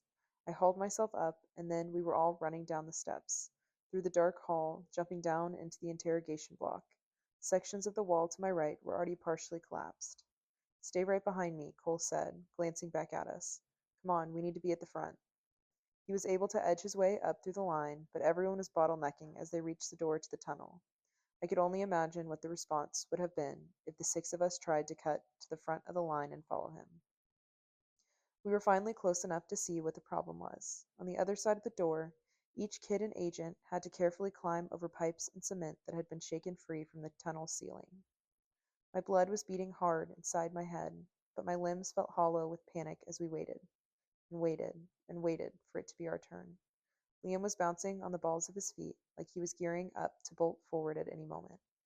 Once we were at the door, I stopped and stepped aside to let the others go in front of me, but Liam was having none of it. He all but lifted me up and over the debris, then climbed over himself, his body the wall that kept me from turning back. I heard Vita curse behind me and Chubb's labored grunt. The tunnel felt hot and humid, with so many bodies crammed into it. The blasts from above had collapsed sections of it, slowing our progress again and turning what had been a simple path into an obstacle course. I felt the thundering vibrations before the sound of the crashes actually reached my ears. It was a series of 4 low bangs, each louder and worse than the next. Vita shouted something up to us I couldn't hear over the vicious wave of noise that followed. My stomach, my heart, everything inside of me seemed to drop, like the tunnel had given out under me. The seconds passed at half their speed, giving me just enough time to turn away from the explosion that blew out through the door we'd just come through. We threw ourselves to the ground as a blast of gray dust and chunks of cement and glass came shooting out the doorway. The tunnel shook so hard, I was convinced it would cave in. The kids, the agents, everyone was shouting now. But I heard Cole's voice amplified over everyone's. Move, move, move. But I couldn't. I was only able to push myself up onto my knees, drag myself up using the wall. I could hear Vita and Chubbs talking, complaining about the dark, how they couldn't see each other. That was HQ, I whispered. Did it collapse? I think so, Liam said. The tunnel back in is totally blocked off now. Chubbs called up, coughing. The kids in front of us passed the news up through the line of people ahead of them.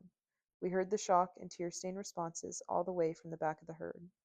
Those agents, the kids, their bodies that we had to leave behind, whose families would never know what happened to them, who didn't get a chance to escape, who might still have been clinging to life when a sob stuck in my throat, and I couldn't cough it free. I wasn't crying, but my body was shaking violently, hard enough that Liam wrapped his arms around me from behind. I felt his heart racing against my back, his face as he buried it against my neck. He was solid and here, all of us, alive, alive, alive. We made it out. But still, I couldn't stop seeing it, the way the ceiling must have caved, the falling glass, the floor that suddenly wasn't there, the darkness sweeping down. Focus, I commanded myself. There are still kids behind you. You're still not out of this. Don't let it take you too. Liam, Chubbs, Vita, and Jude. Liam, Chubbs, Vita, and Jude. Just breathe, Liam said, his own voice shaking. The steady pattern of it, the rise and fall of his chest beside me, was steadying enough that my grip on his side relaxed. He pressed his lips against my forehead, more out of relief than anything else I thought. We're okay, I said. We're okay. Just keep going. My mind caught the words and carried them forward in the dark. Just keep going. The longer we walked, the harder it became to tell the difference between my fear, my anger, and my guilt. They were a swollen mass in my chest. A rising sore, someone ahead of us was either laughing or sobbing. The noise was so unhinged. I couldn't tell the difference. The biggest fear, the one that kept my heart firmly lodged at the base of my throat and my knees sliding forward, forward, forward. as the cement gripped at my shoulders, was knowing that, at any point, the whole thing could come down on top of us. Breathe. It should have been comforting to feel Liam pressing close behind me. We finally reached a section of the tunnel that was whole and where we could stand at our full height. It felt better to be moving that way, like it was a sign we were almost through, but it was still so impossibly dark. No matter how many times I tried to look back, I couldn't see anything past the vague shape of Liam's face. Keep going, head down, arms in, only going forward, forward, forward as fast as I could move my feet. I lost track of time. 5 minutes passed, 10 minutes, maybe. 15. The mildew smell changed to an all-out rancid stink as the drains constricted again. I kept my hands out on either side of me, letting them glide along the slick, dripping cement. Liam let out a strangled grunt as he cracked his head against the sloping ceiling, and a second later I had to duck. The standing water was thick and reeked of rotting things and mold. I heard someone start to retch, and it was like it always was. Once one person started, everyone else's stomach was heaving too. I clawed blindly at my face, trying to clear the hair that stuck in clumps to my cheeks and neck. It snuck up on me. The suffocating, the thick, sticky air seemed to vanish. The tunnels constricted, and I couldn't see a thing. Not one damn thing. We are not going to die down here. We're not going to just disappear. I tried to stay focused on the rhythmic, slow shuffle of skin against concrete and the way the water seemed to recede with the ceilings. How was it possible that the tunnel felt so different heading out than it had coming in? I felt it widen again, dipping down. It might have been my eyes adjusting to the dark, but I could have sworn it was getting lighter. I wasn't imagining it.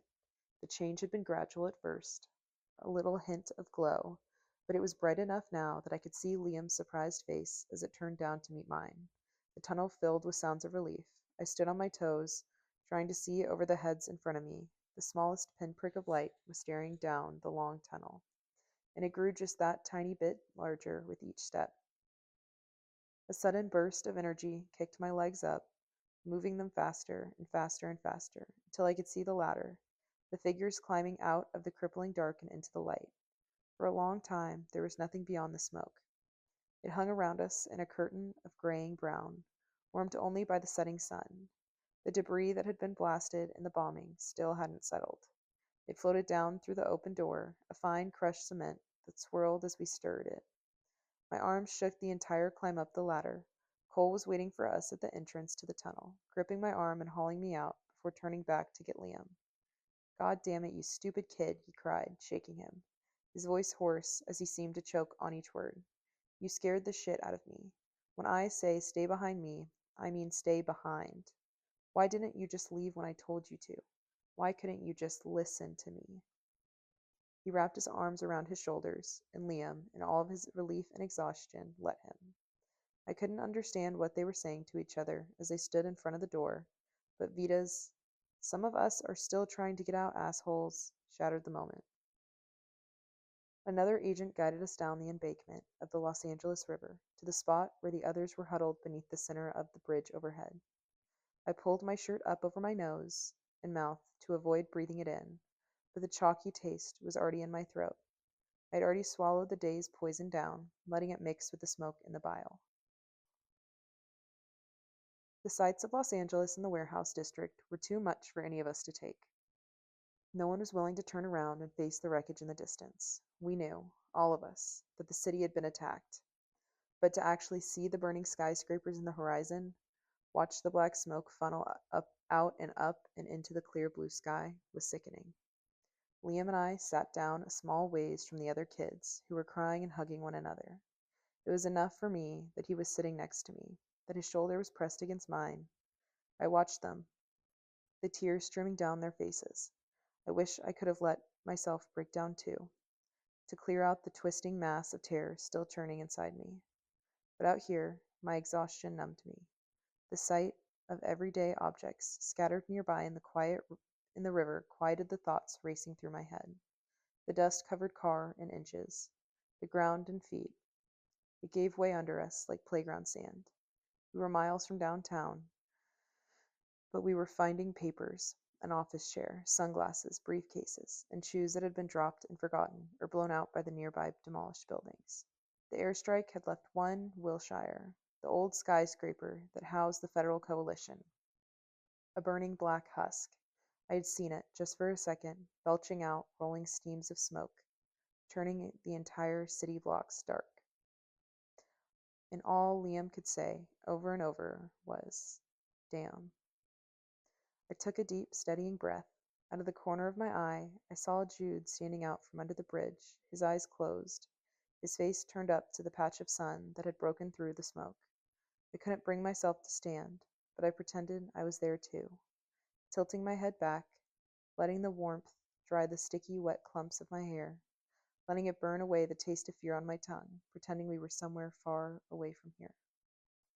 Liam stood as Chubbs and Vida came towards us, their dark skin plastered with silvery dust. He hooked an arm around his friend's neck, guiding him over to where I was waiting.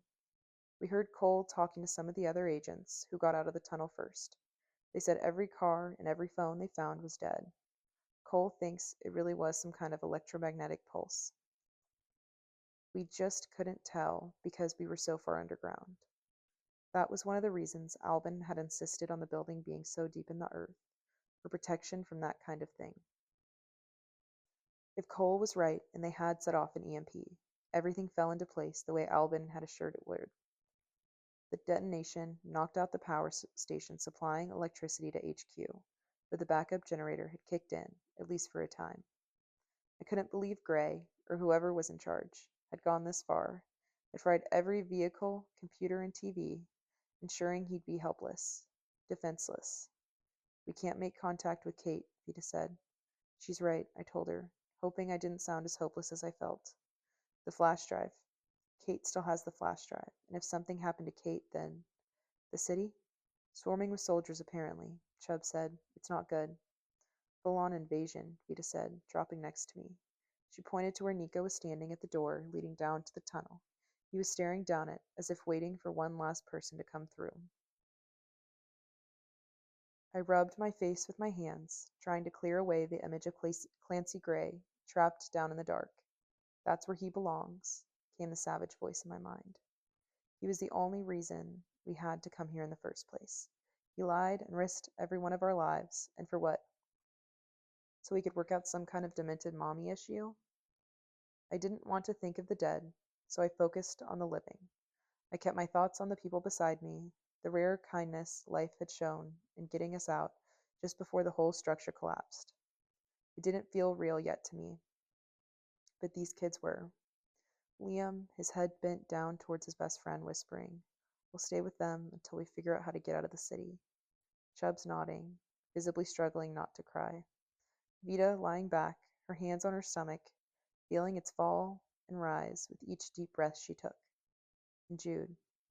I turned to my right, glancing around the circles of kids, and there he was. The dark head of curls I was looking for was walking away, chattering excitedly with some other kid. Where the hell did he think he was going?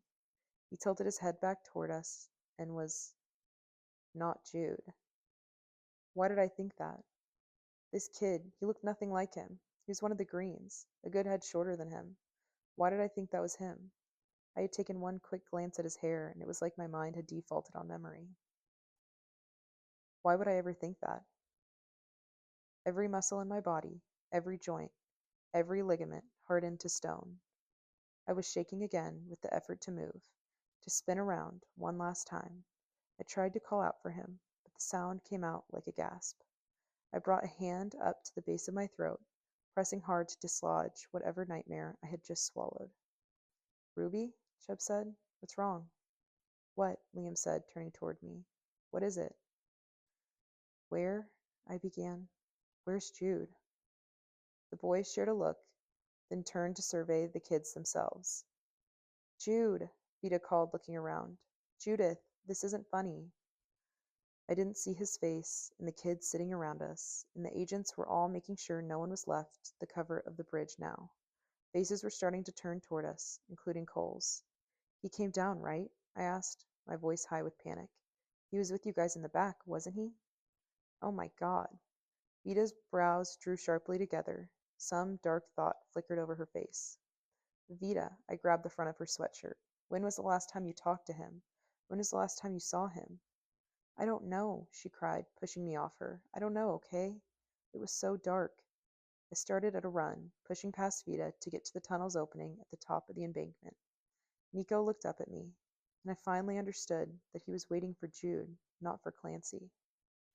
Ruby, he began. Where is he? Stop, Cole said, catching my elbow. I struggled against him, trying to twist away. Jude was down there. He was down there, and the last place I would ever leave Jude alone was in the dark. You were at the back, weren't you? He continued. I sent one of the agents down to make sure we didn't leave anyone behind. They said the whole structure must have caved in. Shut up, Liam said. He pulled me away from Cole. Chubbs and I will go, okay? I'm sure he just got separated from the group. No way in hell am I letting you back in there, Cole said. I will knock your ass out if you take one step closer to it. Liam ignored him. He could have twisted his ankle, maybe, or slipped and hit his head, Chubbs added. But he looked sick. Maybe he's just caught in the debris. No, I snarled. He's my...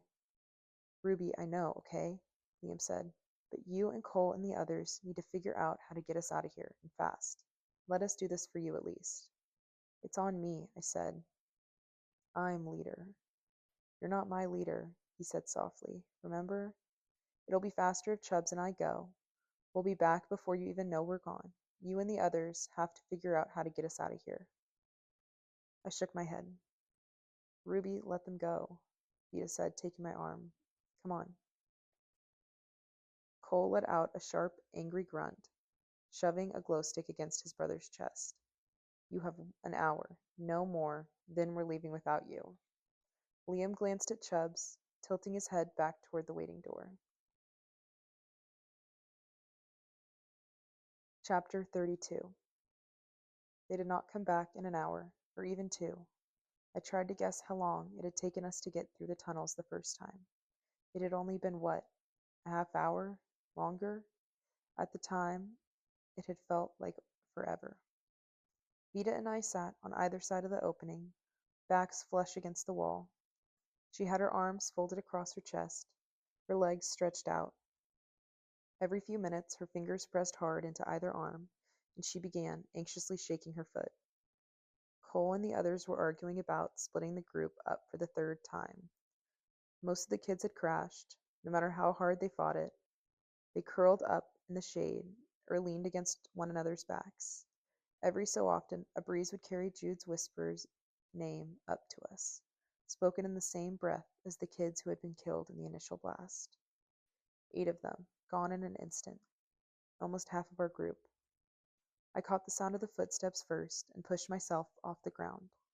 Vita stayed exactly where she was, keeping whatever thought was skipping through her head to herself. I squinted into the darkness to find the source of the movement. I could count them by their dim, shadowed shapes as they moved up the ladder. 1, 2, 2, 2. Liam was out first, stretching a hand toward me without a single word of explanation. I let him guide me back down the embankment, into the sunlight, away from the others. I looked over my shoulder just once to see Chubbs crouched down next to Vita. I know, I heard her say, her voice gravelly. Don't bother. Liam brought my attention back to him, clearly struggling to tame his own emotions.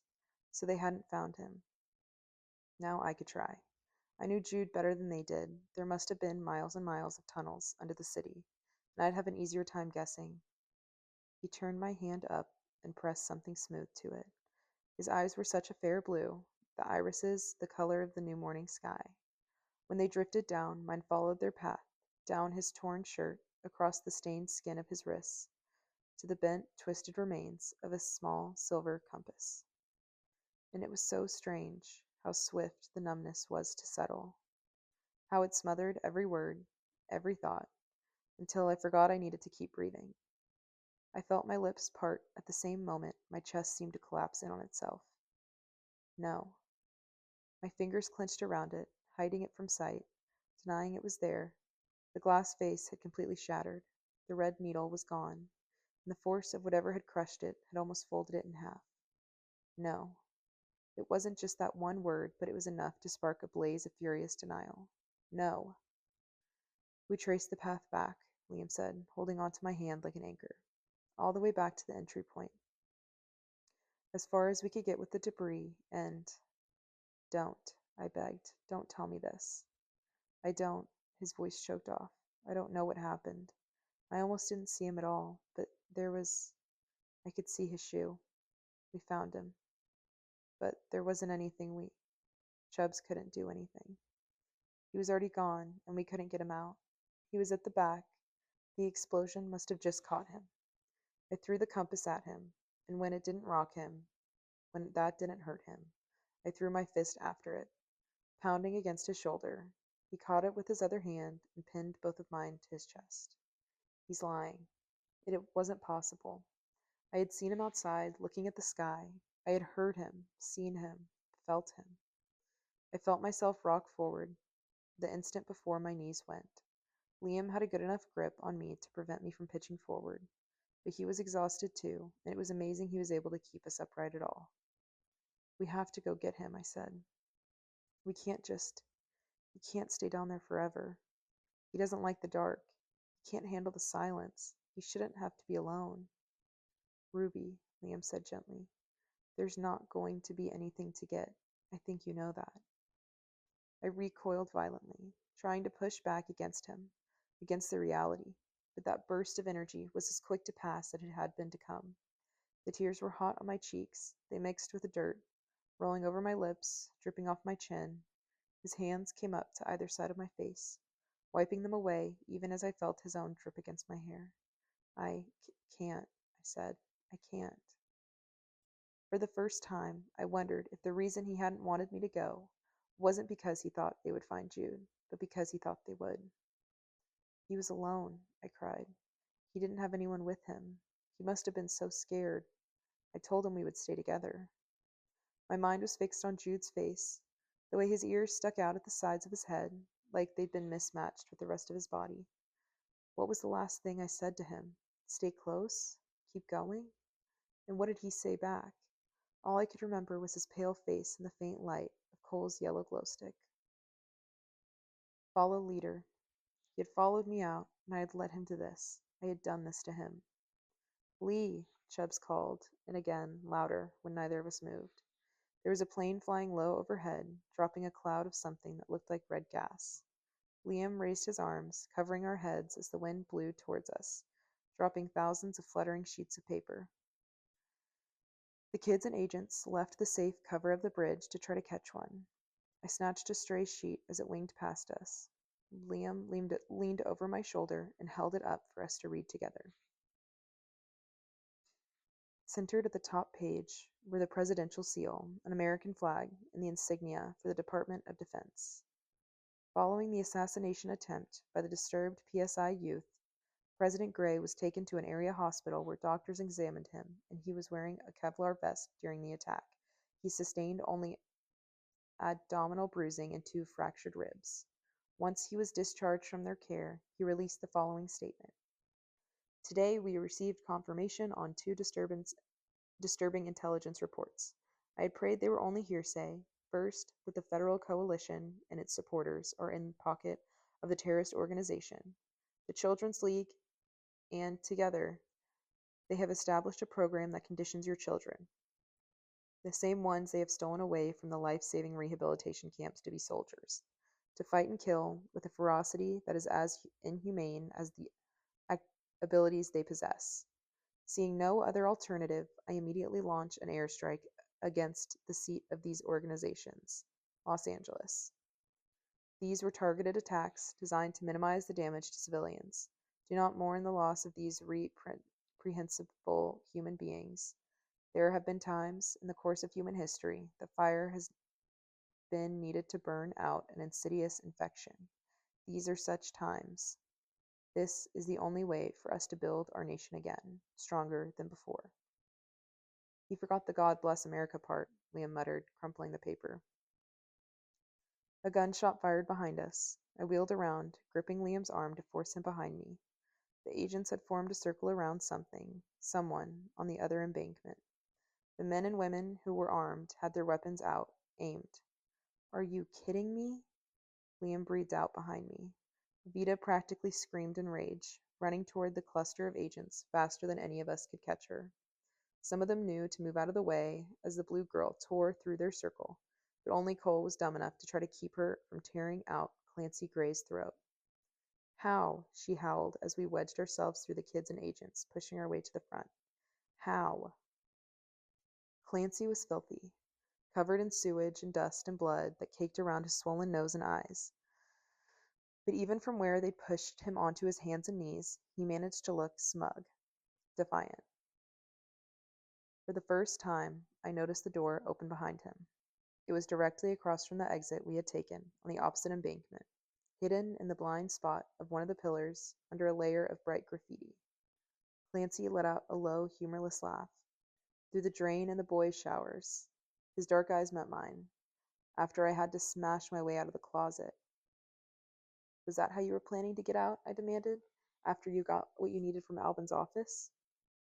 Clancy shrugged, unbothered by the guns pointed at his face. I didn't know about that exit. Did you? Jesus, one of the agents said. This is really the president's kid?